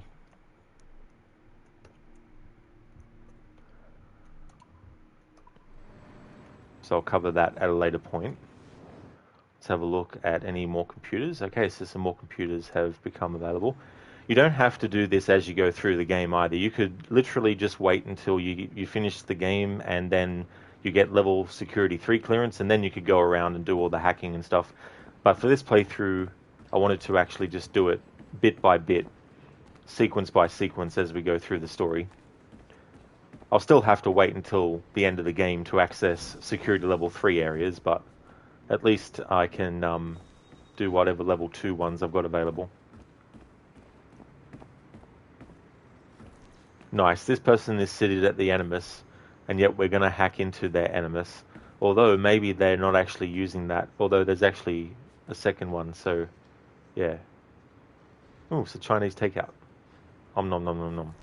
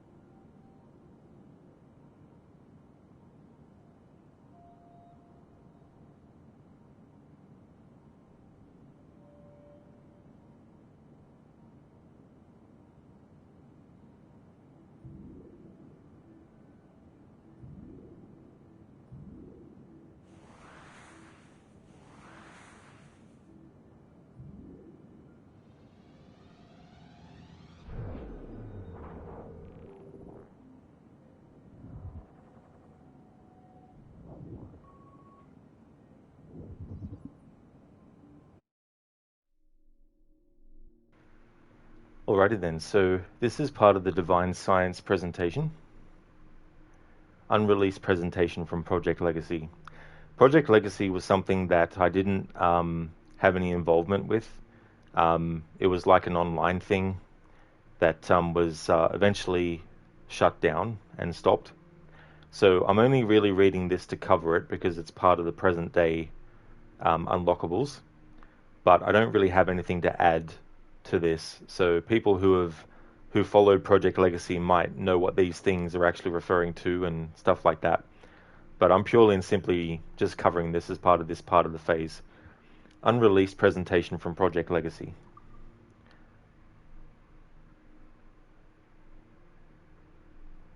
I'm just going to read the actual title of the actual thing. Like, I'm not going to do MD, SO3, SO3 every single time. MO1, Angels. Mama says Count Ronsberg will take care of us now, so long as Papa and Uncle John work for him. Our home is big, but Trebonus is a small town. Mama seems happy. Prague, 1587-1608, C.E. Elizabeth Jane Watson. MO101, Love. Uncle John, everyone else calls him Dr. D, says that not all 5-year-olds can speak 3 languages or write as well as I do. I foretell a bright future for you, Lady Beth. I like reading, drawing, and writing poems, but mathematics are hard. John Francis, my brother, is better at calculations than I am. He is 1 year older. Papa wants me to get the same opportunities as my brother. He says I am fortunate that not all young ladies have private tutors. I study hard to please him. We are fasting this evening, Master Kelly, Uncle John announces. Papa grins. I know what this means. They will be working all night again. After dinner, I run to the parlour and jump on Uncle John's lap. His beard, unlike Papa's, is all white and rough. I ask him to tell a story. Uncle John makes everyone laugh, even Papa, who is usually so serious. He says they have to work now. Mama tells me it is time for bed. I pull the sheets over my head and listen to the low, humming voices coming from the study. I am afraid of the dark, but not tonight, not with Papa and Uncle John praying. MO102, Honesty. Papa needs to leave now, to earn money. I know about money. We need it to eat and purchase things. I do not want him to go. I gave Papa a big hug, and Uncle John too. I wave at them until I can no longer see their carriage. How long will they be gone this time? I ask Mama about Papa's work. She says he gives conferences with Uncle John, providing advice to people who need it. John Francis says Papa communicates with angels. I laugh, but Mama does not. He told me, he says, crossing his skinny arms over his chest. After a long pause, Mama sighs. John Francis is right. Your father speaks with angels. He gains, she scratches her head, insight from them. I ask Mama what an angel is. She says it is a being from beyond, a winged entity that lives with God in heaven. I do not know what she means. John Francis says only Papa can call angels. Mama nods, saying he has a rare gift. He uses a crystal ball, John Francis declares. So this, of course, is speaking about a piece of Eden, an apple of Eden. And as we know from other games in the series, the Apple of Eden is not just a tool that was created to control humans. It's also a tool to look into things and gain knowledge from as well. MO103, Honesty. I seldom see Papa and Uncle John these days. They do not eat. They are fasting again and spend most of their time in the study. I wake up with a start and pull the blankets to my chin. It is still dark, but I hear voices downstairs. Taking a deep breath, I sneak out of bed. I walk down the stairs, avoiding the creaking ones. I fear monsters will jump out of shadows, though Uncle John assured me he banished all monsters from our home. I tiptoe to the door of the study and put my ear upon it. I recognize Papa and Uncle John's voices, but there is also another, much deeper voice within. A loud click. They have unlocked the door. I hide behind the cabinet. Papa and Uncle John come out of the study and walk away smiling. I count to 100, then tiptoe toward the study. No one inside. Elizabeth, Papa says behind me. What are you doing? Papa makes me promise not to go into his study. There are things in there you should not see. There are 100 questions I want to ask him, but I can only nod. MO104, Wisdom. I've never seen Papa and Uncle John so happy. They whisper and laugh at things only they understand. Mama says it is because they have done good work. I have finished my dinner and ask to be excused. Mama nods and I hurry upstairs. I notice that the door to Uncle John's room is ajar. I hurry to the door, holding my breath. I peek inside. The room is sumptuous. Uncle John always says Aunt Jane has good taste, and he is right. I tiptoe inside and open Uncle John's armoire. It is filled with treasure, shiny rocks, a black mirror, a wax seal with pictures on it, and a gold amulet. Ignoring everything else, I pick up what looks like a globe packed in cloth. Could it be the crystal ball John Francis mentioned? Quickly I unwrap it. The sphere is heavy and feels warm in my hands. It is made of the shiniest gold. On its surface I see a reflection of my face and Uncle John's. Uncle John grabs the sphere and puts it inside his doublet. I shiver, but he smiles. You should not be playing with things you cannot comprehend, Lady Beth. MO2, Demons.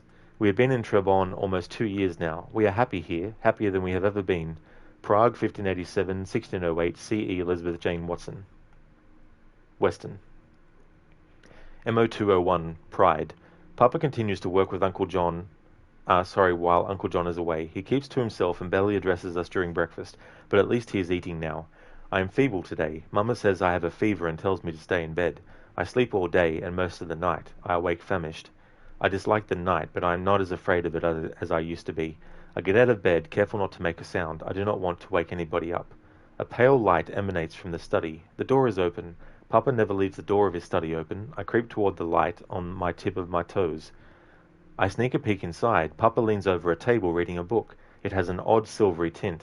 Papa suddenly mumbles an incomprehensible string of words and numbers. Papa sprinkles red powder on something upon the table. I did it! His wide grin deforms his face. I did it! He picks up a clump of gold. Papa's guffaws make me shiver. His voice is deep, and he speaks words I do not understand. I hurry upstairs and crawl back into bed. MO202, Greed. I notice Papa and Uncle John in the distance. I pick up my dolls and hide behind the tallest oak in the garden. I try not to laugh as they walk toward me. Papa tells Uncle John that they should change the nature of their work, that they should study alchemy and stop wasting their time with angels. They pass by the oak. The book has boundless potential, Papa says. I need your help to unlock its formulas.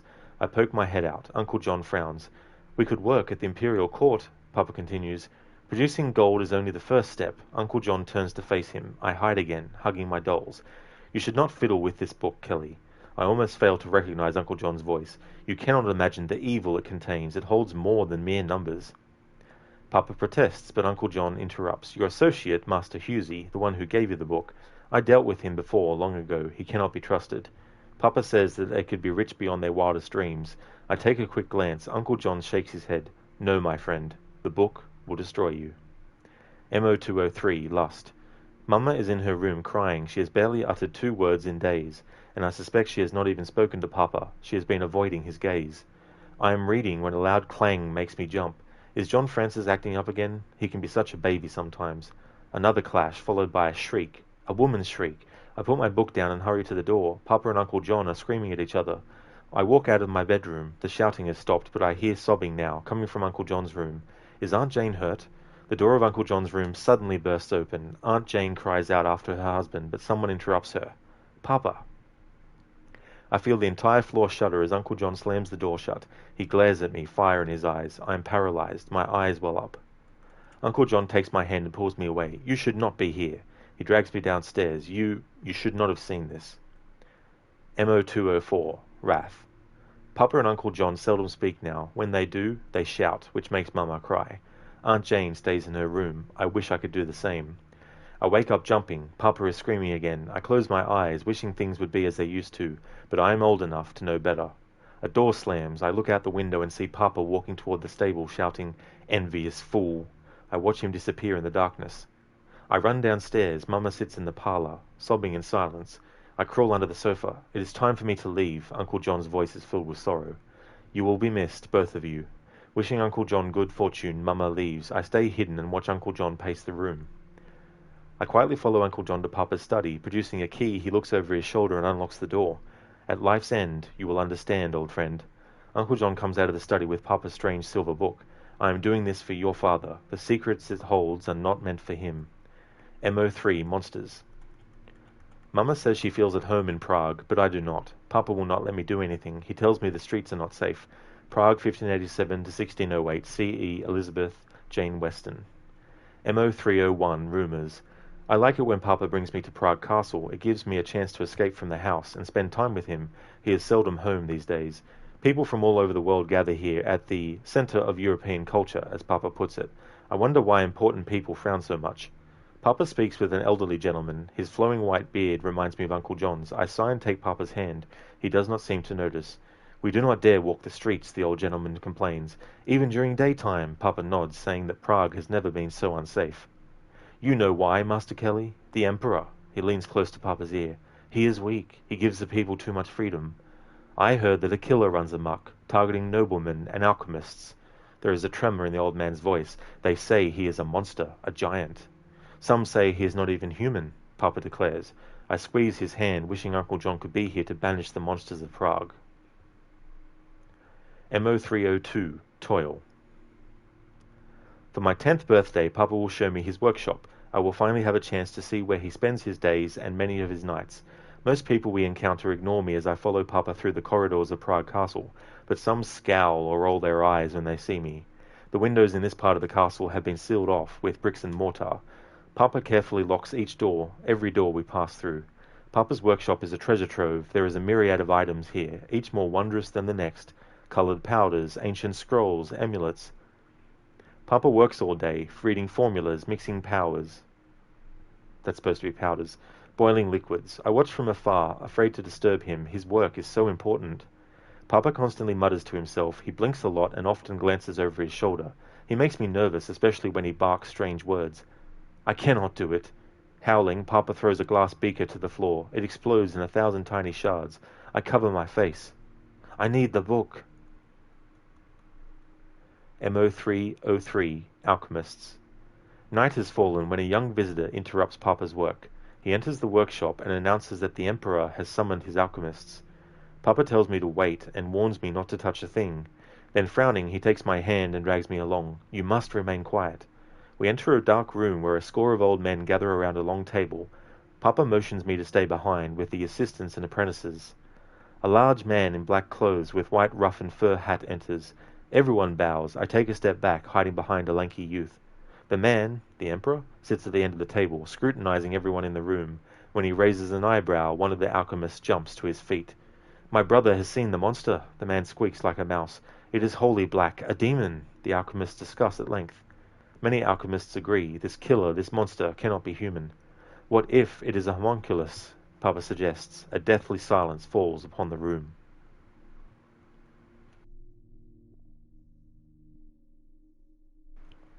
MO304, Golem.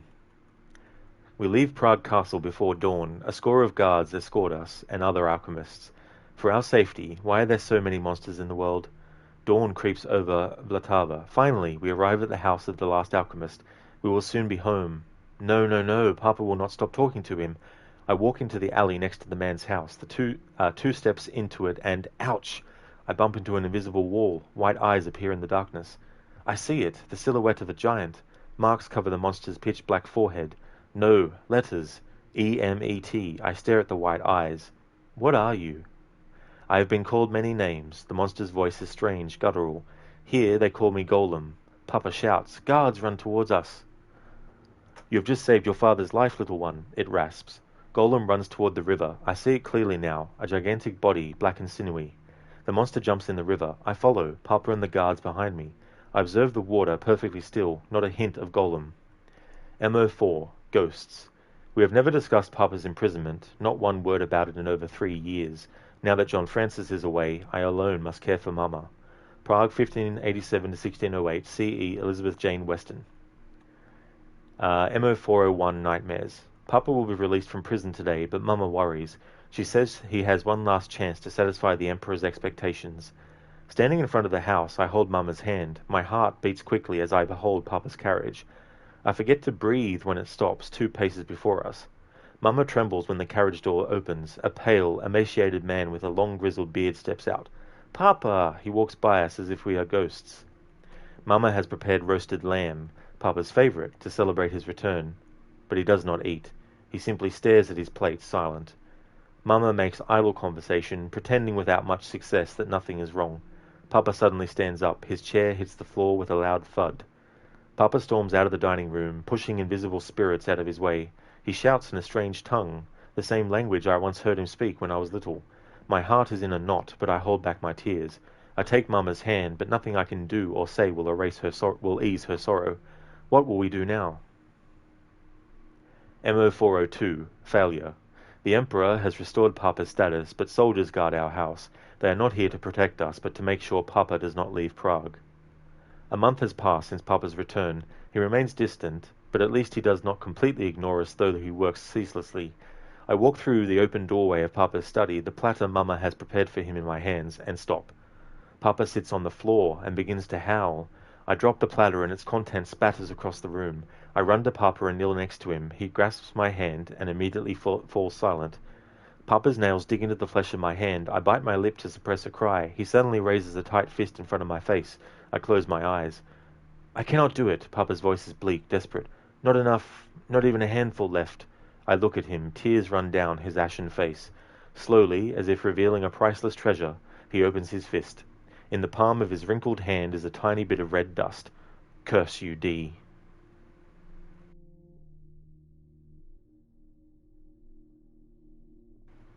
MO403, Confinement. Papa works without rest, even though he keeps saying he has already failed us. He has not slept in weeks and he barely eats. He is but a shell of the man I once knew. Mama shakes me out of my dreams. Elizabeth, soldiers are coming. I do not react immediately, for I am used to soldiers guarding our house.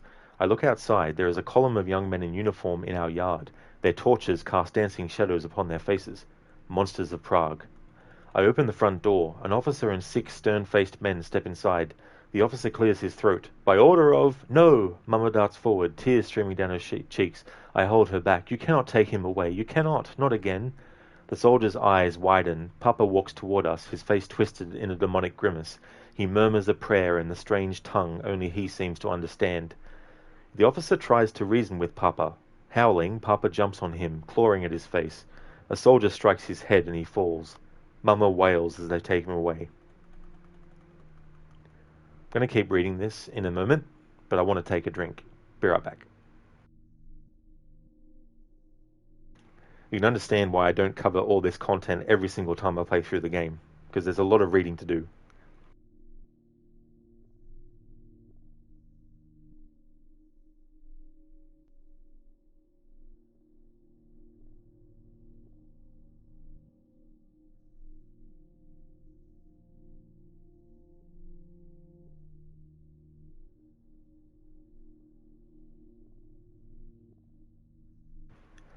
MO404, Tumble. I am 16 years old, and some of the guards in Nevin Castle have taken an interest in me. They insist on making conversation every time I visit Papa. None of them interest me. Most are boorish cretins. Others are more bedraggled than hogs in mud-filled sties, but I always smile and remain courteous. I take a deep breath when, in the distance, I spot Nevin's tower. I try not to think of the babbling louse I will have to confront before seeing Papa. What is this? A cross at the top of the tower? I walk more briskly, then my heart stops. Papa! He stands on the edge of the tower, arms wide open. I run toward the castle. I see Papa clearly now, a skeleton in tattered robes. He stares at me. No, not at me, but beyond. You have come. Free me, divine messenger, free me. Papa raises his hands to the sky as if praying. Heavenly guardian, guide my fall. He jumps off the tower. I support Papa's broken body. He bleeds profusely, but holds my gaze. His demons no longer haunt him. D was wise. He exhales his last breath. MO5 Divinities. News of Queen Elizabeth's death reaches Prague. The Virgin Queen, after which I have been named, has passed away, 1 month after my wedding. Prague, 1587-1608, C.E. Elizabeth Jane Weston. MO501 Tribute. A knock at the door disturbs my thoughts. I lift my head from the blank page on my desk and put my quill down. Come in. Johannes, my husband, steps into my study. A tussock of raven hair brushes his face as he lowers his head. How remarkably formal of him. He apologizes for disturbing me while I work. I frown, feigning annoyance, but fail to suppress a thin smile. I seem incapable of writing today. Johannes' face lights up. His thumb absently caresses the ivory handle of his cane. A package has arrived. It is addressed to Lady Beth. Lady Beth? Only Uncle John calls me thus. I have not heard from him in years. I run out of the room and hurry down the stairs as I used to when I was little. Ignoring the letter accompanying the package, I quickly peel off the layers of cloth covering what I assume to be a framed painting. The painting depicts the Virgin Queen, 2 ladies in waiting behind her, standing in front of 3 goddesses. How thoughtful of Uncle John. MO5 O2, 3 goddesses. Johannes and I stare at the painting, mesmerized. Magnificent! My eyes then fixate on the verse engraved upon its frame. Johannes contemplates every last detail, every tiny stroke, every subtle hue. Master Johannes, Leo, husband, jurist, and connoisseur. See what lies on the ground? Johannes points a finger, first at a golden scepter, then at a quiver of arrows, and finally at fallen roses. Juno, Minerva, and Venus. Johannes shakes his head, laughing quietly. He had not expected me to answer. He should know better. Or Hera, Athena, and Aphrodite. Johannes' nose is 2 inches from the painting. The 3 goddesses whose beauty Paris judged. I remember the story well, having read it several times. This painting is an allegory, my husband says. I suspect otherwise, but do not contradict him. There is something familiar about the painting. Is this? Yes, the golden orb, identical to the one I found in Uncle John's room when I was a child. So, Juno, Minerva, and Venus. In Assassin's Creed 2, at the end, when Ezio goes into the vault and unlocks the message that was sent and intended for Desmond,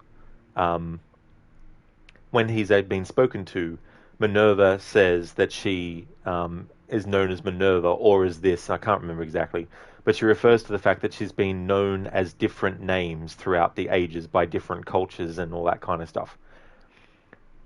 The fact that Johann says, "O Hera, Athena, and Aphrodite," is something that relates to the idea that they have multiple names.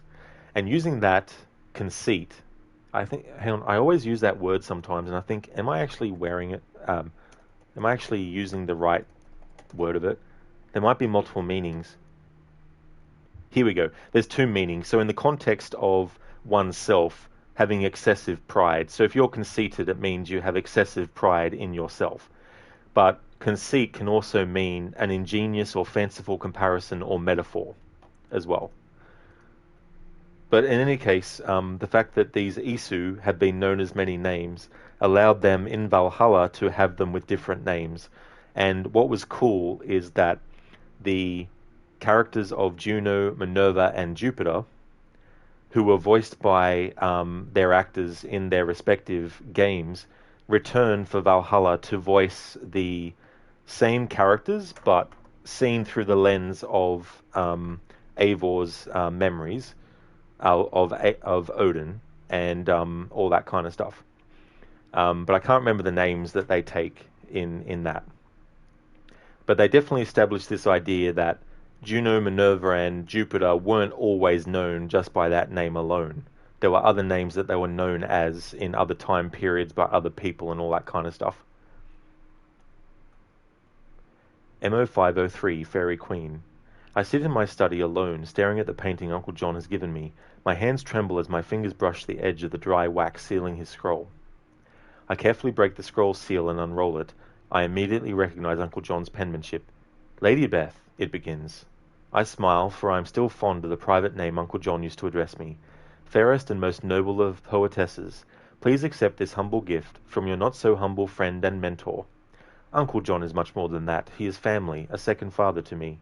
I hope you will find it a fitting tribute for your betrothal. I laugh quietly. I'd never expected to receive such a splendid gift. If you observe the composition, you will surely recognize the trinket you once unearthed in my chamber. The golden orb. I knew it. You may think this picture a riddle, an allegory, an artist's fancy.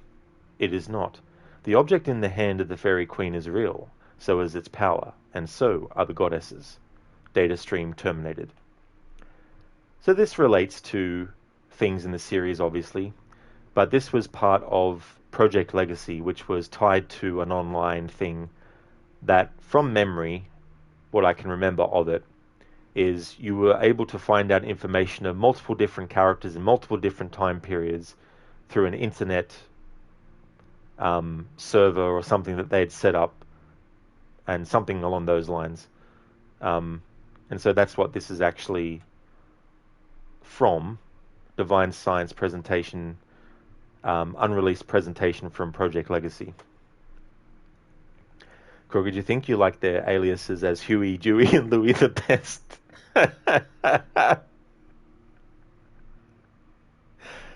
There's also Larry, Curly, and Moe. Their aliases as those were quite good too.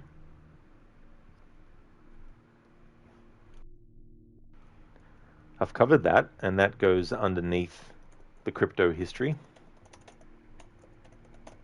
Crooked many names across many centuries.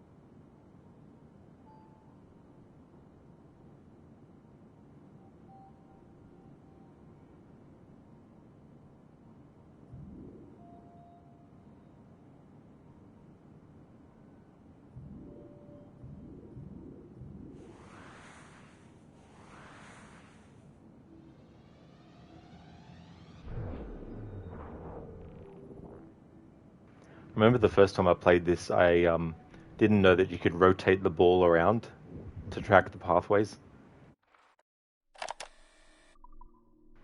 Okay, so this is another entry in the subject 0 audio files. I've only got audio file 3 and 4, so I'm going to wait until later to actually listen to these when I get them all.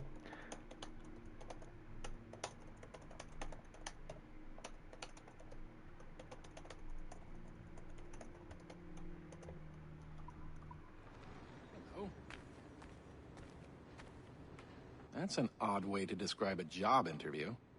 God, I wish I was researching a pirate, not a dull, dreary, pre-romantic poet. This... Dreary, pre-romantic poet.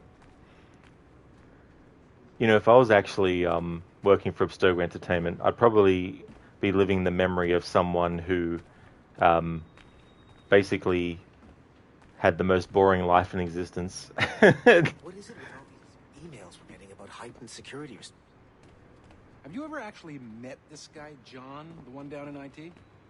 Yeah, I think so. He's super arrogant. Have you tried turning it off?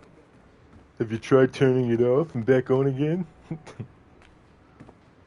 into people's homes. Yes, Mirabeau.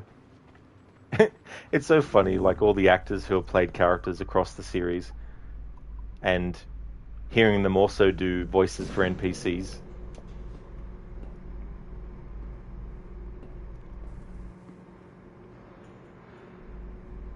You know, if I was to pursue voice acting and the only jobs I got was NPCs, I'd probably be happy with that still.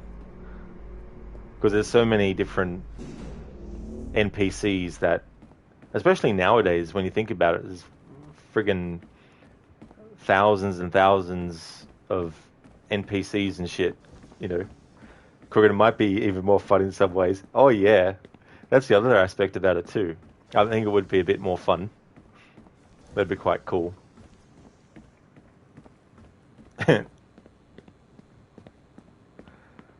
But hey, if they ever do an Assassin's Creed set in Australia, then definitely I would be doing some NPC voices.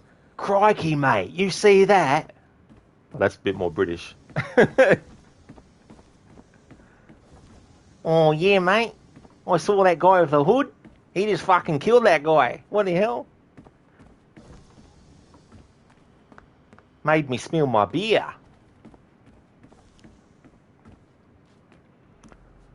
Okay, so there's nothing here, but because we've finished a sequence, I want to check to see if there's any difference in the security footage. This is a shame, because you can hear the dialogue of the characters through these cameras, so it's a shame that I didn't have access to this earlier, because then we could actually just go and listen to the conversations that Olivia Garneau and them are having.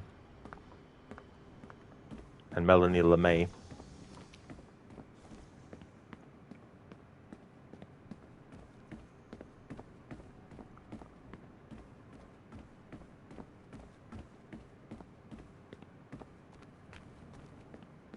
Oh, bloody hell, mate. Gotta watch where you're going. He must be late, and she must be bloody beautiful, mate. Just do references to different NPC dialogues that we've heard in the previous earlier games. Haha, most fucking entertaining, mate.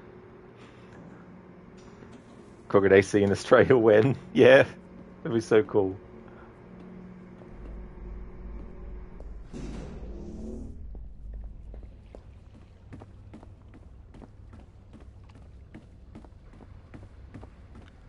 We've got a new computer that we can go into.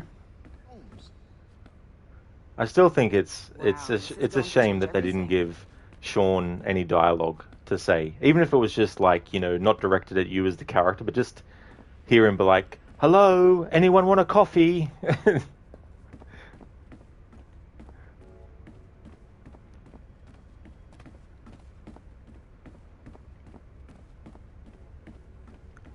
Let's check this security camera footage.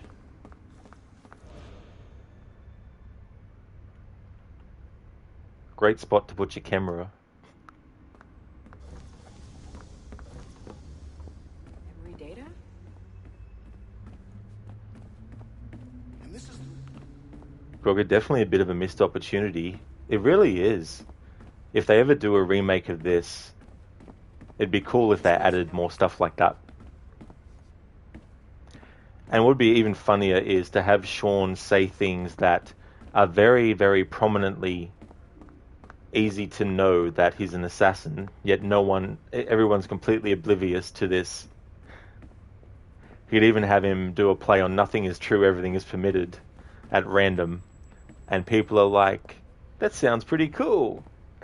It's like, yes, that's the barista's creed.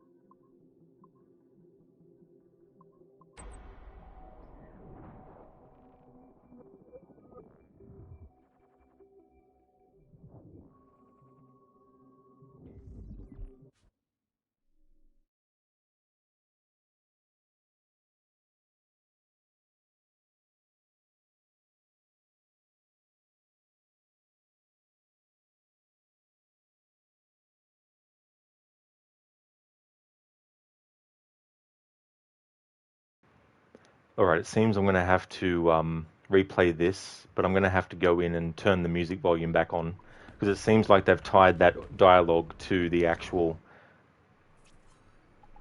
video. So let's go to options and go to music. There we go.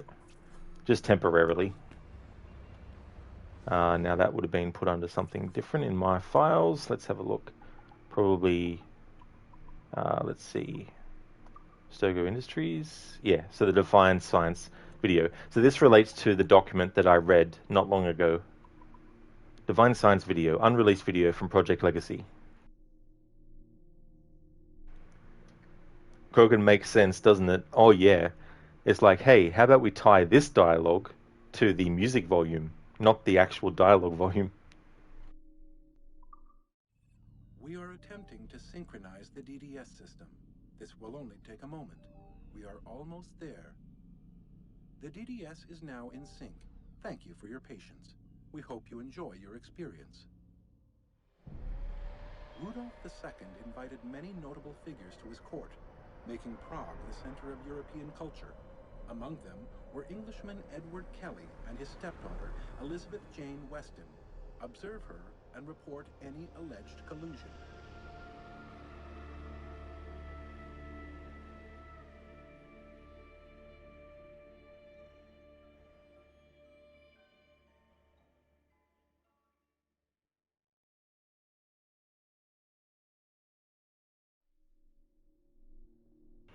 Interesting. They use some Assassin's Creed 2 music, I believe it is. Alright, so I better put down that I've covered that. Divine Science video. Divine Science, eh?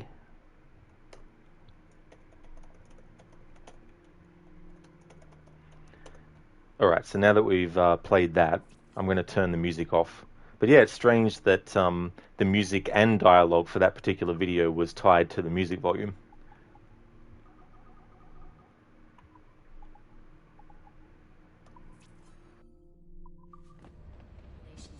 They don't make these rules for no reason.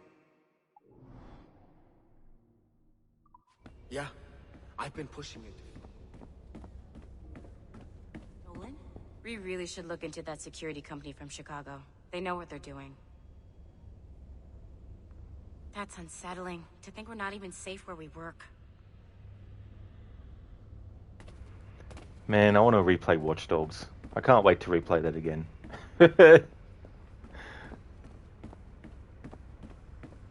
Such a great game. However, I'm going to hold off because next year that game is celebrating its 10th anniversary. So I'm definitely going to be doing something special for that game, that's for sure.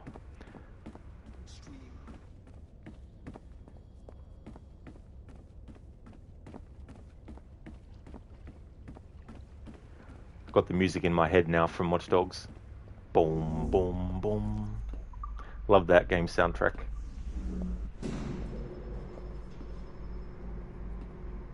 A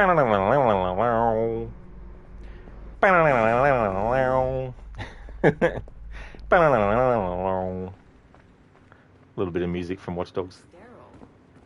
I always feel like someone's watching Yeah, me. but the floors don't creak, there's no mice. Crooked, don't blame you, dude. Recently tried to see how it was with no HUD, but turns out the game doesn't even have settings for it. Really? But you can go into settings, file, and PC and disable everything there is, fortunately. Well, that's good that you can. So that'd be cool to see you do a playthrough of that game without the HUD. It's a shame, though, it can't be done on the consoles, because that would be cool to be able to do, too. Yeah, it's such an underrated game, I feel, too, and unfortunately, like with Assassin's Creed Unity, there's still people who don't want to give it a chance, even though it is a pretty good game, you know, like, I understand if you wanted the game that you saw in the E3 videos and you didn't get that, that's understandable. But if you accept it for what it actually is and go from there and just, you know, play through it, and then even after that, if you don't like it, that's understandable kind of thing. But yeah, I definitely think people need to give Watch Dogs 1 a second chance.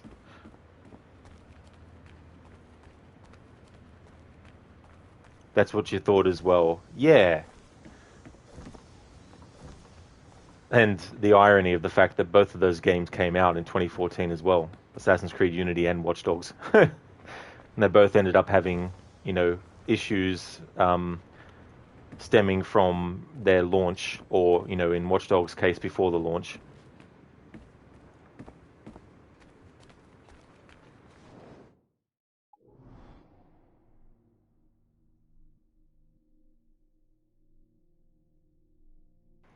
Alright, so we've gone to each floor, and we've looked to see if there are any other computers, and we found some, so we've done that.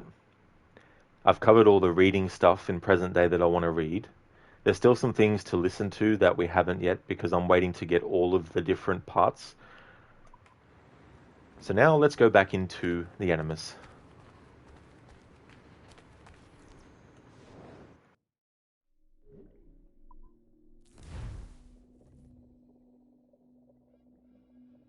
Really, Crooked? That guy was sitting in the air? I didn't even notice. Holy shit. Yeah, I didn't actually realize that.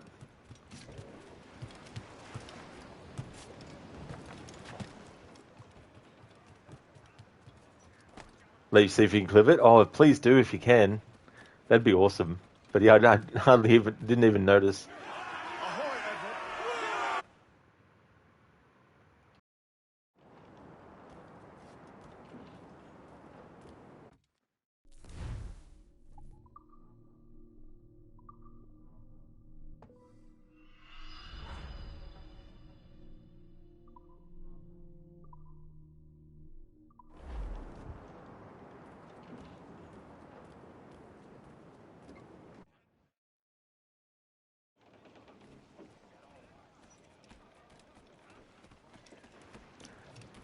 I'm not going to go back into the main story just yet, but as I was saying before, there's some Templar hunt missions that have assassins that Edward will actually meet in the main story later. There's a couple that he doesn't in the main story, so I won't be doing their Templar hunt missions, but I will be doing the Templar hunt missions of Rona Dinsmore and Anto. Captain has the helm.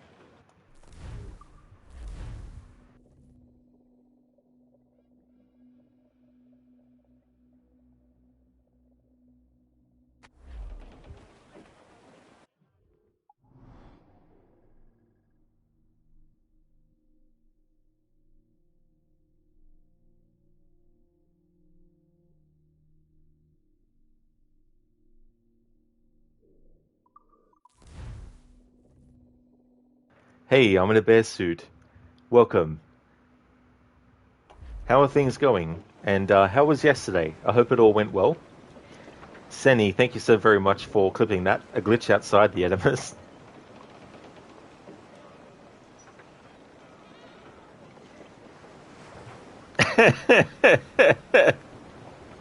Oh man, I can't believe I completely missed that. Like, I walked straight past. He must be experiencing the memories of someone who had an apple of Eden that allowed him to actually levitate.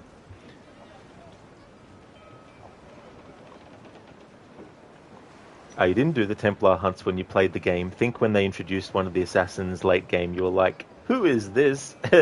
Yeah, I don't blame you at all, because there definitely would have been a lot of players that were the same too, not realizing who they were. And it's interesting because there's 2 points in the story where the game will have characters point out the assassin bureaus. Like Mary, basically, you know, when Edward finds the first key and then unlocks it, you know. But then there's later when Artabai tells Edward to go and visit the assassin bureaus as well. So for that, it makes me always not know exactly when to do them in chronological order. But it's interesting that you don't see Upton Travers or Opia Opito at all either in them. Crooked lol, yeah, you even stopped for a sec. I thought you were like, okay then, don't let me disturb you. Yeah, I do not even know what I was actually looking at as I was moving across and what I stopped to do. But yeah, I didn't even friggin' notice. And doing their levitation trick.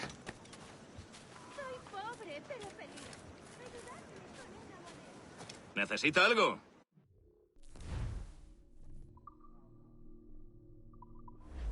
Whoops, Otra vez wrong será. shop type. Quiero ir hasta la...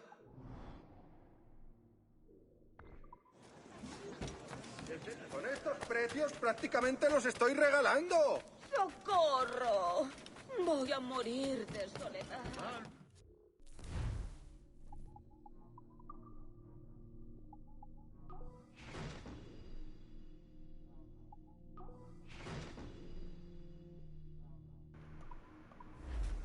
Gracias. Vuelva cuando quiera.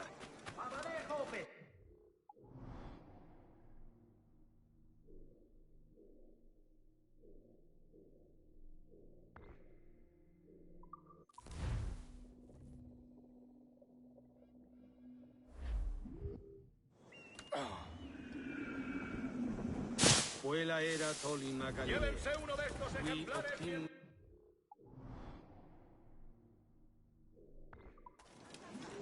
Canis cricles volut ambulare in me, et vertiginem cadit circa fat.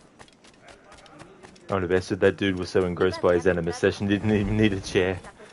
It was like the power of his excitement was enough to create the energy needed to keep his body levitating above the ground.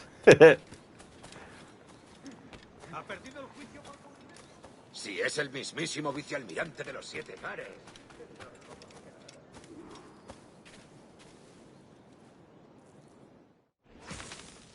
It's Rona, right? Kenway, looking for trouble, I assume? So you haven't lost your charm. And you're still boozy as a swilter. What do you want? I've come to warn you. Your life's in danger. Aren't you the crafty one? Whatever gave it away? Possibly I had a hand in selling a sensitive document to one of those Templar chaps you're so fond of. Congratulations, your mission was a success. How can I make amends? You sober enough for target practice? Anything for a lady. Help me kill these men.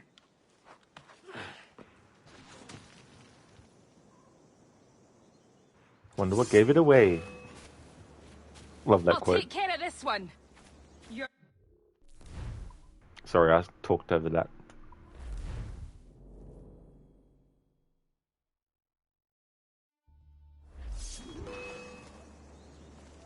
They're coming from everywhere!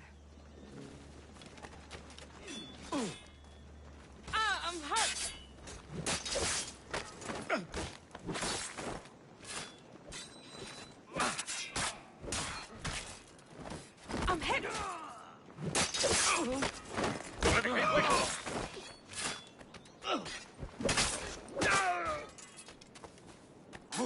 ¡Allí! ¡A por él! I've got more than enough powder to take care of them. Set a trap with powder kegs.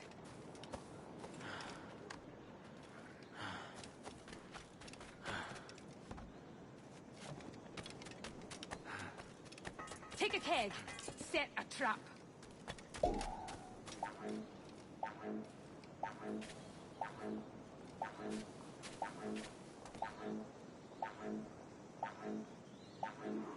They're coming from everywhere! Fire at the powder keg!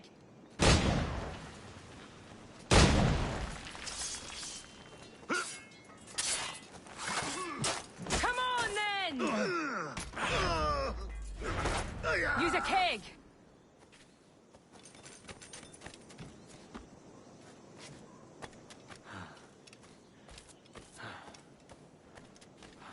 Why not set a powder keg for more boom?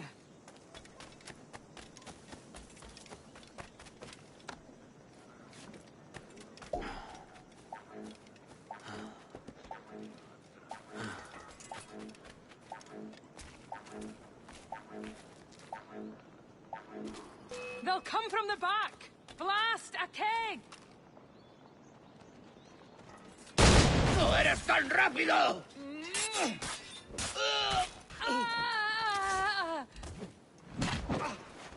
Take a keg. Set a trap.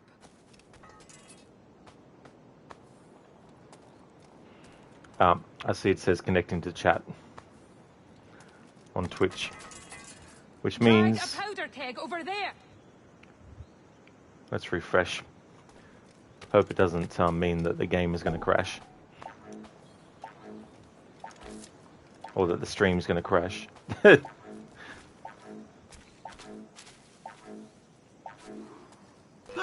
¡No podrás despistarnos! All right, it says welcome to the chat room on my end.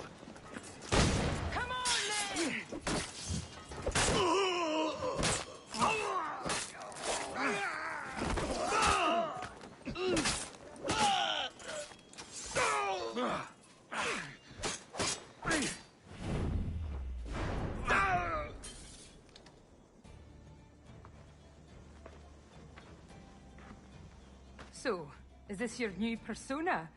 Sir Edward of Havana rescues damsels in distress. And does it suit me, Mopsy? Better than your old personality. Really, Edward, why are you here? Yes. Well, there's a key. Most likely in the pocket of your Templar suitor. I need it. Really? And why don't you want this key for myself? Rona, I know you're no stranger to a man's boots, but the suit this key unlocks won't fit you. I'll tell you what. If I think of a chore that requires the help of an especially simple fellow, I'll let you know.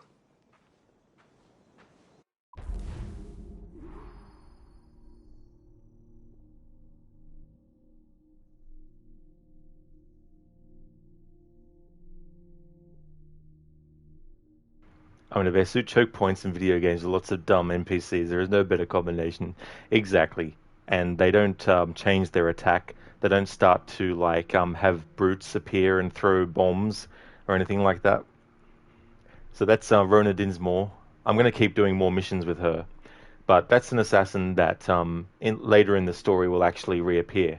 Now, what's interesting about their interaction here is that if you do this early, and the dialogue, when you hear their interaction, it suggests that they know each other before any of this assassin business in terms of, like, Edward getting involved.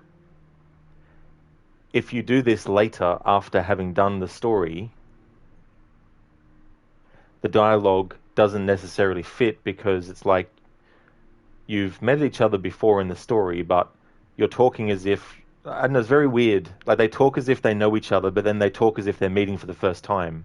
So I imagine that they know of each other, but they haven't actually met yet, and all that kind of stuff. So I don't know, it's very tricky, for me anyway. If I see it laid out in chronological order, maybe it makes more sense, but just thinking about it, I can't wrap my head around the chronology of the main story and when you meet them, and also these missions as well. I'm in a bear suit? Yeah, you think she was the one you're talking about. She shows up around when you kill Torres' bodyguard and you had no idea who she was. That's it. Yeah.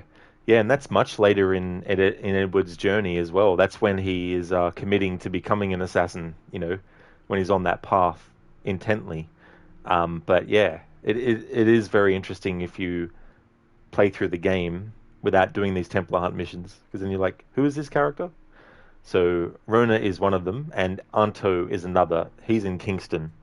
The mission where you have to assassinate the Italian diplomat, Anto appears in that part of the story. And that takes place after Edward has started to commit himself to becoming an assassin as well.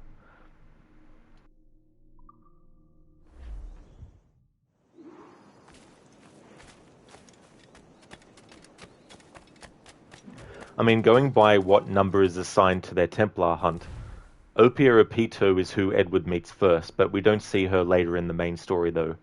And Rona, hers is actually Templar Hunt 2, if I look in there. So Templar Hunt 4 is to do with the Travers brothers. 1 is Opia Repito, so chronologically, Edward meets Opia first, and then Rona, and then Anto, and then the brothers, I was going to say the Trance brothers, the Vance brothers, or the Travers brothers, I should say, the Travers brothers.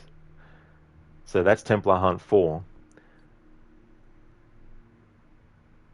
And if you look at the main story, you get introduced to, I think you get just introduced to Anto first in the Italian diplomat mission, and then you meet Opia afterwards as well. Then you meet Rona after that in the story as well. But yeah, chronologically, in terms of what order you do the missions in, chronologically it goes Opia first, then Rona, then Anto, and then Travers. Hello, Hermione. How's things going? Welcome on in.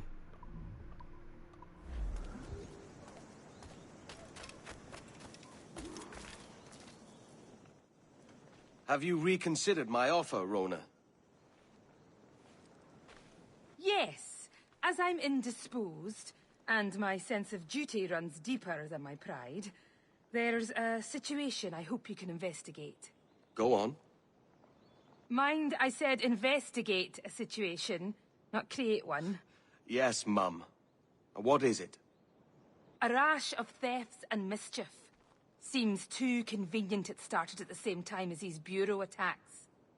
Could you see what you can find out round the market? A boozy swill tab like me. Are you sure? I won't let you down. It would be hard to get much lower than this.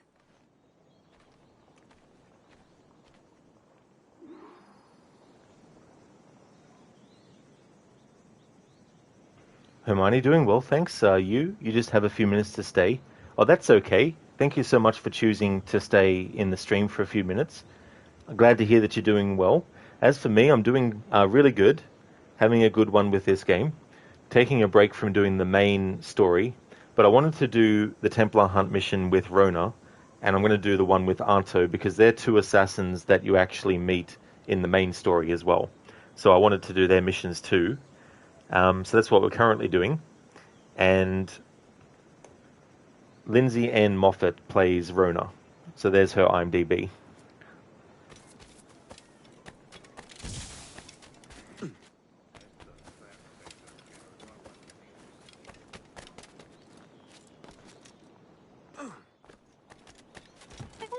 Deberían enviarlo al manicomio. Es un ejemplo. Si la limpieza es sinónimo de santidad.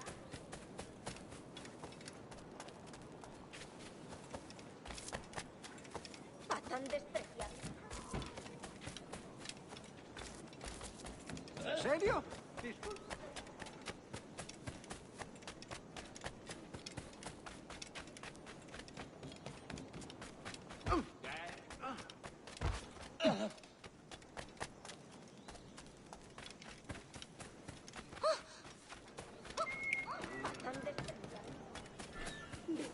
bolso. He oído que hay muchos rateros. ¿Qué te hace pensar que no soy yo la ladrona? ¿Tú? Jamás he conocido dama más honrada. Pero podría llevar una doble vida. Este podría ser mi disfraz virtuoso. ¿Tú qué? Mi disfraz virtuoso. Podría ser una heroína y combatir el crimen robando a los hombres ruines y ayudando a los pobres. Y tú también. Podríamos ser socias. Me gusta cómo suena eso. I want to stop that there. I wanted to listen to NPC dialogues. So that dialogue is very interesting. So you have two characters talking, and one is saying that they need to look out for pickpockets that are around. And then the other lady is like, hey, you know, maybe I am the pickpocket. Maybe this is my lady, guys. That's actually a direct reference to Aveline in Assassin's Creed Liberation. In that game, for those who haven't played it, there's a game mechanic where there's 3 different personas that the assassin Aveline can take on. The assassin outfit, and the slave persona, and also the lady outfit. And they each have their pros and cons, but the lady outfit, one of the things that you can do is bribe guards, but you can also charm gentlemen and make them fall in love with Aveline, and that allows you to get them out of wherever they're positioned and then kill them in secrecy or whatnot. But yeah, those 2 NPCs are talking about a lady, guys, and watch out for pickpockets and all that kind of stuff. And that's a reference to Aveline from Assassin's Creed Liberation. So I like how they put those little things here and there for the character of Aveline and all that kind of stuff. Últimamente los rateros se arremolinan como mosquitos. Y su picadura va directa al bolso. Si fuera más joven, los aplastaría como los insectos que son.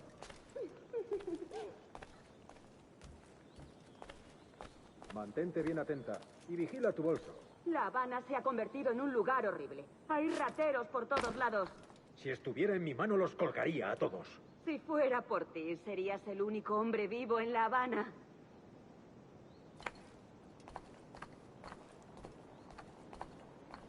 ¡Maravillas del mundo! ¡Precios inmejorables!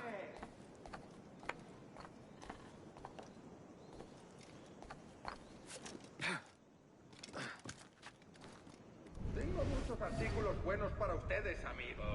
Últimamente los rateros se arremolinan como mosquitos. Y su picadura va directa al bolso. ¿Para qué esperar? Artículos como estos solo se ven una vez. ¿Se ha dado un golpe en la cabeza? Malus siniuriam, rapat peccatum. Principeres.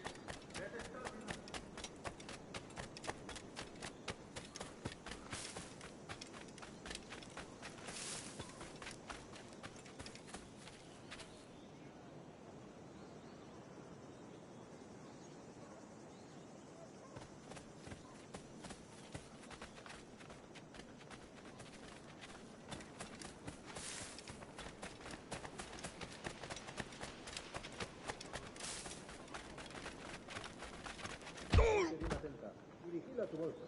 La Habana se ha convertido en un lugar horrible. There is no bathroom in Havana. Thanks for redeeming that Arnie impression, Phantom. Welcome on in. Oh, maldita sea. Ha probado un trago y ya estamos.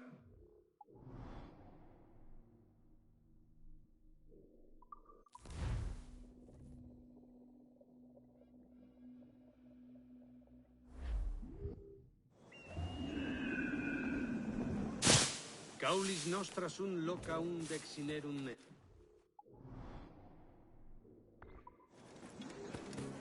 Scriptura nestia. Ego simple sutor picturis illustrata. As well. Tanta zorba. ¿Nos estará mal de la cabeza? Un poco imprudente. Phantom, they probably do it in a hole down south of the city, pun intended. That's not really something I tend to think about, to be honest. Those kinds of things. If you gotta go, you gotta go. Debe de estar loco. Bravo. Buena técnica. Es un tipo... What'd you find out? Managed to nab a pickpocket. Slyboots had a map. Something about storehouses and gunpowder. I did some research too. It's clear as day. The whole operation's run by that Templar scoundrel Hilary Flint. That's the same name from the map. He's using pickpockets to run an arms race. Against who? Me. He's in the lead, I take it. Yes, but with your map, we can destroy his weapons stores to catch up. Let's waste no time.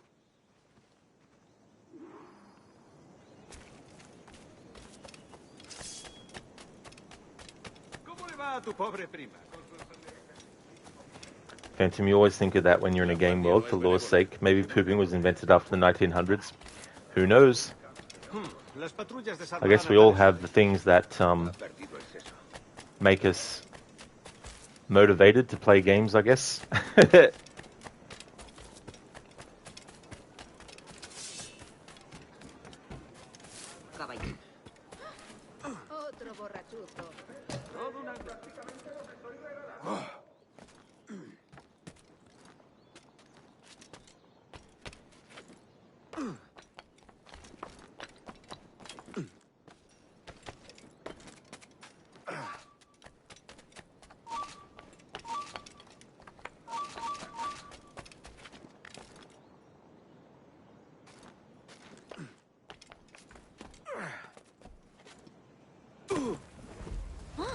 ¿Estará huyendo de algo?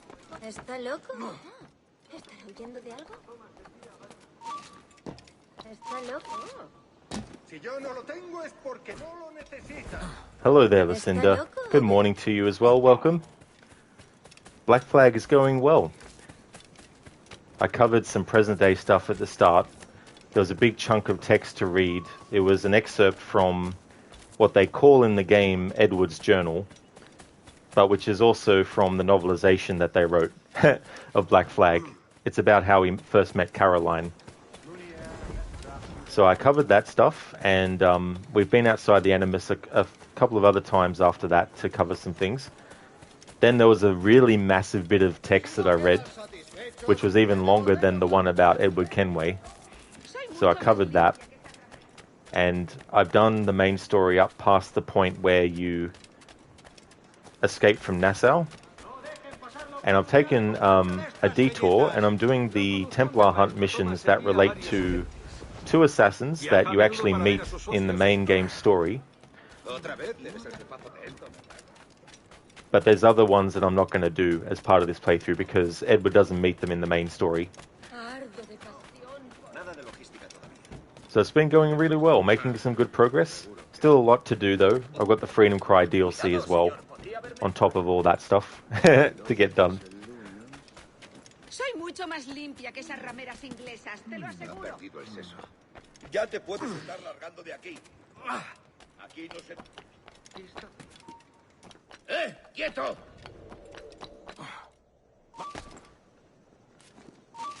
Ya te puedes estar largando de... ¡Parata ese! ¡Ah, tiro!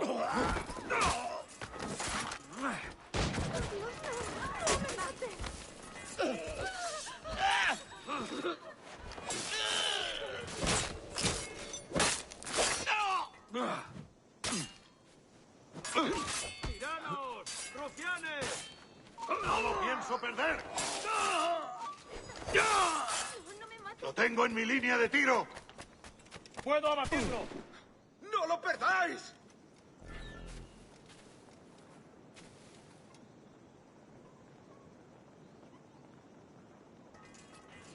Oh yeah, Lucinda, lots and lots of reading. ¡Lo he encontrado! Creo que puedo darle. It's good to cover that before covering all the other stuff. Thankfully, there's some audio stuff that I don't have the full set of them yet, so I won't be watching, or listening to those. And there's also some market analysis videos where they're talking about which characters they've studied the memories of Desmond would actually be good for an entertainment product like Ezio and Altair. And Roger Craig Smith actually voices the narrator for these videos, and he says the names incorrectly on purpose, which I thought was quite funny.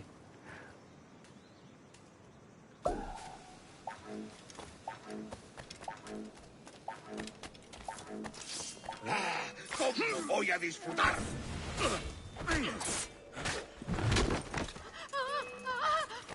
Yeah, Lucinda. Yeah. So it's like I love that kind of stuff.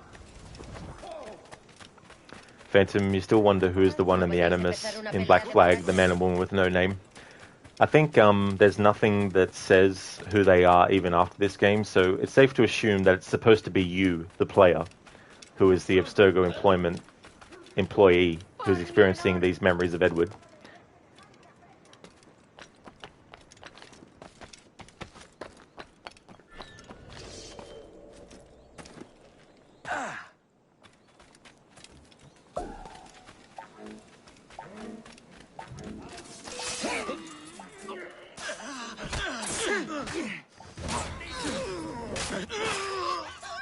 ¡Malditas víboras! ¡Va! ¡Ríndete! ¡No puedes escapar!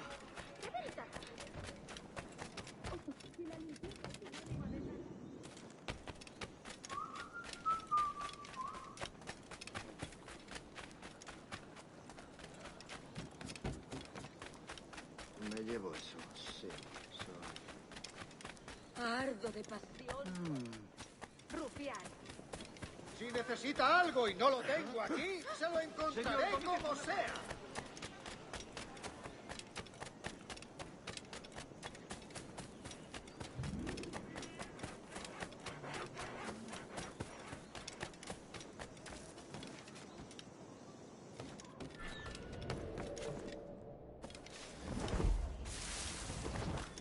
Pronto estarás criando malvas. Tengo que largarme de aquí. No tengo nada que ver con esto. No te escaparás tan fácilmente, maldito. Aquí no se puede... No te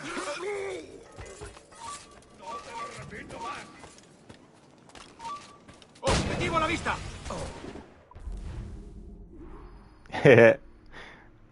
What a end of mission screen to end on, getting shot. ¡Llevadlo a la izquierda! ¡Esa está a tiro! ¡Blanco claro! ¡Acabad con él!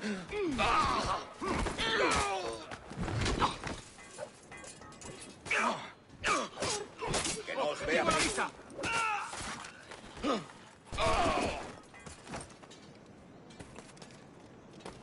¡Blanco claro! ¿Crees que puedes despistarnos? Blanco Caro. Phantom, Unity expanded on that by having the player being the one who just bought an Abstergo console. Yeah. No volveré a repetirlo.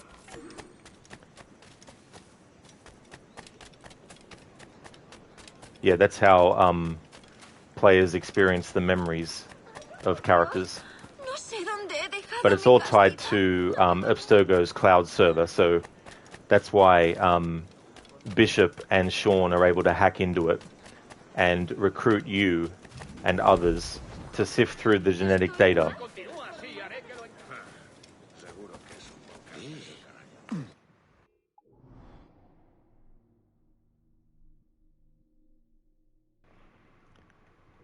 You'll love those moments, Lucinda, when things time out like that. Sometimes I've tried to time those kinds of things to have like a close-up shot maybe of the character and stuff, but sometimes it's very difficult to get that to work out. It's interesting the things you find out about a game's camera when you're trying to get the camera on a certain angle to get a certain amount of a character's face or body, full body shot into frame with certain stuff. Phantom, that startup screen took you half an hour to find out how to start the base game because you installed all these DLCs for it. Oh, did it? Oh no. That would have been very, very frustrating. Edward, we've reduced that Templar cad Flint to a fraction of his power. The only thing standing between you and your key now is Flint himself. You have an approach in mind? I'll engage him in combat, and you circle around carefully and, well, you know the rest. Suddenly squeamish, Rona. Can't quite bring yourself to kill him. Of course not. I just don't want you to feel like I'm telling you what to do. I think that injury must have left you with a touch of fever. Can we go now? Let's. Oh, he won't be hard to find. cheeky bastard. Strutting about like the cock of the walk. Admit it, Rona. Deep down, you like the walk of that cock. I can arrange to have you in Thumbikins if Flogan's too kind, anyway.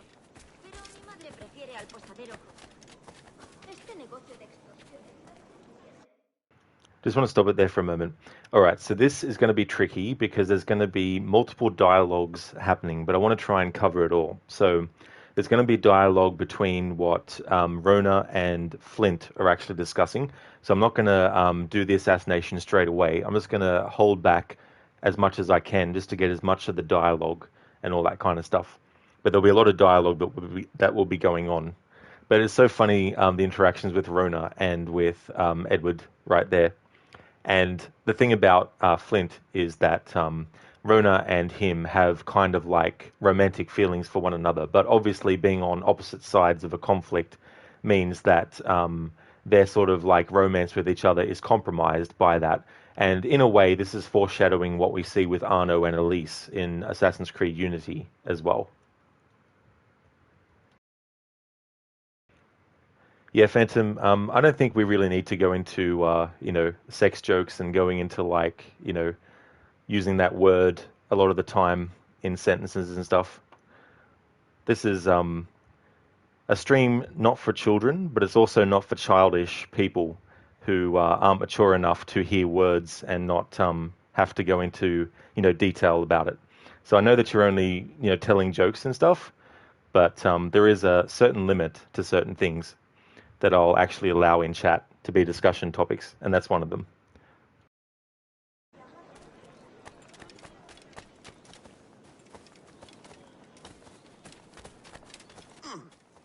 What I miss the most is the fox hunt. Of course, there's plenty of other game to be found. One needs only be creative. I like mine with... I'll distract him. You circle around for the kill. Hey! Alright, so I need to reload the checkpoint because there was some dialogue that Flint was saying without even seeing Rona first. Oh, he won't be hard to find. Cheeky bastard. Strutting about like the cock of the walk. Admit it, Rona. Deep down, you like the walk of that cock. I can arrange to have you in Thumbikins if Flogan's too kind, anyway.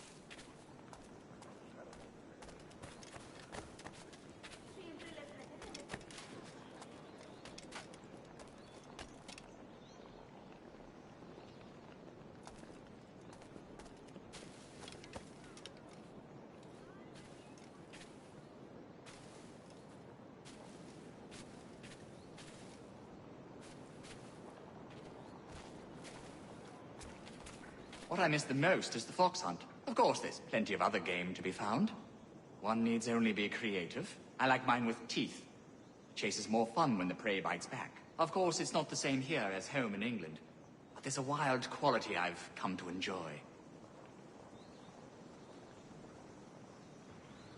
Alright, so that's dialogue from him without seeing Rona yet.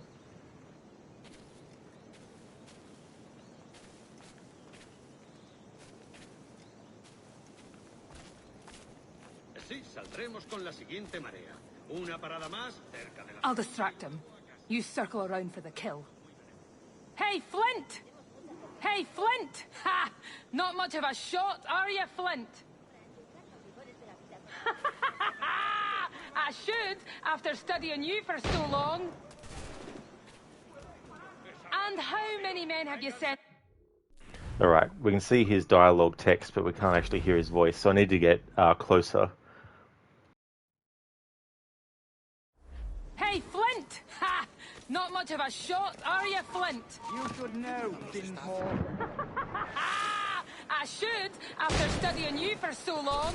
And you finally admit your obsession with me. And how many men have you sent after me just this week, Flint? What did you expect? That I would come in person? You overestimate your importance. You're a pig, Flint. Oh, don't be stroppy, Dinsmore. Ah, don't be such a beard splitter. Creo que puedo darle. Desde aquí puedo darle. Creo que puedo darle. Desde aquí puedo darle. Creo que puedo darle. Puedo abatirlo de un tiro.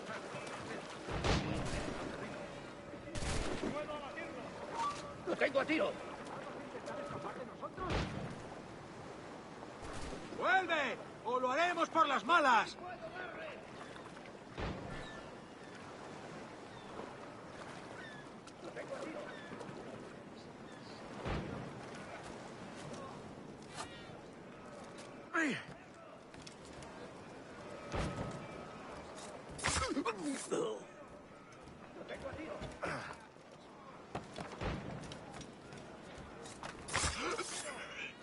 ¡Desde aquí puedo darle!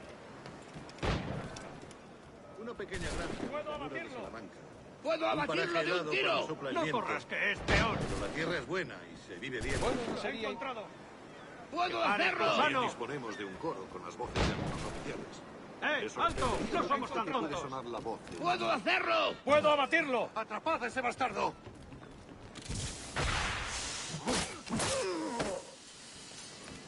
¡Ah! ¡Vas a morir!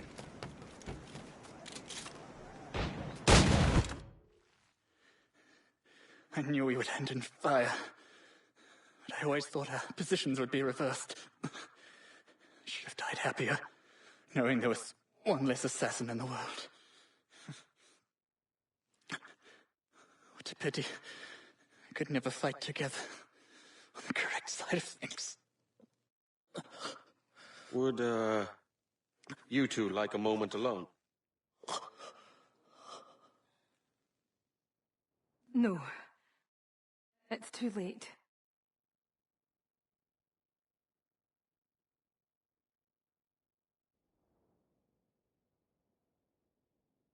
Take it. His charm's all used up. Let the memory of him be locked away for good. ¡Atacad! ¡No lo perdáis de vista! Blanco claro.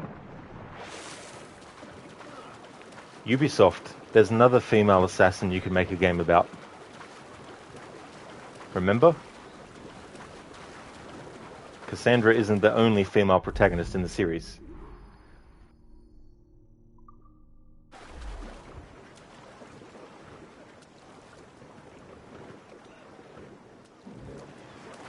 There we go. So that is Rona Dinsmore. There should be a database entry about her. So I'll cover that now. Get rid of the exclamation marks after these things. Next to these things, I mean. Alright, people. So Hilary Flint is the guy that we just killed. Born 1682, died 1717. Hilary Flint was born to an aristocratic family, the youngest of 3 boys, the black sheep of the family. He sought solitude in his studies. Immersing himself in math and sciences, Flint discovered a particular interest in explosives, earning him the label of problem child. To correct his course, his parents enrolled him in the military school, where he quickly worked his way into the hearts of many students and a few secret societies. After graduation, his connections earned him access to Templar ranks. His mellow nature and obsession with firearms made him an important asset. Records show an ongoing relationship with assassin Rona Dinsmore, the nature of which is uncertain. She vanishes from record after his death at 35. Note, he died at 35? That's so sad, Melanie LeMay. Note, yeah, well, when there's smoke, there's probably explosives, RL. Note, Dinsmore was flighty. She'd already left one husband when she met Flint. Did anyone in Havana even know her husband existed? Melanie LeMay.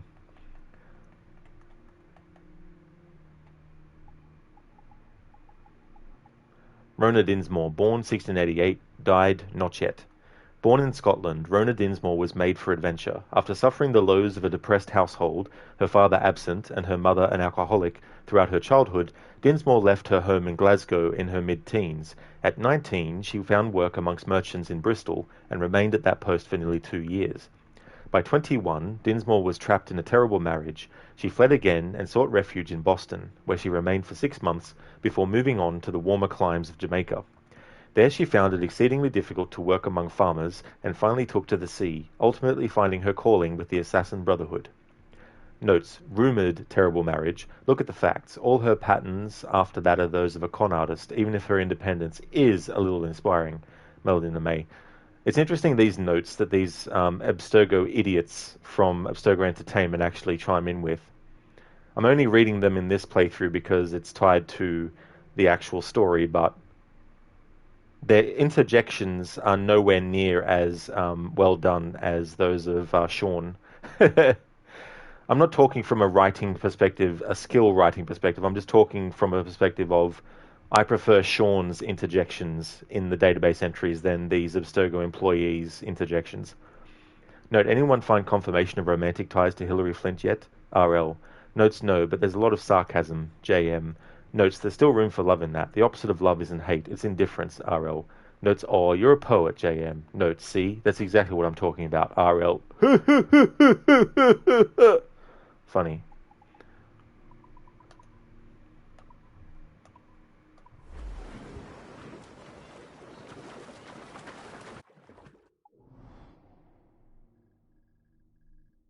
Yeah, listen to the laugh track. Got to put the clap in as well too.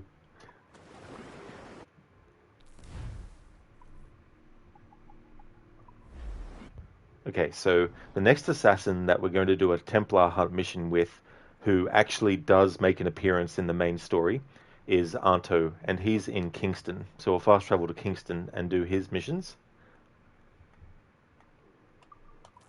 There's also elements to his involvement that point towards what Adewale is going to be doing in Freedom Cry, working with the fighters of for the Maroons' independence. Try, if you don't mind.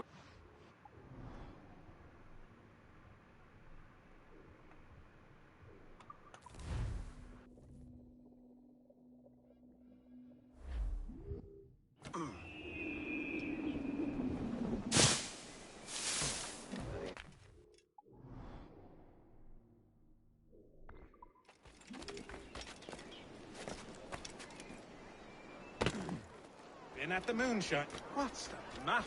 Is that some... The NPC is so confused that he's saying 3 separate bits of dialogue, or the start of each separate set of dialogue, all one after the other.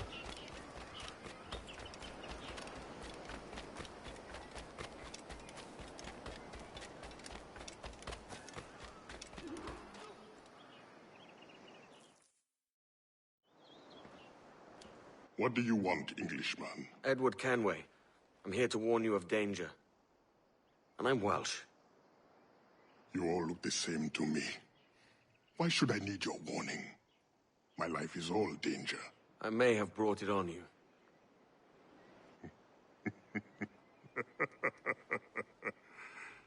This means you owe me. As it happens, I could use a man to help free some of my friends. Slaves, you mean? Brothers. Warriors. The hope of the Maroon. Doesn't sound like my business, mate. All I need is for you to mingle with your countrymen. Listen to hints for where my friends are held. Fine. I'll see what I can do.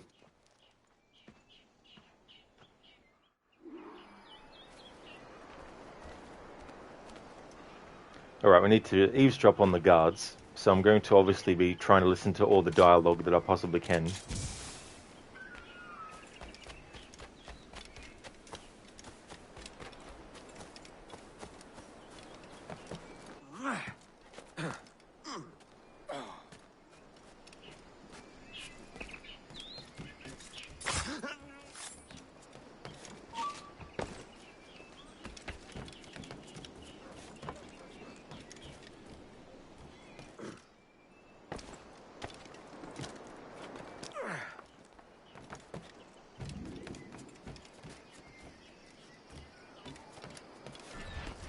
And then he dismissed me without pay for drunkenness. Alleged drunkenness. All I had to do was escort the man north. No, south. No, north, definitely north. Towards the warehouse. Right, the warehouse. In any case, he's a slave. He's in Bilbo's. Not like he's gonna get away. You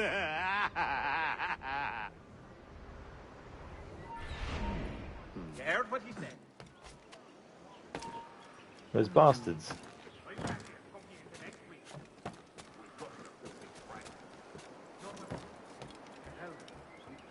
I like how their dialogue's different. Let's have another round. I will think. See that you listen to the man. I'll beat the beach. There. Lucinda is like allegedly drunk. Is like, I'm not drunk. Don't lie to me.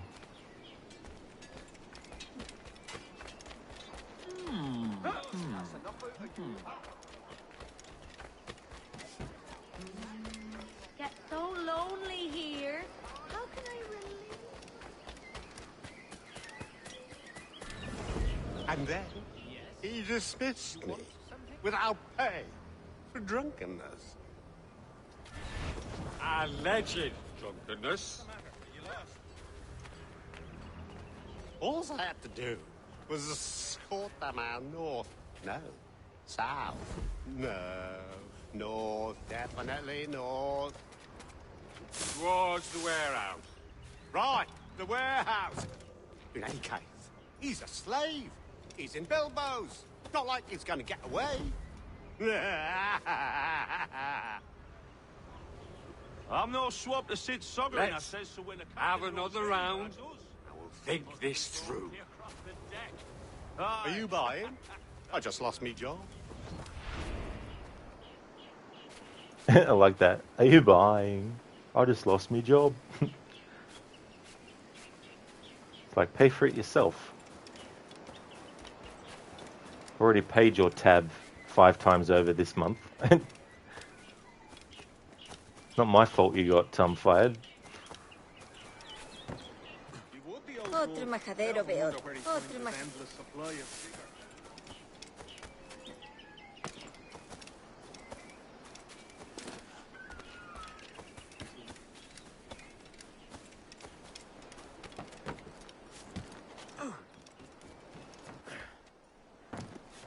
My eyes feel Round in the cur nearby.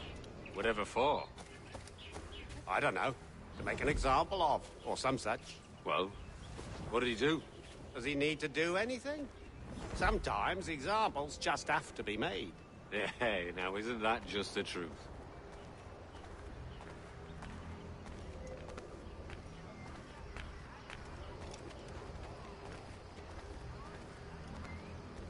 You understand you've no sorrow, now is the Undertaker's undertaking? Quite. His final overexertion leaves me overjoyed.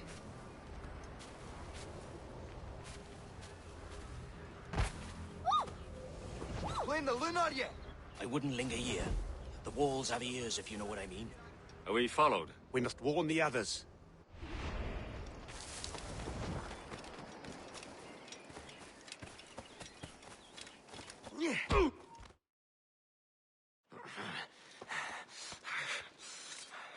You got the information I need, mate? No! I've heard of your kind. Assassin! Don't hurt me! All I want to know is where this slave is. Do you know of anyone being held? Especially... Please! Let me live! My wife and children! Come on, then! Out with it! Look near the windmill. See? Was that so hard? That reminds me, in Assassin's Creed Syndicate, there's a mission where you have to scare the shit out of this guy to get information out of him. And Jacob says to him, was that so hard? And he's like, yes!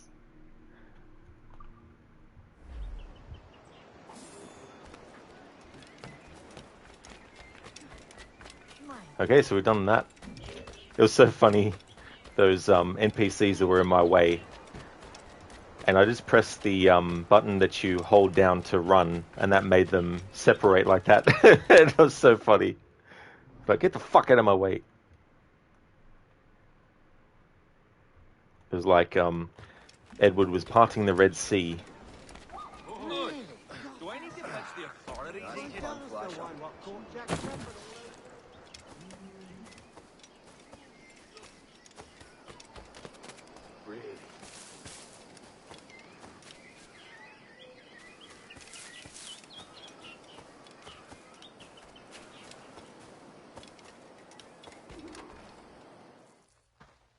I found your men.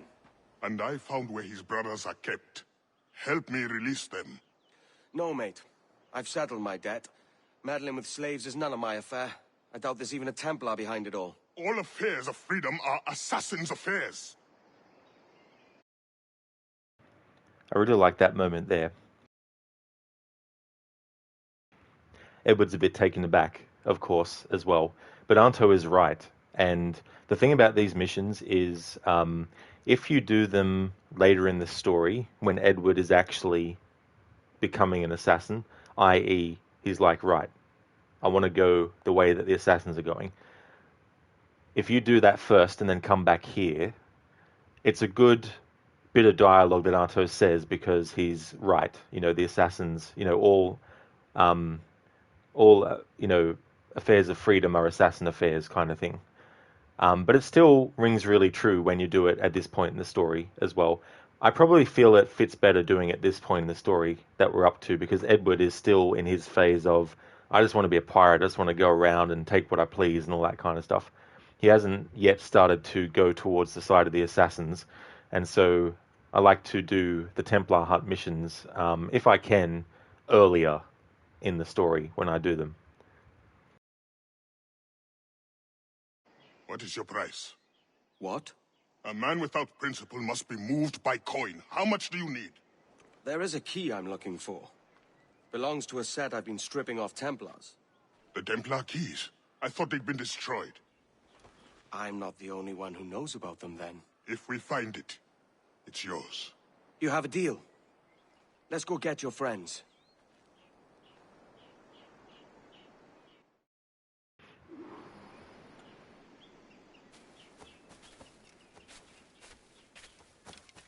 The drunks and whores you called friends might help you now. I'll not be warning you again. You heard me, you bastard. What's this? Only survivor? Only captive. You didn't lose the battle, then? How can we win when the dogs all up in the mountains? They just hide in caves and wait. See us coming every time. I hope Commander Abraham knows what he's doing. I've no doubts he'll win in the end. I'll follow him to my death.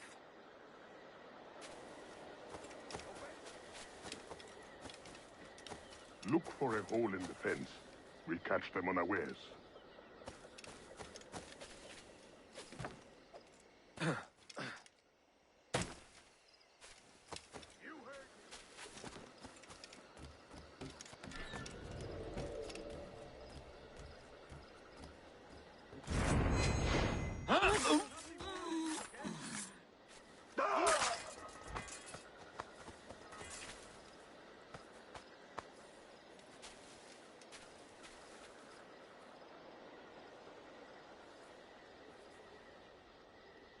Thank you. Hurry, to my bureau.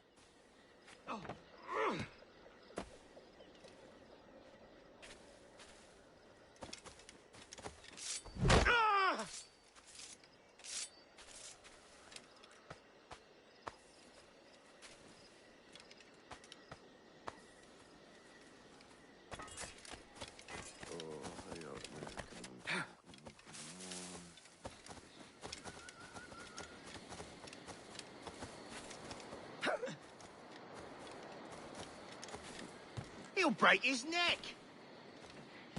And I won't help him. It'd be so funny if they said that. Yes, he's a good friend to me. I'm also very worried about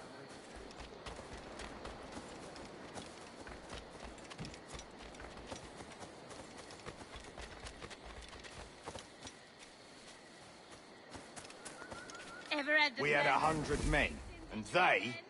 Oh, we couldn't even see them to count them. What kind of weapons they got in them there caves? Knives and axes, mostly. A little gunpowder, not much. Barely more than sticks and rocks. And yet this is the only man you could capture? The only one. It must be backed by some strange African magic. Curses and voodoo. It's just not Christian. It's just not Christian, mate. Yeah, I know. His name's Ben.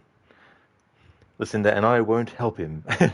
He'll break his neck next time, and I won't help him.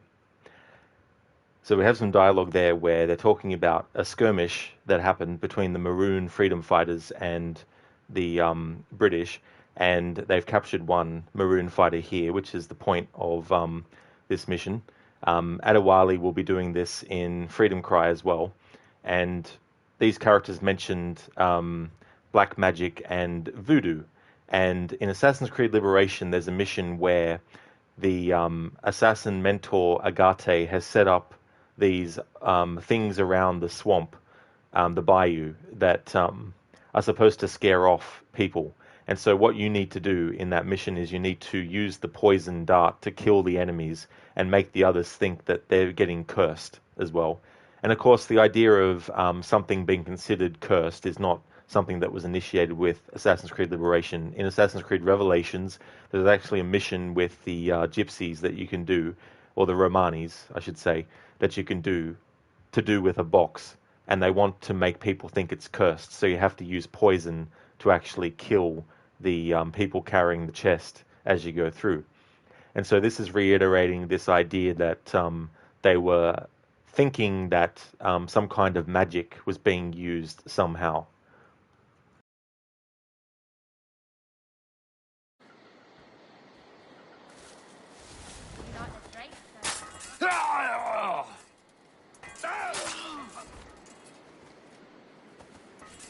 At last! Go to the Bureau.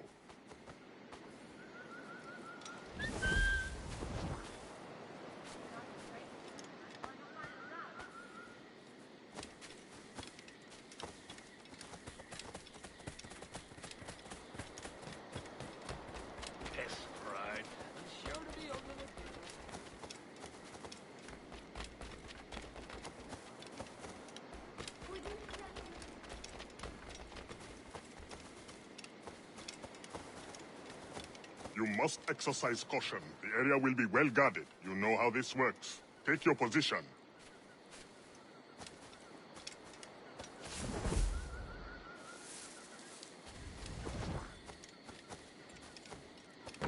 What in the law should deal with him? He'll end up... What?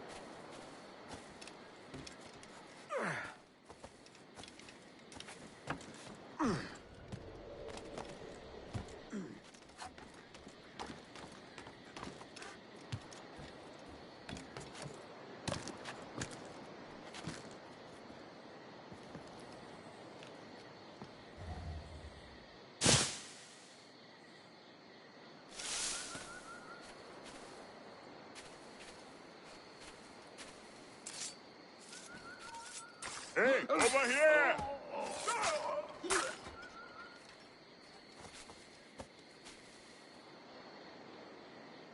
Thanks. Meet me at the Bureau.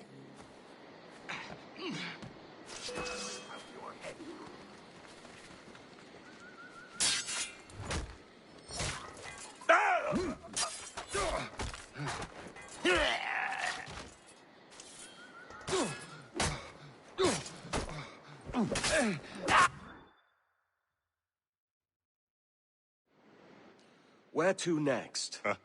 That's enough work for one night. Or do you grow fond of it? That's it. No Templar. What about the key? The Templar did not show himself. You will have your key next time. No, Anto, there is no next time. When you discover your conscience, or admit how badly you want the key, there will be a next time.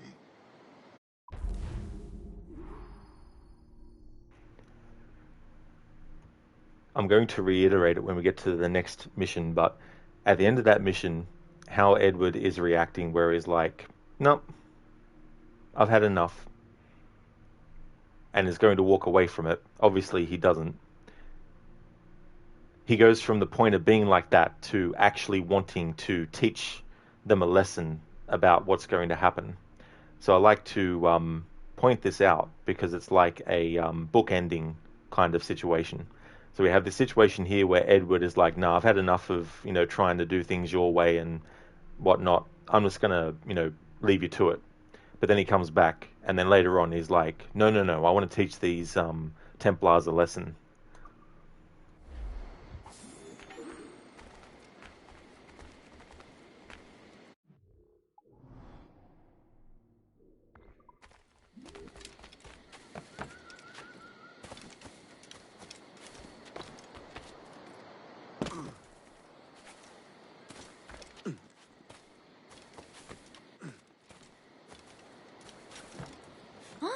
I'm not sure one of them could lead the way out of the briny.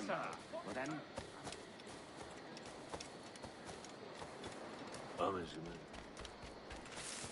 Why would another drunk? Well, now what?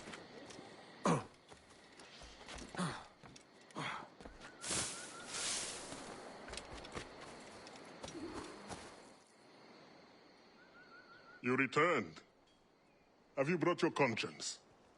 I want my key. Patience is a virtue.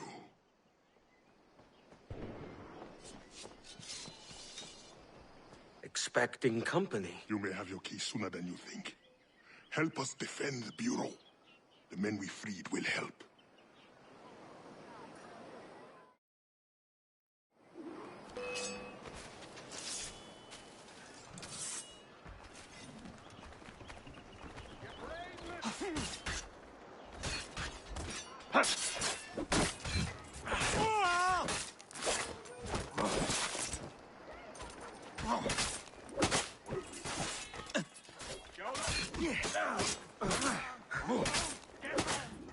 It is too quiet. I do not trust it. There will be more of them. Thin them out before the next wave. Attack! Ooh, time to get the hell out of here. I want to see what dialogue is said if you don't go and kill some enemies coming along. There is dialogue if you do. I want to see what happens if you don't. Time to get the hell out of here.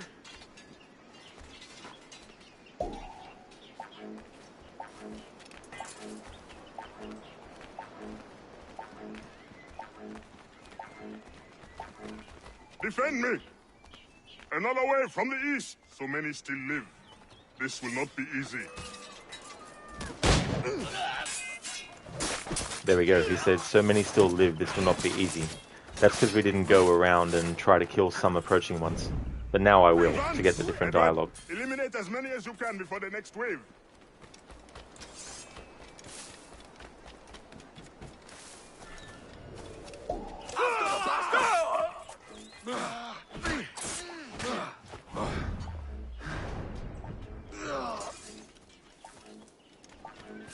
Retreat!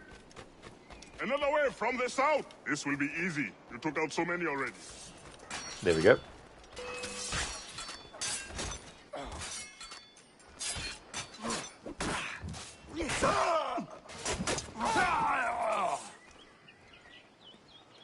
Edward, I am glad you showed up when you did. I'm sorry I have no key to give you, but... No, the key can wait. Whoever did this, I want to teach them a lesson. The Templar's name is Kenneth Abraham. He's part of an ongoing war with the Maroons. But we have held strong and will not be defeated. Let me devise a plan. A plan? There we go. So Edward has changed his tune a bit, and he's like, no. I want to teach him a lesson now. As opposed to earlier when we saw Edward like, nah, I'm good. Let you deal with it.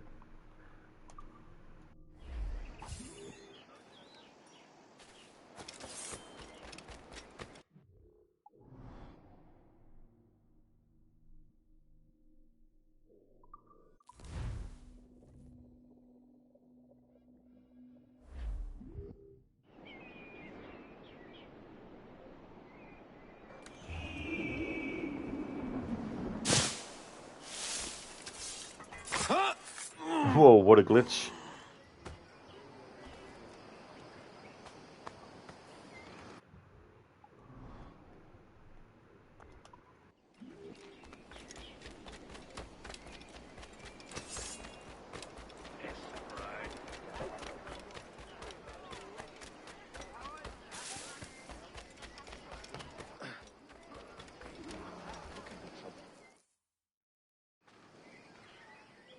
I have a plan, but it won't be easy. Abraham is well connected and his pockets are deep. But we have located a man in his inner circle. We will tail him until he reveals our target. Let me bring him to his end. Here he comes now.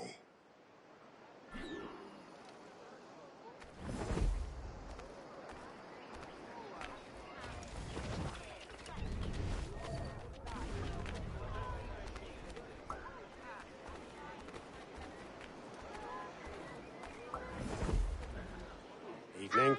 Sir. Pleasant night for a ball. Pleasant night to celebrate impending victory. Our numbers are many. They will not stand a chance. Pity they'll not be invited to see us celebrate before our victory. Quite.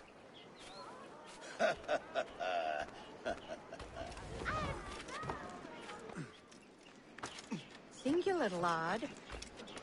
Linny's besotted. Linny's besotted. Officers, That can't be legal. may I join you? Evening. The more the merrier. I've just come from the barracks. I'm quite certain the new weapons shipments will end our maroon problem once and for all. That is the plan. That is the plan. Do you think they'll be expecting it? Most likely. They always do somehow, but this time it won't matter.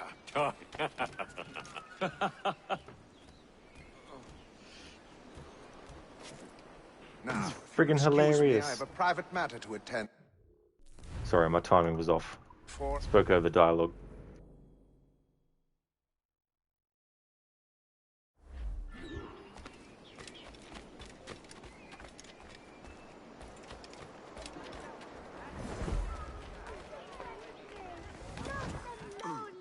Help me!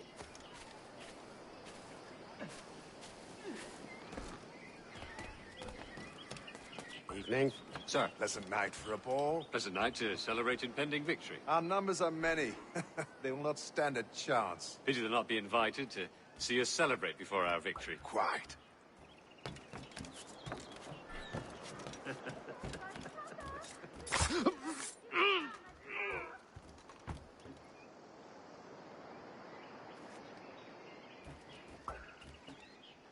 Officers, may I join you? Evening. The more the merrier. I've just come from the barracks. I'm quite certain the new weapons shipments will end our maroon problem once and for all. That is the plan. That is the plan. Do you think they'll be expecting it? Most likely. They always do somehow, but this time it won't matter.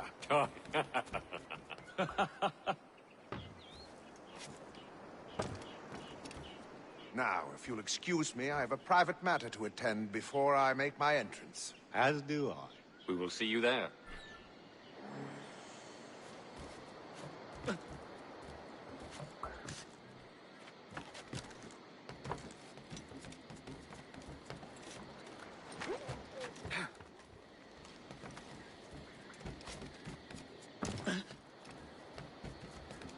I must soon die of solitude.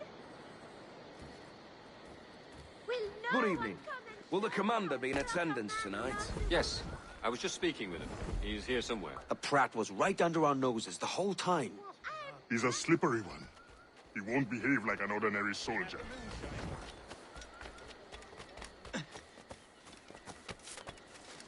My father fought the Coromantes. One of the few to live to tell the tale. That Cudjo. Is he all the warrior they make him out to be? I spit at his name. And his brothers, too. But our war will be different. In our time, we'll take this land. How can we lose? They're fighting with scavenged shots and living on plantains. It'll be over in an afternoon. Cheers, mate. That's the spirit. We saw there Anto doing a crouch run. Originally, they were going to have a crouch run in this game, but they took it out at some point. But that's a bit of a example of a character that's an assassin that was still able to do that kind of thing. Maybe there are other assassins that can do that, but this is the first time I've actually noticed them do the crouch run. It's something that they eventually gave the player the ability to go into crouch mode in Unity, the game that came out after this. They were going to do it in this game, but for some reason they took it out at the last minute or however long into development and just didn't have any crouch at all. In Assassin's Creed 1, 2, Brotherhood, Revelations, Assassin's Creed 3, Liberation, and this game, you actually can crouch. You just have to press a button combination to do it. But you can't walk and crouch at the same time. That's something that they were going to do with this game, but they didn't do it eventually, ultimately, and then they introduced it in Assassin's Creed Unity instead. Lucinda, okay, Rod, it's time for you to go run your errands. You'll be back later if you're still on. No trouble at all, Lucinda. I hope that your errands go really well. Hope it goes good. Hope it's not going to be too stressful or anything. would like to highly recommend people check out Lucinda's channel if you haven't before. Lucinda is doing a couple of playthroughs at the moment. She's got Doom 3 going on. That's her secondary game. She's also got an Assassin's Creed series run that she's doing, currently up to Assassin's Creed Odyssey. We'll also be doing Valhalla as well as Mirage after that too. The Assassin's Creed games are her primary games, and she's alternating week to week by doing primary and secondary. So after this week is finished, she'll be going into Assassin's Creed again to do the primary games.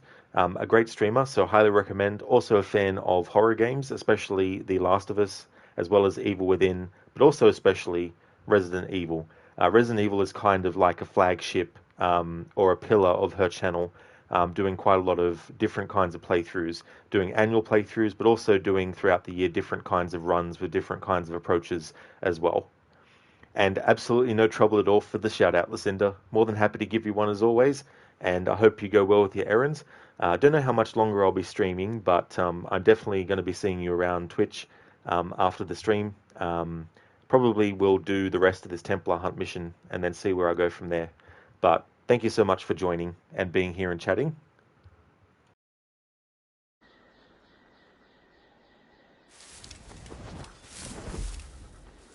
Pick wrong, and Abraham will be alerted.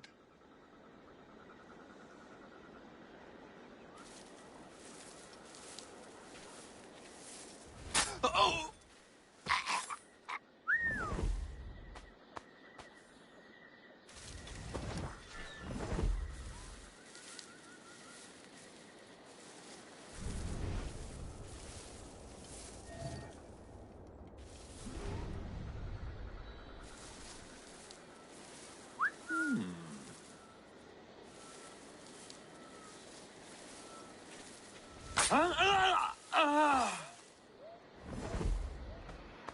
I'm hoping not to come across the actual target yet, because I want to get all the dialogue that you hear from the other potential targets.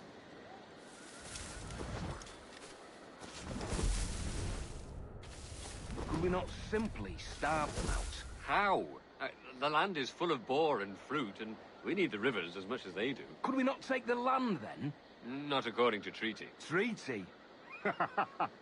That's rich.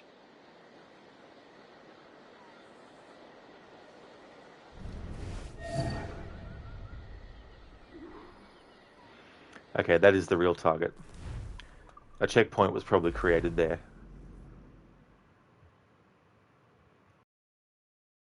Never met a soldier as cunning as a Maroon. It's no mistake he's been harder to defeat than the weak who came before him. My father fought the Coromantese. One of the few to live to tell the tale. That could Joe. See? Hunter's doing the crouch movement. I spit at his name. And his brothers too. But our war will be different. In our time, we'll take this land. How can That we was lose? not the right man. They're fighting with scavenged shots and living on plantains. It'll be over in an afternoon. Cheers, mate. That's the spirit.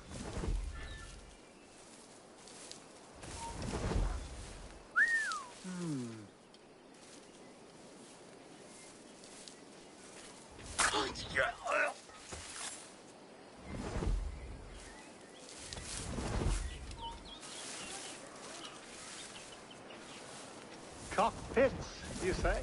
The Highlands, burrowed through. Burrowed now? Earthquakes, man. The attack from ravines and gaps and caves and fissures made by earthquakes.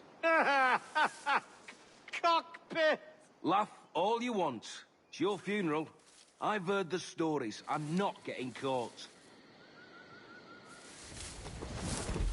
Pick wrong, and Abraham will be alerted.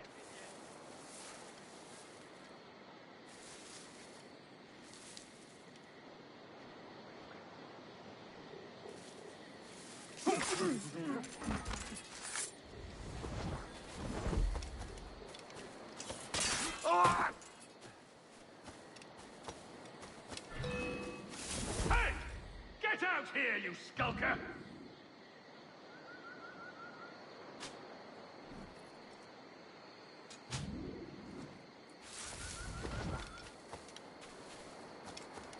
It's the lookout men you really have to look out for. Is that supposed to be funny? No, man, you hear the abbing horn, you don't laugh, you run. See you coming from miles away, they do. Catch you where you least expect it. Surely our superior weapons give us the upper hand. Maybe. Still, I say, you hear that horn, you're in trouble. They never said that dialogue the last time. Interesting.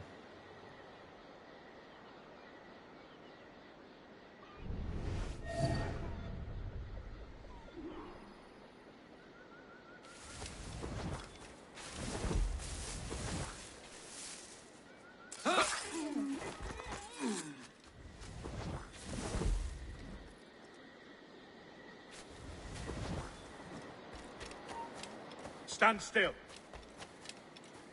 Alarm! Rouse yes.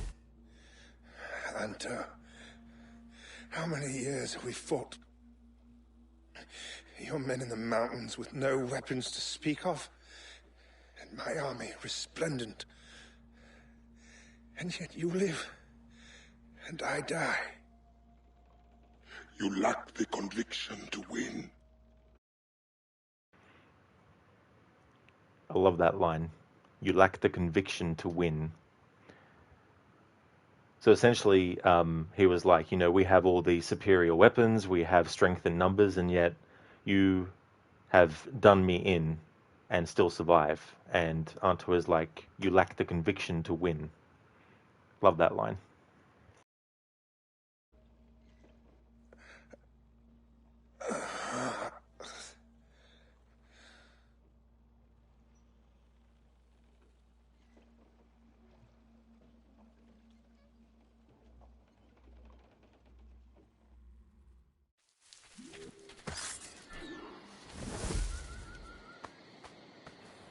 He only had 11 reals on him, but he had some berserk darts for some reason.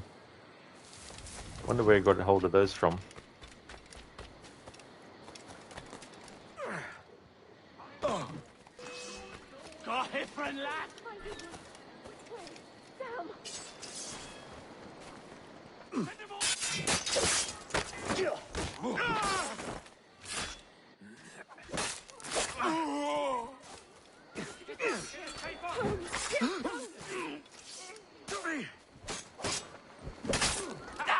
Take us that way. Bloody hell. They just can't stay away from us.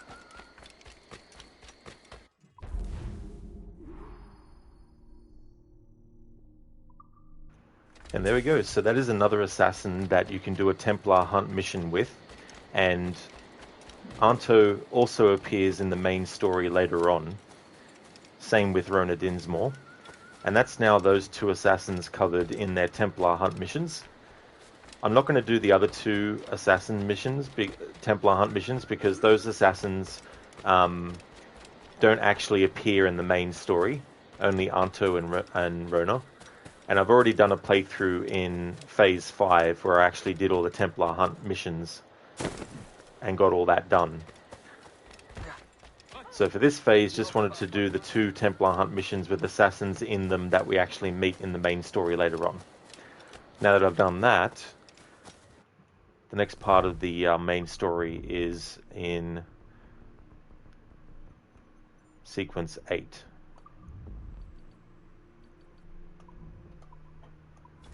Be right back.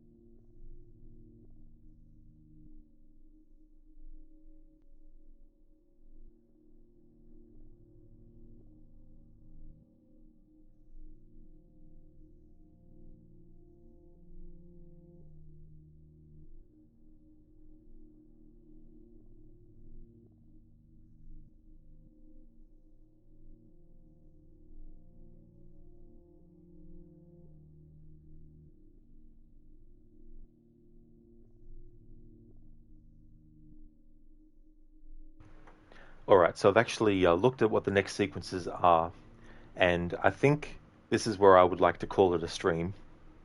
And then in the next stream I can do the next sequence, and then once that's finished I can exit the Animus, I think, manually and do other stuff with that too. But yeah, this is actually where I'm going to end the stream. The next stream that you'll see from me of this will be next Saturday. By that point, I'll know whether or not I'm going to assign more days to this playthrough, because we're getting closer and closer to the end of December, and I want to get this phase done before the year ends. And I've also got Freedom Cry to do and give the same treatment that I've been giving the main game as well. So by next Saturday, I should know for sure whether or not I'm going to add extra days to the schedule. If I do, they will be days after next Saturday. They won't be days before next Saturday. So this is where I'm going to end the stream. The next stream that you'll see from me will be Assassin's Creed Odyssey. I'm doing a torch challenge. A challenge in which I can only use the torch to kill enemies with. If I'm hitting an enemy and they go off an edge and die, then that's okay, as long as I was hitting them with the torch. I don't yet know if I'm going to be doing the entirety of that game's story, i.e. all 3 big main story threads, but we'll just see how we go. But if you see me streaming Assassin's Creed Odyssey, you know it's become Monday for me here in Australia.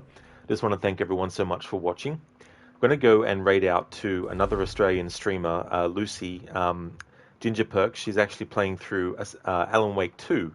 So just a heads up that I think she's getting closer and closer to the end of that game. So if you haven't played Alan Wake 2 yet, and you don't want to know what the ending is, or you're not near the ending, or you're not late in the game's story, then just a heads up that most likely Ginger Perks will be getting close to the end, if not already in the last few missions and what's so not. But I just want to thank everyone again for watching. Going to give some shout outs before we raid out.